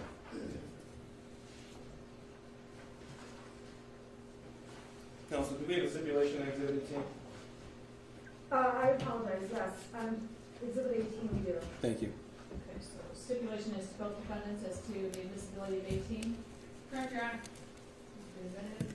May I approach the witness? Yes. This is Exhibit 18.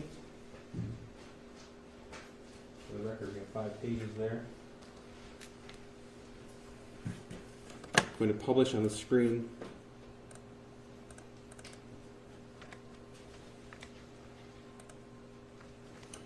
Okay, I want to start with November the 30th.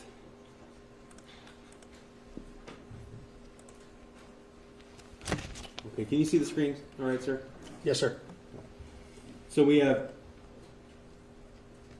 blue bubble on the left-hand side. The first text or Facebook messenger on on November the 30th is from who? From J.C. Rumbley. Okay, and that's identified obviously as defendant Jennifer Crumbley? Yes, sir. Okay, and what date and time was this? That was at 11/30/2021 at 9:33 a.m. All right. If you could read that post, please. Call now, emergency. Now's in all caps. Okay. Now the second message she sent? The first message to follow that, rather. Yep. Sent after that was just the word emergency. And what time was that sent? 9:35 a.m. 33 or 9:35? 35, ma'am. And what was the next message on that thread? Jennifer sent 2 photos. Okay, and were you able to tell in your data extractions and your review what these photographs were that she sent? Yes, sir. And what are those photographs? It's the drawing, the math test that Ethan had that he had drawn on.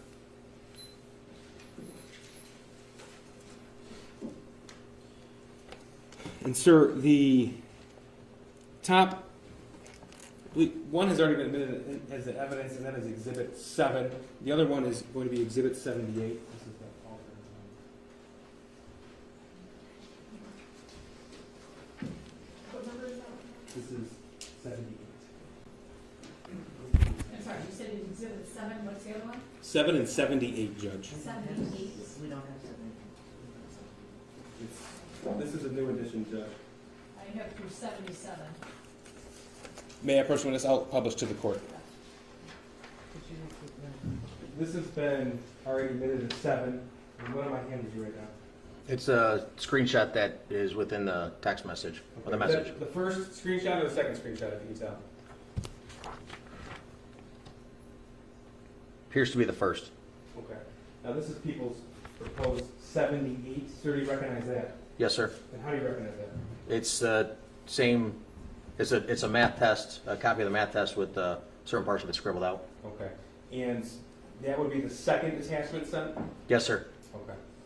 People move to omit 78. I'll publish to the court. Could you mark that? I will. Yeah, we gotta have it marked. Any objection by James Crumbley? No objection, Your Honor. Any objection by Jennifer Crumbley? No, Judge. Okay, so 78 will be admitted. That is a separate photograph that's going to be marked right now.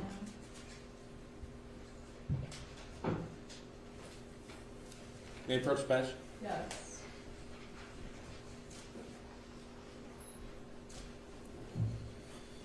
And that matches, I'm sorry, the first or the second photograph on the Facebook postings.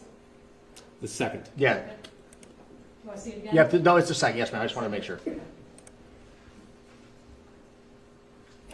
I'm going to put 78 on the screen to make sure that we are all talking about the same exhibit.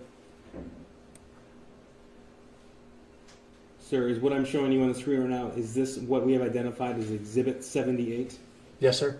Okay, and this was the second screenshot sent by Jennifer Crumbley? Correct. And that was on a text thread between Jennifer Crumbley and James Crumbley, correct? A Facebook message. Yes, sir. Facebook message, thank you. And that means it was sent by Jennifer to James? Correct. Yes, sir. Okay, thank you. And I'm going to put up Exhibit 7 right now. And sir, this is what we identified as the first screenshot sent. Is that correct? Yes, sir. Okay, thank you.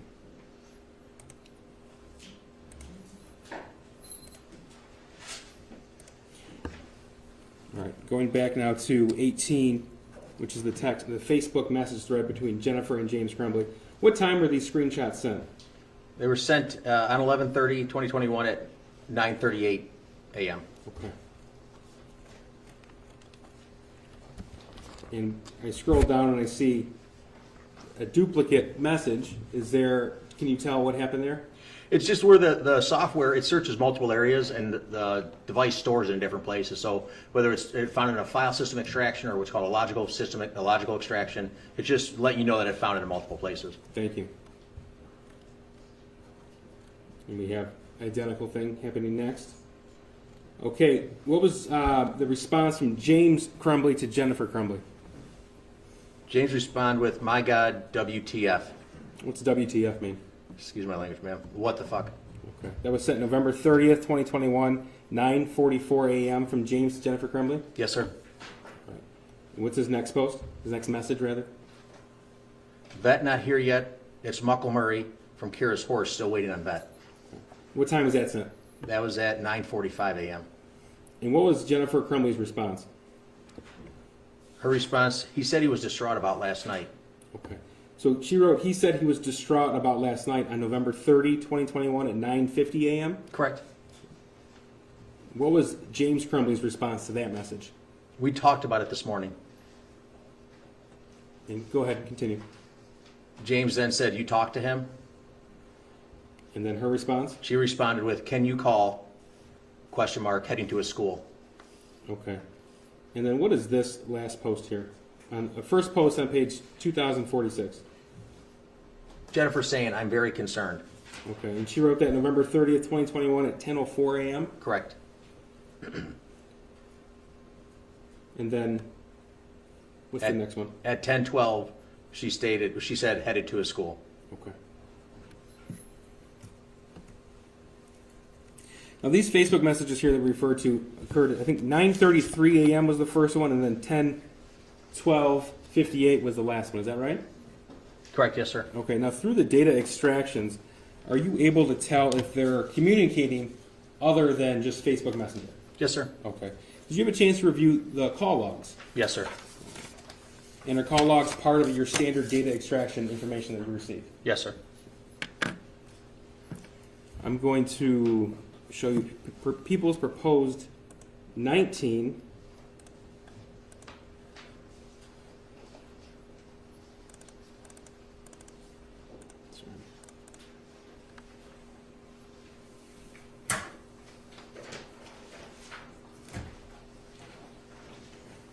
May I approach, Judge?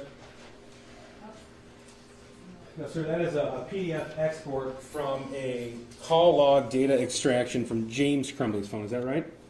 Correct. Yes, okay, sir. That's obviously not every phone call for the history of the device, but that's specific to that day that's been exported. Am I right? Correct. Yes, sir. All right. There's one highlighted portion on there, and what is the date and time from that? The date and time is 11/30/2021 at 10:29 a.m. Okay. And does that have a phone number? Who he called?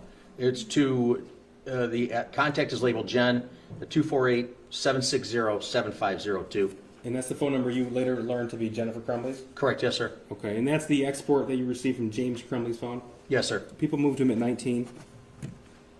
Any objection? No objection. No objection. Could be admitted. Thank you. Excuse me. Detective on the screen here, were you looking at the same exhibit? This is exhibit 19? It appears so, yes, sir. Okay, I'm going to scroll down to the highlighted portion. This is 2, and then the phone number you identified as Jennifer Crumbley with the date November 30, 2021, in the time of 10:29 a.m. Yes, sir. And does it have a length of that phone conversation? The length is 7 minutes and 16 seconds. Okay, so we can tell they had a phone conversation at 10:23 a.m. for 7 minutes. Is that right? 10:29 a.m. 10:29. Thank you. Sorry, the date was 11:30, the time was 10:29, correct? Correct, yes, ma'am. It was a 7-minute call. Yes, ma'am. Your Thank you, Honor, Judge. we have no objections and the admission of this, but the highlighting the prosecutor has added to it makes it look like they only had one 7-minute call when there's multiple calls between Jen and James, like preceding the highlighted call. I can see that. I mean, that's clearly visible, that there's more than one call. He's just asking him about the one highlighted. So if you want to ask him about the others, you certainly will have that opportunity. I have no problem, acknowledging that fact. That's perfectly fine. All right. Now, were you able to tell if anyone from the Oxford High School contacted Jennifer Crumbley on the morning of November the 30th of 2021? Yes, sir. Looking at this exhibit, number 19? No, I'm sorry. We're moving on now. You had a chance to look at Jennifer Crumbley's call records as well. Am I right? Correct, yes, sir. Okay. So you were able to tell if she received a phone call from the school on November the 30th? Correct, yes, sir. All right. Now, in addition to the data extractions that you performed on these devices, you had testified earlier that you went to Oxford High School and you actually reviewed the footage on November the 30th. Correct, yes, sir. Okay. And were you requested to review footage from a meeting with James and Jennifer Crumbley with members of the Oxford High School on November the 30th? Yes, sir. Now, you've come to learn that Oxford High School has both internal and external surveillance cameras, am I right? Yes, sir. Now, were you able to determine what time these defendants arrived at the Oxford High School on November the 30th of 2021? I believe it was about 10:37. Okay. Now, sir, when you went through this, did you make any notes about it? Yes, I did. Okay. When you say "I believe," if you're not sure, let me know, and let me know if reviewing those notes would refresh your recollection. Reviewing those would refresh my recollection. It would? For sure. Okay. Yes, sir. May I approach the witness?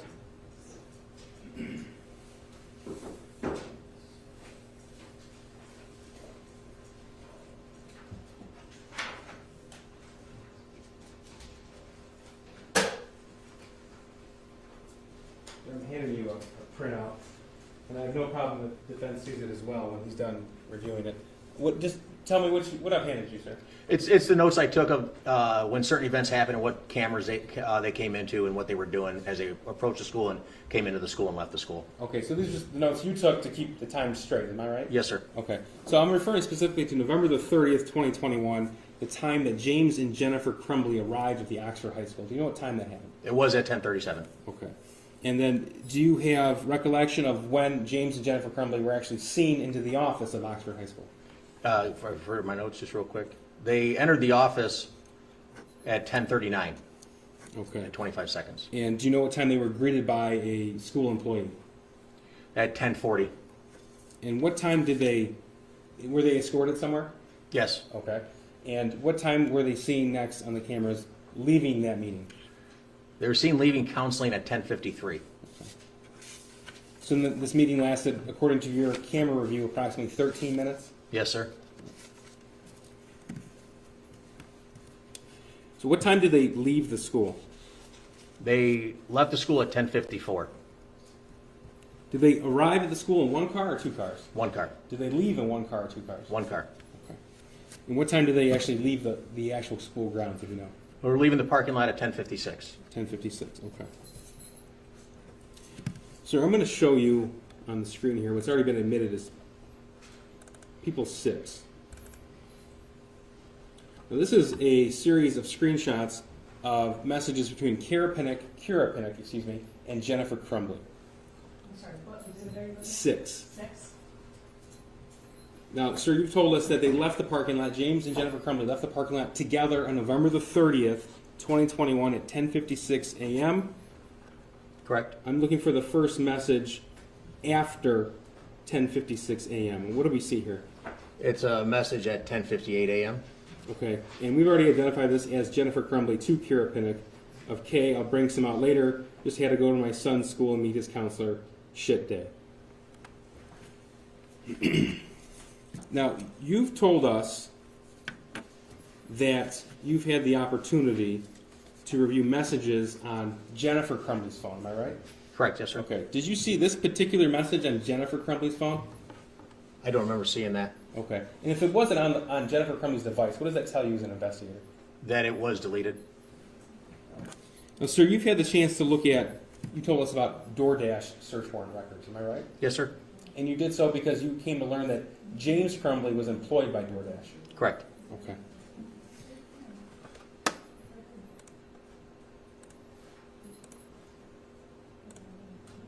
May I approach the witness?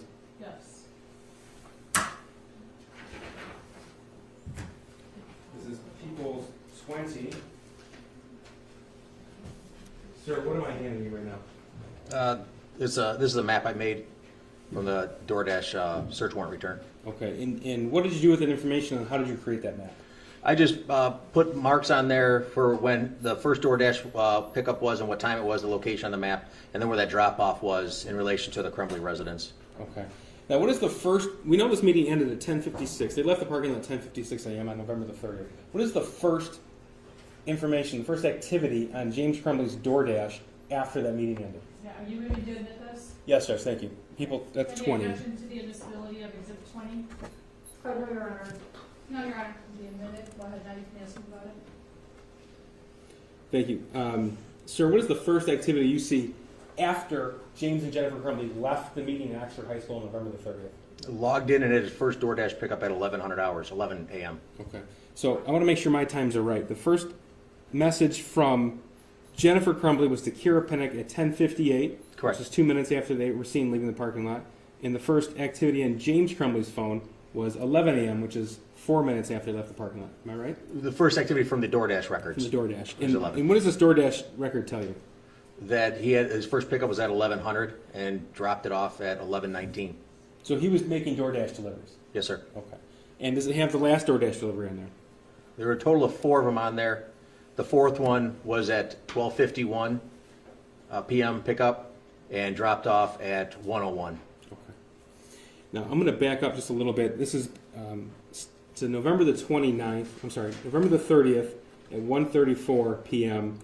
It's been stipulated to as Exhibit 5. This is the 911 call, Judge.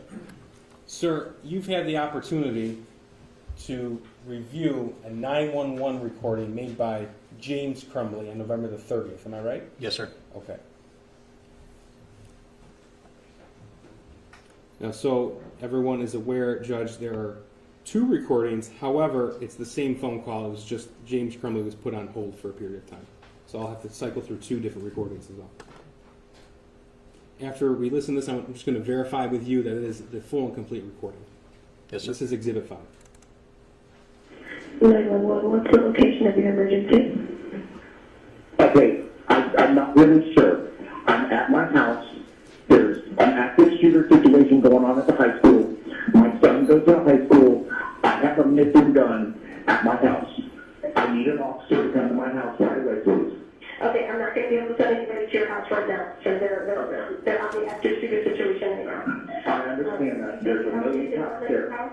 I have a missing gun, and my son is at the school, and we had to go meet with the counselor this morning because of something that he wrote on a pen paper, and then I was in down, and I saw a whole bunch of cops going somewhere, and I made sure that I wanted to get to the high school because I was going to high school, and then somebody told me that there was an active shooter, and then I raced home just to go find out. And I think my son took the gun. I don't know. It's him. I don't know what's going on.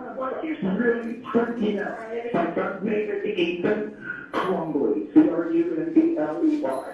C-R-U-M-B-L-E-Y. All right, sir, I'm going to put you on hold for just a second, okay? So Dr. Cookman, come in and see if I can do anything for you, okay? I'm going to put you on hold. Thank you. Okay, Mr. Crumbley? Yes. All right, I'm going to get your name and phone number, and I'm going to have one of the senators out there dealing with the situation. He's going to contact you, okay? What's your first name? My first name is James. And what last name, Crumbley? Yes. Okay. And what's that phone number for you? 248-760-6483. Okay, do you know what your son was wearing when he left the house this morning?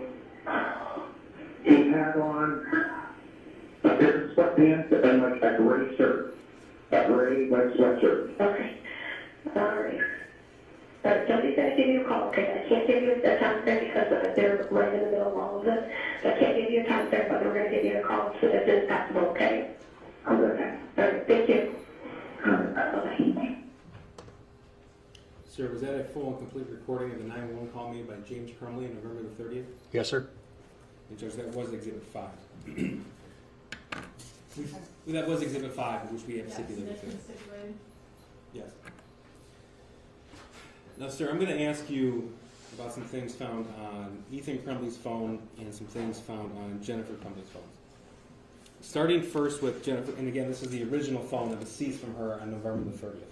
Okay. Starting with Jennifer Crumbley's phones, does your data extraction also include internet search results? Yes, sir. May I approach the witness? Yes.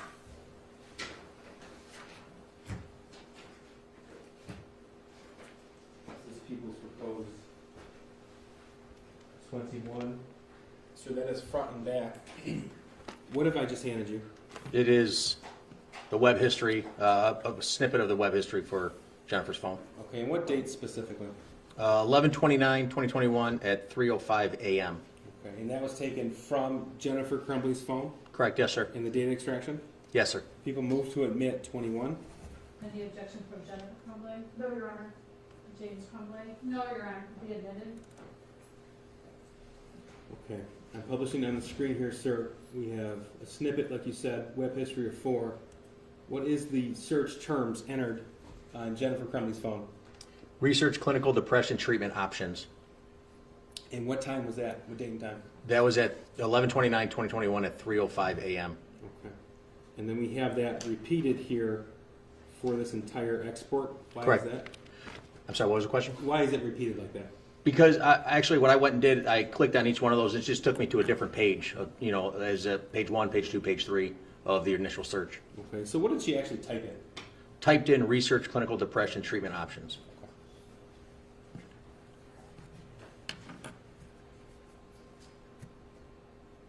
Now, going back to the 293-page text thread between Ethan Crumbley and Jennifer Crumbley, specifically pages, I'm going to ask you now about 150 to 152. This is people's 22. I believe we have a stipulation to this. May I approach? Yes. So do you recognize those 3 pages? Yes, sir. Okay, how do you recognize that? It's a chat conversation between Ethan and Jennifer. Okay, and what date does that start? Starts on, the first date on here is March 6th, Okay. 2021. People move to admit, this is Exhibit 22, Judge. Any objection on behalf of Jennifer Crumbley? No objection, Your Honor. Any objection on behalf of James Crumbley? No objection, Your Honor. Be admitted. Now, I'm going to direct you specifically to the first text message on March the 9th, 2021. So we're looking at the first page. This would be page 150 of the 293-page text string. And it's it appears to be from Ethan Crumbley, is that correct? Correct, yes, sir. And it's to Jennifer Crumbley? The owner, yes, sir. All right. And what's the first text here and the time? He's saying, can you get home now? On March 9th, 2021 at 7:50 p.m. Okay. And please continue. It follows up with, there's someone in the house, I think. What time is that? 7:50 p.m. and 17 seconds. Okay. Then he says, someone walked into the bathroom and flushed the toilet and left the light on at 7:50 and 39 seconds p.m. And the next? And I thought it was you, but when I came out, there was no one home. Please continue. There's no one in the house, though. THO. Dude, my door just slammed. And then what does he write at March 9th, 2021 at 8:01 p.m.? Maybe it's just my... Thank you. Right, maybe it's just my paranoia. In the next message? But Ethan says, but when are you going to get home? And is there a response at some point? Not on that date, no. Okay. What's the first response you see? First response is the next day at 10:21 a.m. Where's your dad? Okay, so the last text from Ethan about maybe it's just my paranoia, and then, but when are you going to get home? Those are at 8:01 p.m., March the 9th. Correct, yes, sir. And the first response from Jennifer Crumbley is March the 10th at 10:21 a.m. Is that right? Correct, yes, sir. Okay. I'm going to show you pages 171 to 173 in the same thread. This is Exhibit 23. May I approach the witness? Yes.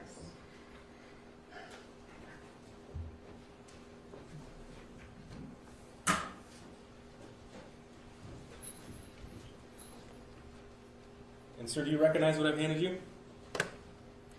Yes, sir. And again, that is the same text thread of Ethan and Jennifer Crumbley? Correct, yes, sir. Okay. People move to admit 23. Any objection to Jennifer Crumbley? No objection? James Crumbley? No objection, Your Honor. You admit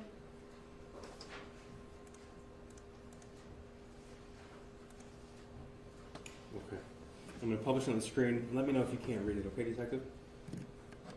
Now, starting with this blue bubble on the left, March 17, 2021, 6:03 p.m. That's from Ethan Crumbley to Jennifer Crumbley, am I right? Correct, yes, sir. Okay, what does that say? Says, okay, the house is now haunted. Okay, what's next? He then says, some weird shit just happens and now I'm scared. Please continue. I got some videos. What time is that? That was at 6:03 and 12 seconds p.m. And tell me, what's this text right here say? On the next page, I'm sorry? Yes. The next text says, and a picture of the demon. Okay, and what time and date does he send the text and a picture of the demon? That was at 6:03 and 12 seconds p.m. March 17th, 2021? March 17th, yes, sir. Okay, the next text? He texts, it is throwing bowls in all capital letters, bowls. Also at 6:03 p.m.? Yes, sir. Okay, the next text? Next text says, I'm not joking, it fucked up the kitchen. At 6:03 p.m. Okay, the next one? He says, I'm just going to be an outsider for a while. Be outsider for a while. And that's 6:03 as well? Yes, sir. And what about on March 17th, 6:29 p.m.? What does he write? 6:29, he says, can you at least text back? Okay. Is there a response from Jennifer Crumbley then? Not on that date, sir. Okay. So I want to make sure that we're all clear. These text messages here, this was found on the text message thread between Jennifer and James Crumbley. These weren't selectively exported. This is the way the text message conversation read. Am I right? Jennifer and Ethan. Jennifer and Ethan, thank you. Yes, sir. This is the way that the conversation actually read. Yes, sir. Okay. So the first response from Jennifer Crumbley to Ethan Crumbley on text message was this one right here on March 19, 2021 at 4:11 p.m. when she writes, "Where's your dad?" Correct, yes, sir. Okay.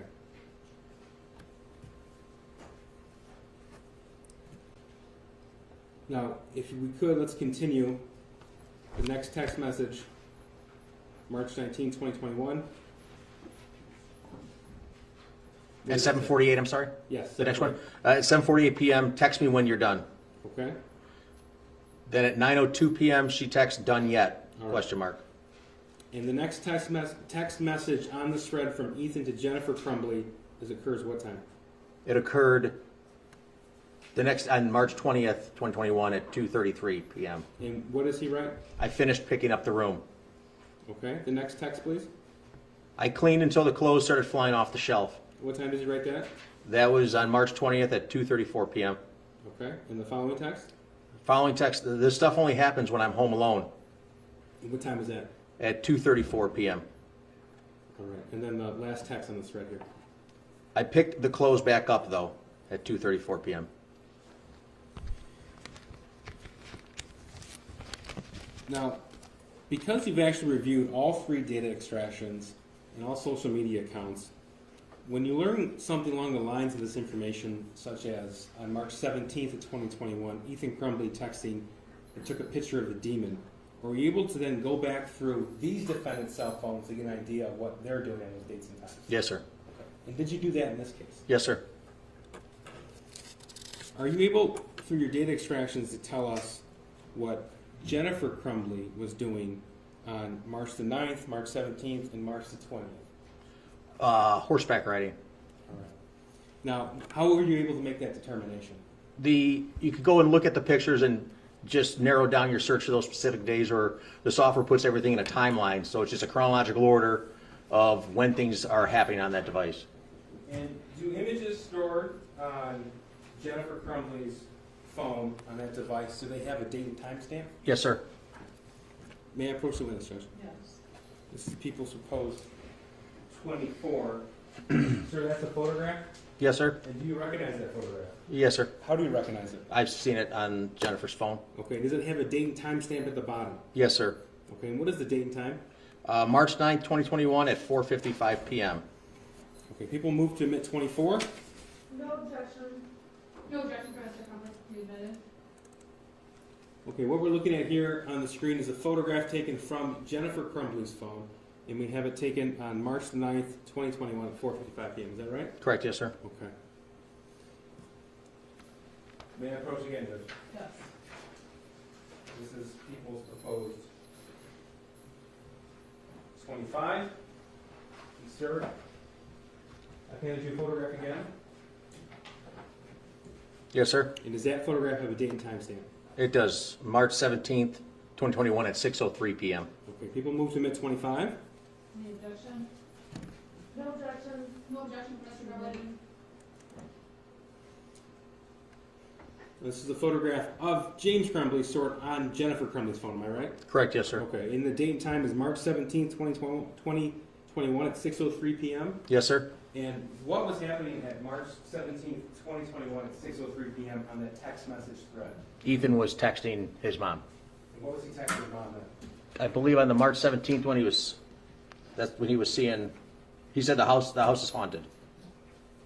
And he has videos and a picture of the demon. May I approach? This is a photograph, People's Proposed 26. Sir, do you recognize that photograph? Yes, sir. How so? It's seen on Jennifer's phone. People move to admit 26. Any objection? No, Your Honor. None for Mr. Crumbley. You admitted? And we also have a date and time stamp on the bottom of this. Correct, yes, sir. Okay. You would characterize this as a selfie, am I right? Yes, sir. All right. This is March 17th, 2021 at 6:03 p.m. Yes, sir. And finally, People's 27, may I approach? Yep. This also is a photograph. Sir, do you recognize that photograph? Yes, sir. How do you recognize that? Again, it was on Jennifer's phone. People move to admit 27. No objection. No objection for Mr. Crumbley. Thank you. And this was taken March 20, 2021 at 12:02 p.m. Am I right? Correct, yes, sir. All right. And again, photographs of horses. Yes, sir. Now, looking at the data extraction on Jennifer Crumbley's phone, we can see no text back in relation to clothes flying off the shelves or seeing demons, things like that. But were there any other phone calls or any other messages on any other messaging apps? No, sir. And were there any text messages in relation to demons or things flying off the shelves or the house being haunted on James Crumbley's phone to Ethan Crumbley? No, sir. Were there any phone calls from James Crumbley to Ethan Crumbley during this time span? No, sir. And no phone calls from Jennifer Crumbley to Ethan Crumbley during this time span either? No, sir. I'm going to go back to this is People's Proposed 28.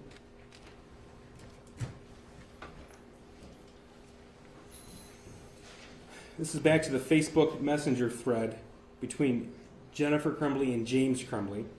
This is a portion of pages 440 to 443, and this is that over 2,000 page Facebook Messenger. Yes, sir. Just to make sure we're on the same page. May I approach the witness? Yes. So do you recognize what I just handed you? Yes, sir. Okay. And how do you recognize that? It was a conversation between James and Jennifer through Okay. Facebook Messenger. Facebook Messenger. I believe we already have a stipulation of this. This is Exhibit 28. This is 28. Yes, Judge. Is that correct stipulation as to admissibility? Yes, no objection. No objection, Your Honor. You admitted? Okay, I'm going to publish it on the left. Now, this is the conversation between James and Jennifer Crumbley on the same dates that we were just referring to when Ethan Crumbley was texting Jennifer Crumbley about seeing a demon, the house is haunted, for context, okay? Yes, sir. Yep. So on the left, we have From J.C. Rumbley, you identified that as Jennifer Crumbley's account. Correct? On the right, we have James R. Crumbley, which we've identified as James Crumbley's account. Correct. All right. So I'm going to go to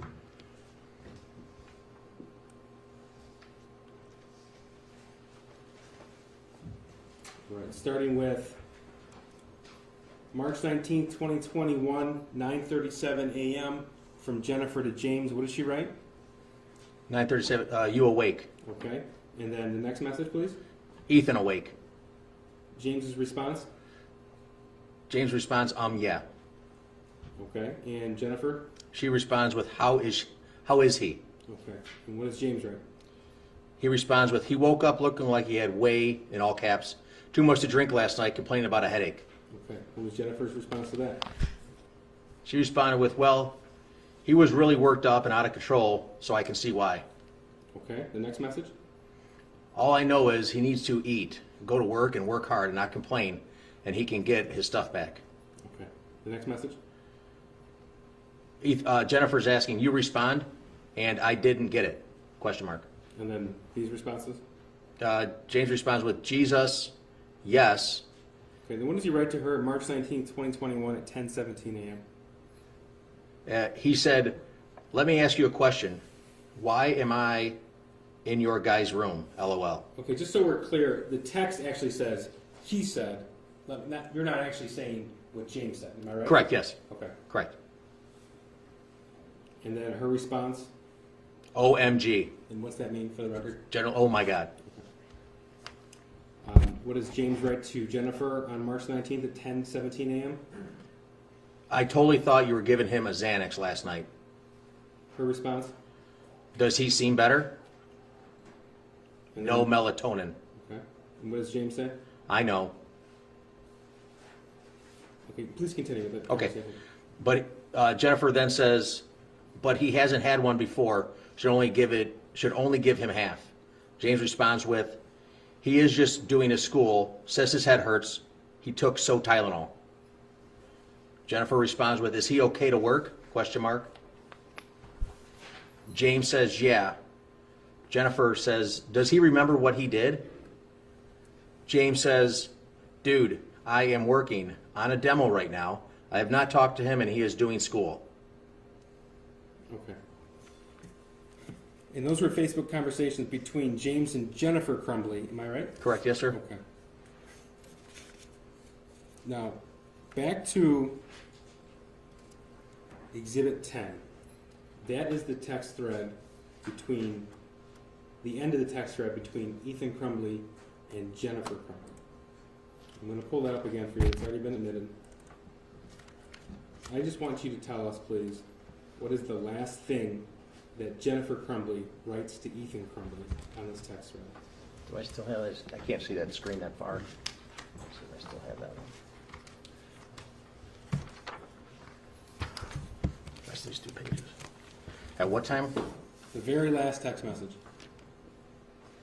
The very last text message was, Ethan, don't do it. Okay. That was the last text message from Jennifer Crumbley to Ethan Crumbley, and that was November the 30th, 2021 at 1:22 p.m. Is that right? Correct, yes, sir. Now, sir, we were talking about Jennifer Crumbley's phone. I want to talk to you a little bit about what was found on Ethan Crumbley's phone. Now, did you uncover a text message thread between Ethan Crumbley and another individual we're not going to name, but we know that that person is a juvenile? Did you uncover a text message thread between Ethan Crumbley and that person? Yes, sir. Okay. And how long was that text thread? There's about 25,000 chats, text back and forth. Comparing that text message thread on Ethan Crumbley's phone to all other message threads, is there anything that's is remotely close in size I'm sorry, more close to what? anything remotely close in size to the level of text messages between Ethan Crumbley and that juvenile? No, the next closest was just over 100. Okay, so is it fair to say, based upon your data extraction of Ethan Crumbley's phone, that is the person that he communicated with the most? Correct, yes, sir. Okay. Now, I want to specifically point you to the dates of April the 5th, 2021 on that text message thread. And this is Exhibit 29. May I approach? Yes. Judge, so you're aware, we had a discussion, council and I had a discussion earlier today about certain portions being redacted or not redacted. We have complied with council's request and provided unredacted portions. Is that correct? I'm sorry. You have these unredacted portions after a conversation this morning? Yes, thank you. Okay. Which are separate from what you've given to the court. which Yes, is so our- may I approach? Yes. So this will be the new Exhibit 29.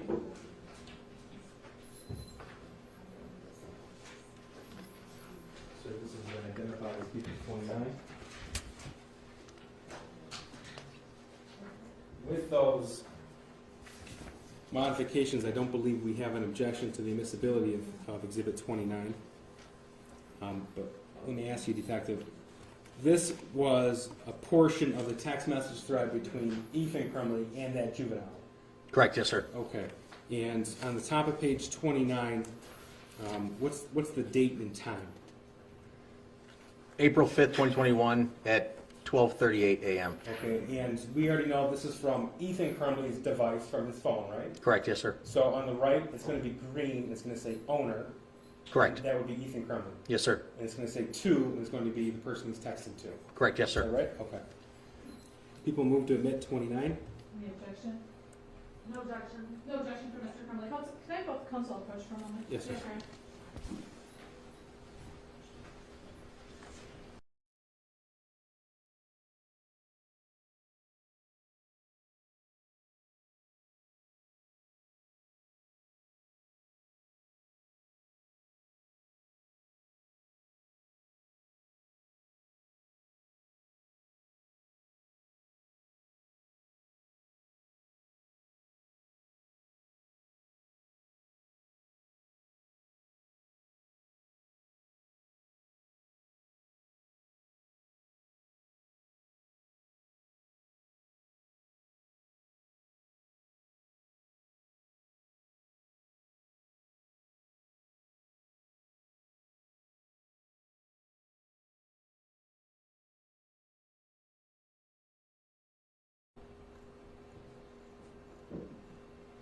Okay, the third text message here? Third message is, I only told him about the people I saw. Okay, what time was that sent? That was at 12:38 a.m., 25 seconds. And the response in the blue bubble? The response was, okay. And if, now I want to talk to you about this one right here on page 3, April 5th, 2021 at 12:39 a.m. What is that text message from Ethan Crumbley? From Ethan says, like I am mentally and physically dying.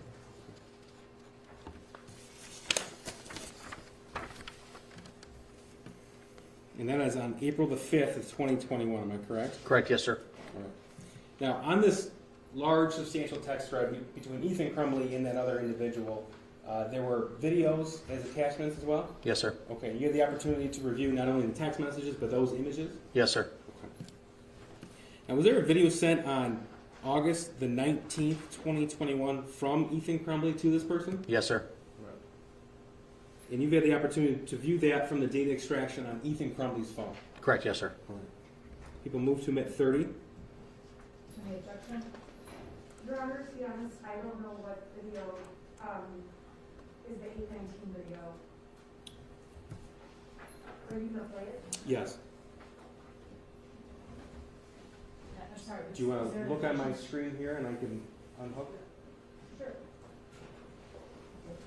You also have a flash drive. Are you going to show it to her now? Yes. Before you move to admit? I'm going to take a quick break. Thank you, Judge. Actually, the flash drive. All rise. Court is in recess. Can I see all the here first? Barbara, can I see you touch your hands up here first? Oh.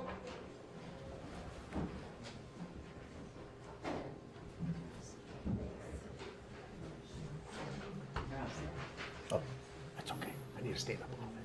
Yeah. Get the blood flowing. Yeah, we're gonna look it up on our terms to make things. And I don't think, isn't he, there's one thing when he got okay. We'll try.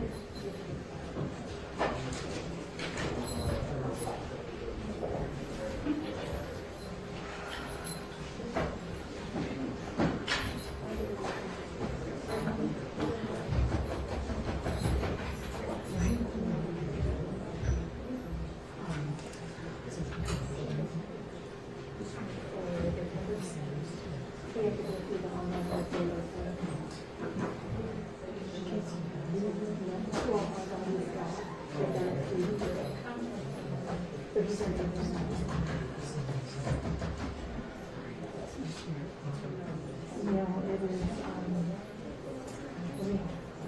me grab my phone.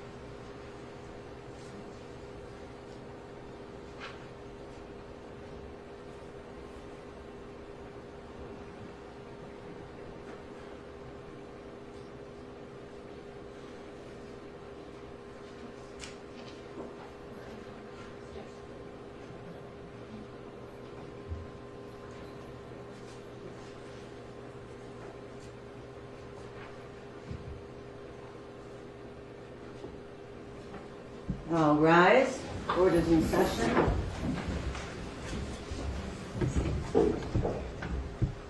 Okay, please be seated.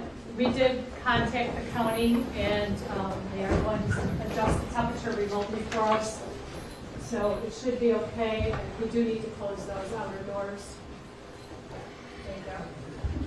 Just before we begin, is there a way, the video is a little bit dark on the projection, is there a way to turn off? So now we're going to be in the dark in the evening. That's another facilities issue. I don't know, can we dim them? Yeah, we can do All right. that one. And Church Hall, That's fine. Yes. is it just, did that just happen? Yes. We just, The light? Pardon me? Yes. Are you talking about the light? Yeah, no, about this, the picture. Oh, it was up there already. That's what. Right, but that just happened where it was dim like that? Yes. That doesn't really help you much, does it? As long as the court can see, right? Which exhibit is that? This is 30.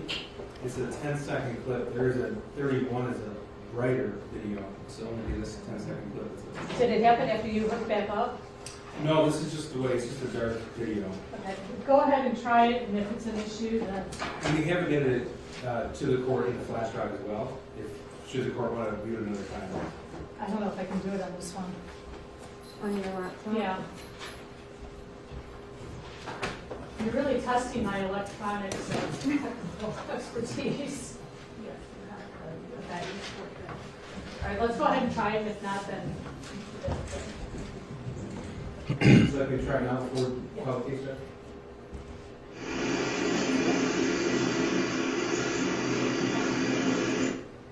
No, that's fine. I can see it. Perfect. Thank you.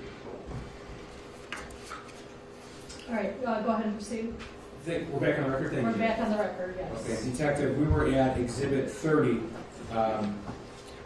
Now, there were, on the text thread we're referring to, between Ethan Crumbley and the other juvenile, the 25,000 or so text thread, there were videos included that you viewed? Yes, sir. Okay. Specifically, on August the 19th of 2021, did you view a video on that text message thread? Yes, sir. And that was a video sent from Ethan Crumbley to that other person? Yes, sir. Okay, and that's equals 30. People did move to him at 30.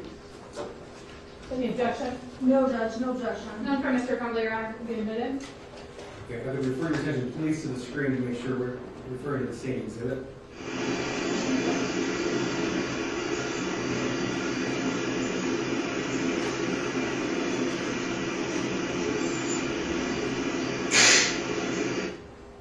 Now, sir, this was August 19th of 2021, and it appears to have a person holding a handgun. Is that correct? Correct, yes, sir. Okay, that noise that we heard at the end, what was that? The person hit the slide lock release, so then the slide went forward.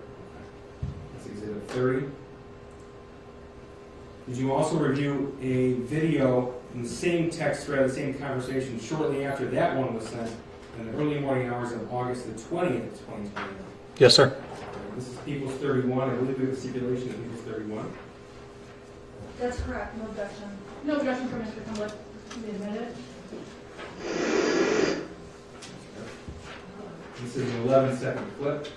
Again, this was sent from Ethan Crumbley to that other individual. Is that correct? Correct, yes, sir.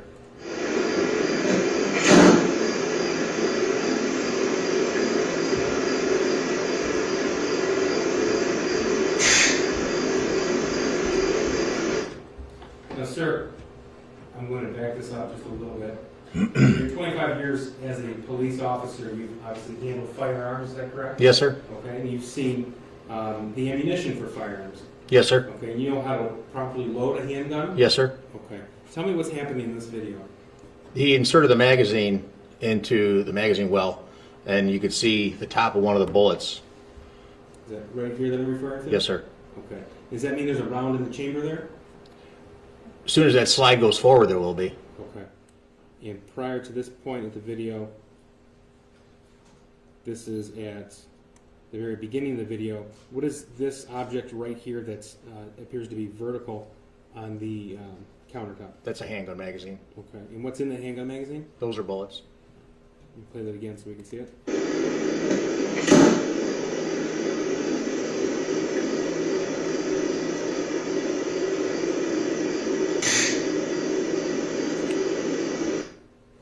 That was 31.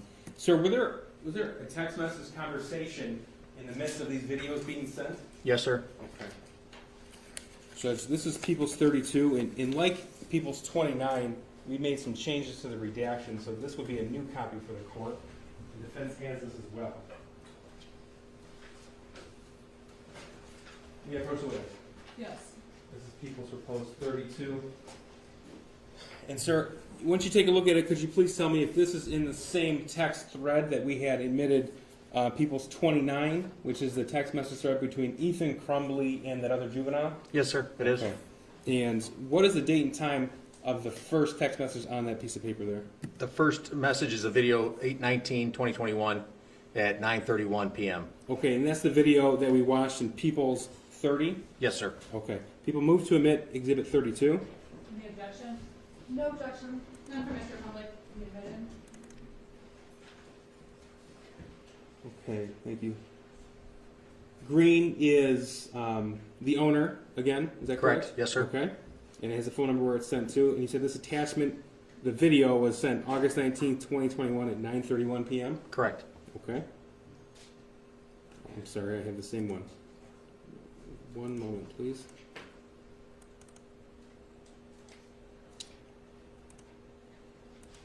There we go. Okay. Okay, then we have a response to that video being sent. What is that response? The response from the other juvenile is nice. Okay, and there's spelled correctly or incorrectly? No, there's a couple extra I's. N-I-I-I-C-E. Okay. And then what was the message from Ethan Crumbley?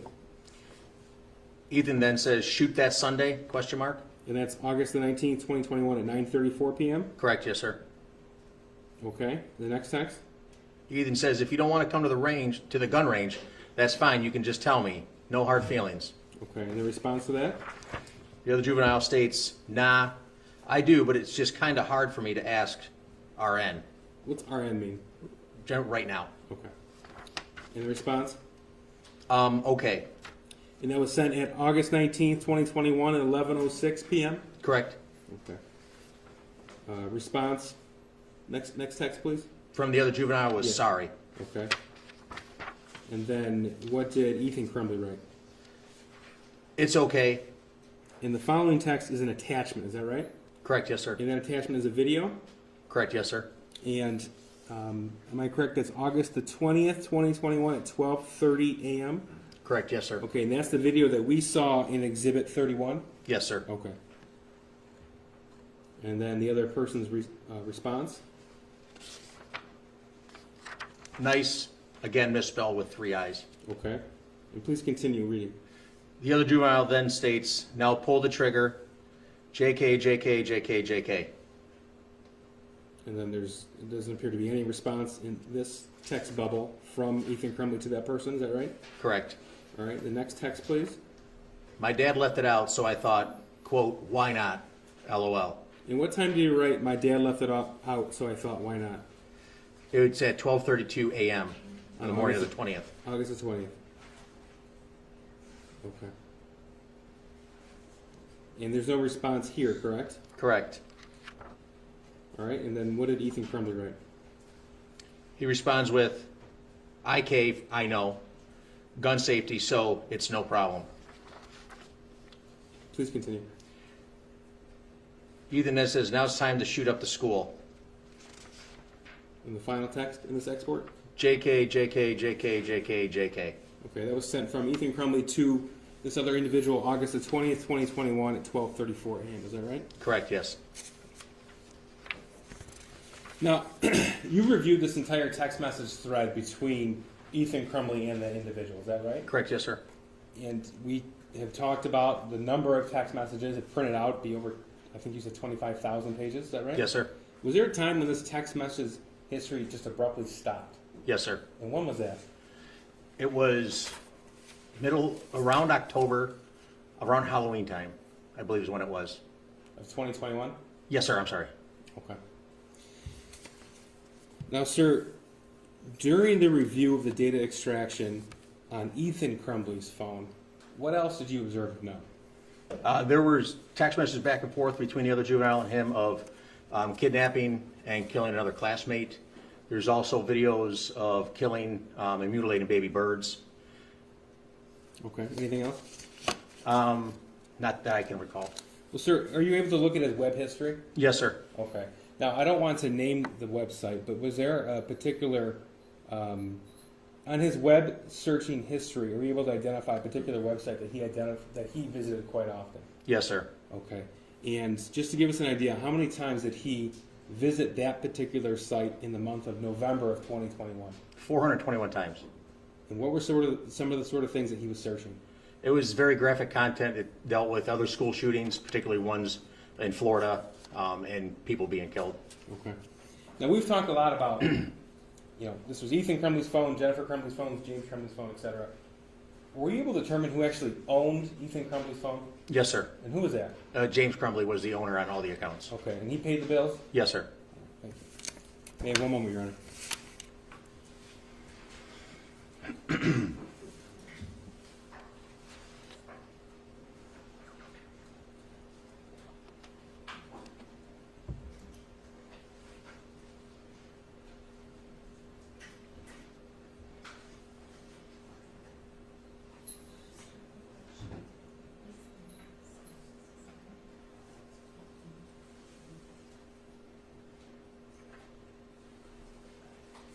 Detective, during the course of your investigation, did you come to learn that there was more than one gun in the Crumbley home?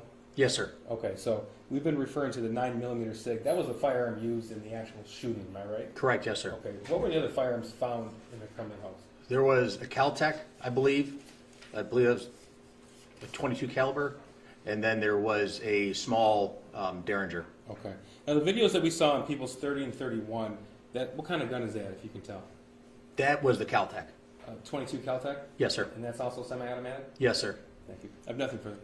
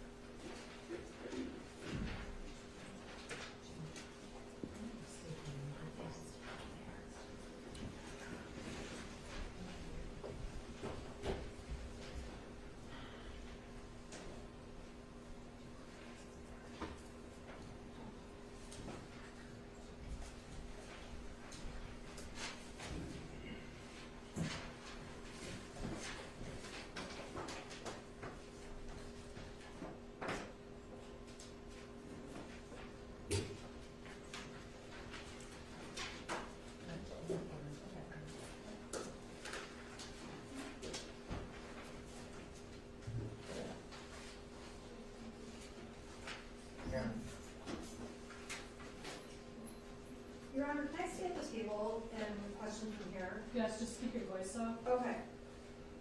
Good afternoon. Good afternoon, ma'am. I want to go back to Exhibit 29. And really what I need to do is have you help me understand the reports. When you take stuff off of a Celebrate report, it's fair to say there's different ways you can extract the information. Is that correct? Well, to be precise, take information off the data from the phone and then export reports from that data, yes. Okay, and when you testify that if messages are deleted, sometimes those will not come up in the report. Is that correct? They won't come up in the extraction, the analyzation of the data, yes, ma'am. Okay, so, Your Honor, may I approach the witness with,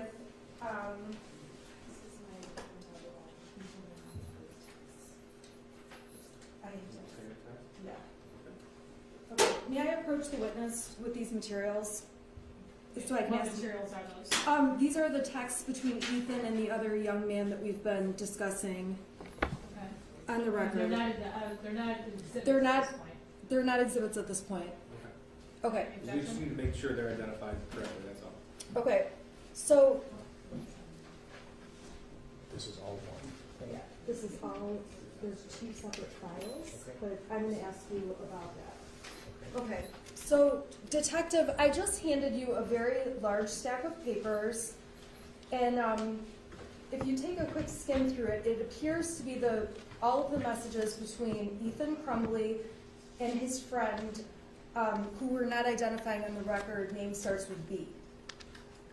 Does that appear true to you? That looks correct, yes, ma'am. Okay, so at my office, when I get your Celebrate report, I pulled up all of these messages, printed them, and brought them into court today. And if every page is there, you would agree with me that that's from the Celebrate report. Is that a fair statement? It came from, it's a Celebrate report, yes ma'am, I can tell you that, because the logo's on there, it looks like it should. I don't know if it, you're asking, is it every message that they share back and forth? Well, no, there'd be no way to verify that because there's so many thousands. I'm just asking, if I'm telling you that I printed those off Celebrate, does that look like what you would expect it to look like? I'm sorry, yes ma'am, it does. Okay, so I want to turn your attention to Exhibit 29, which was admitted when the prosecution was questioning you. Your Honor, may I approach the witness? What do you have there? I have Exhibit 29. 29? Yes. Okay, and Exhibit 29 contains a series of text messages that were from April 4th, 2021. Yes ma'am? Okay, and those messages specifically that were admitted in Exhibit 29, those messages did not print when I printed the messages. So I'm wondering if you can explain why the printouts I printed from Celebrate would be missing some of those messages. Without having where you printed that from and being able to examine it myself, there's no way I can tell you that. Okay, is it possible that those messages were deleted by the user of the phone? No, if it was in the original data that was given to you, it doesn't matter if it was deleted, it would still show, it would still be there.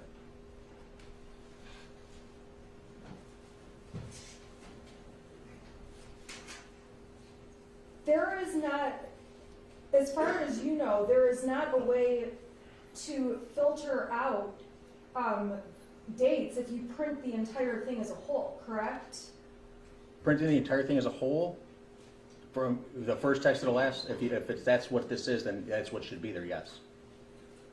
And can you take a look at the text I printed from 4/5 of 21, and can you show me where the texts on Exhibit 29 fall into that, where they would be? I'm They're in sorry, order Judge, of date. I think I'm gonna have to object here because Detective Wogarski has testified to the exhibits that we've admitted because he actually exported them using the Celebrate software. This was just handed to him 5 minutes ago. I didn't print out 25,000 text messages because I'm not going to admit 25,000 text messages. There's just no way for this officer to know that that is in fact the entire text thread between Ethan Crumbley and another person. But she certainly can ask him about his particular date, and if it doesn't match up, it doesn't match up. In what Ms. Smith has handed him, but we just don't know. See, we have an expert in cell phone forensics because it takes some skill to actually extract some of this ability. It takes some expertise, which he has. So we just don't know. It could, quite frankly, just be user error. We don't know if that is actually the representative text thread, the entire text thread. There's no way to know from a paper printout. And Your Honor, in all honesty, accuracy and getting things right is what's important in this case, making sure that it's accurate. I don't understand why all of the texts are missing many texts that the prosecution is using. I'm trying to understand that, but to be quite frank, I asked this court to adjourn so that we can explore this issue and figure this out. This is a very big deal that we do not have these texts. Just for clarification, are you asking him to identify whether or not the exhibit is the entire string of the text thread? I can't have him because he didn't print that out. All I can say is I printed it out as the entire string. That's what you're asking. Does it? I can ask. Does it appear to be the entire set of text No, messages? No. So are you asking him to identify where Exhibit 29, page 1, falls in? Yes. Where those exhibits are? Yes, and they're in order by date. They're ordered by date. So, Detective, if you could go to April 5th. Yeah, if I could just, I mean, they're in chronological order? Yeah.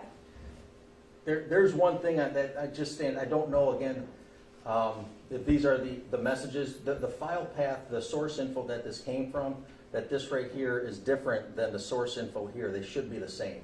I don't know why that is. But I'll look for the text messages where they should be in here.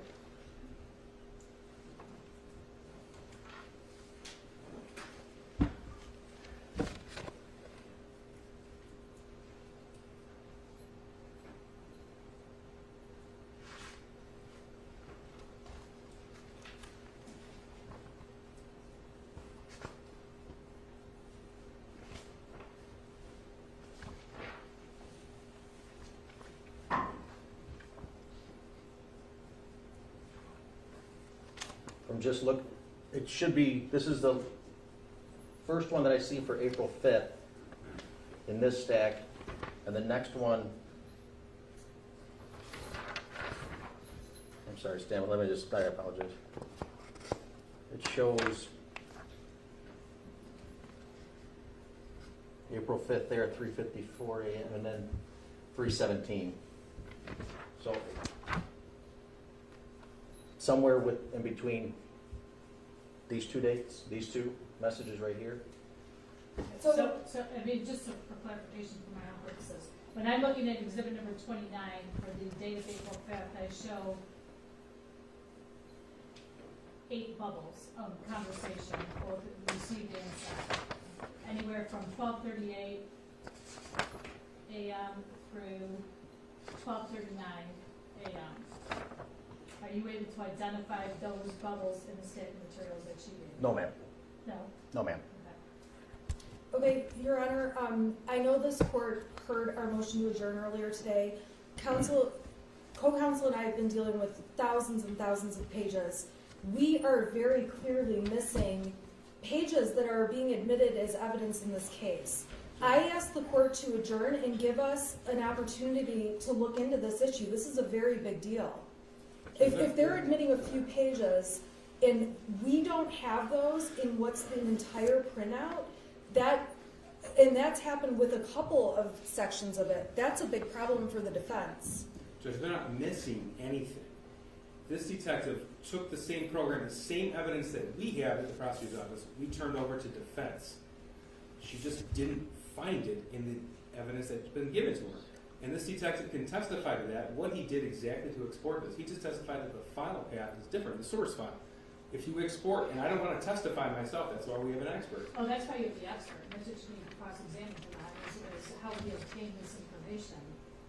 So you certainly can cross-examine him on that at this point in time about how he obtained the information that is now marked as exhibit number 29. How did you go through to obtain the information that's on exhibit 29? Within the whole chat thread, text thread, you would uncheck every message going back and forth and just check the ones you want, and then just export as a PDF. So it's your testimony that you went from all of the text messages and I picked out the ones you wanted, checked those off, and printed those out. Is that correct? In separate reports, yes, ma'am. And so if my office printed out all the messages and we printed them out correctly, those messages should be in my complete stack. If printed correctly, yes, ma'am. Your Honor, I am asking the court to adjourn. They are printed correctly and we are missing messages. And if this is user error or an issue, this is something that needs to be determined.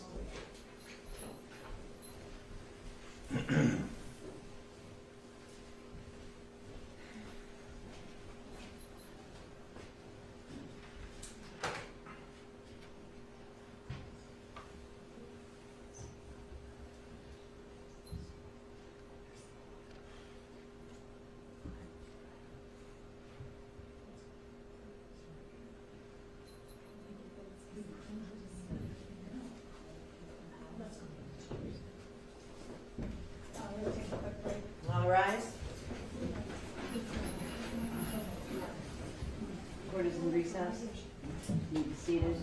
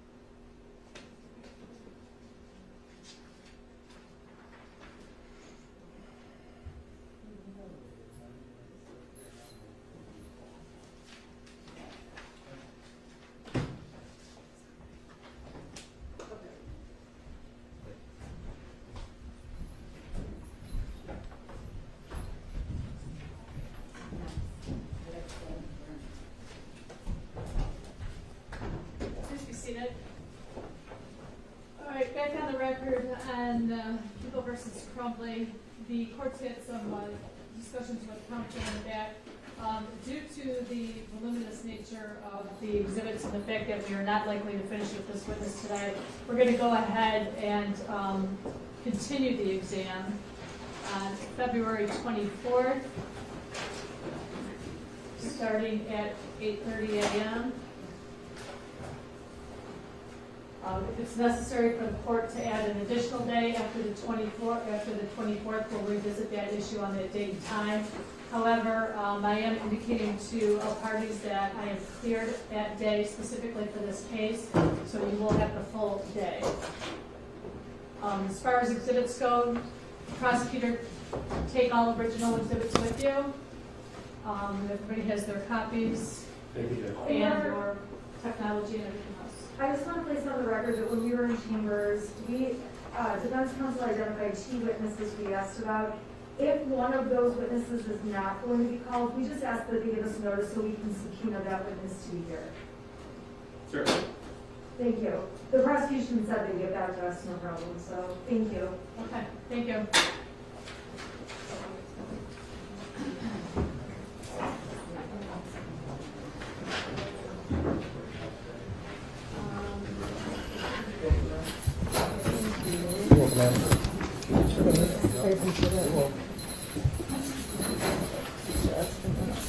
Oh, those are yours? Yeah, this Okay. one's mine. Okay, very well.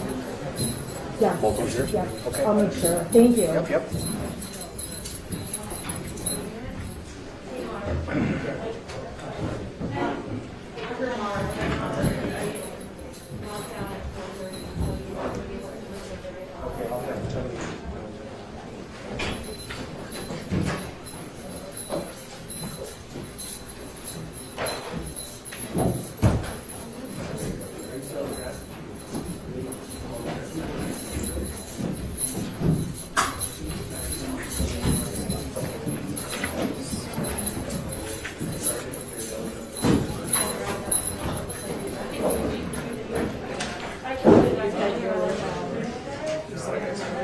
I do.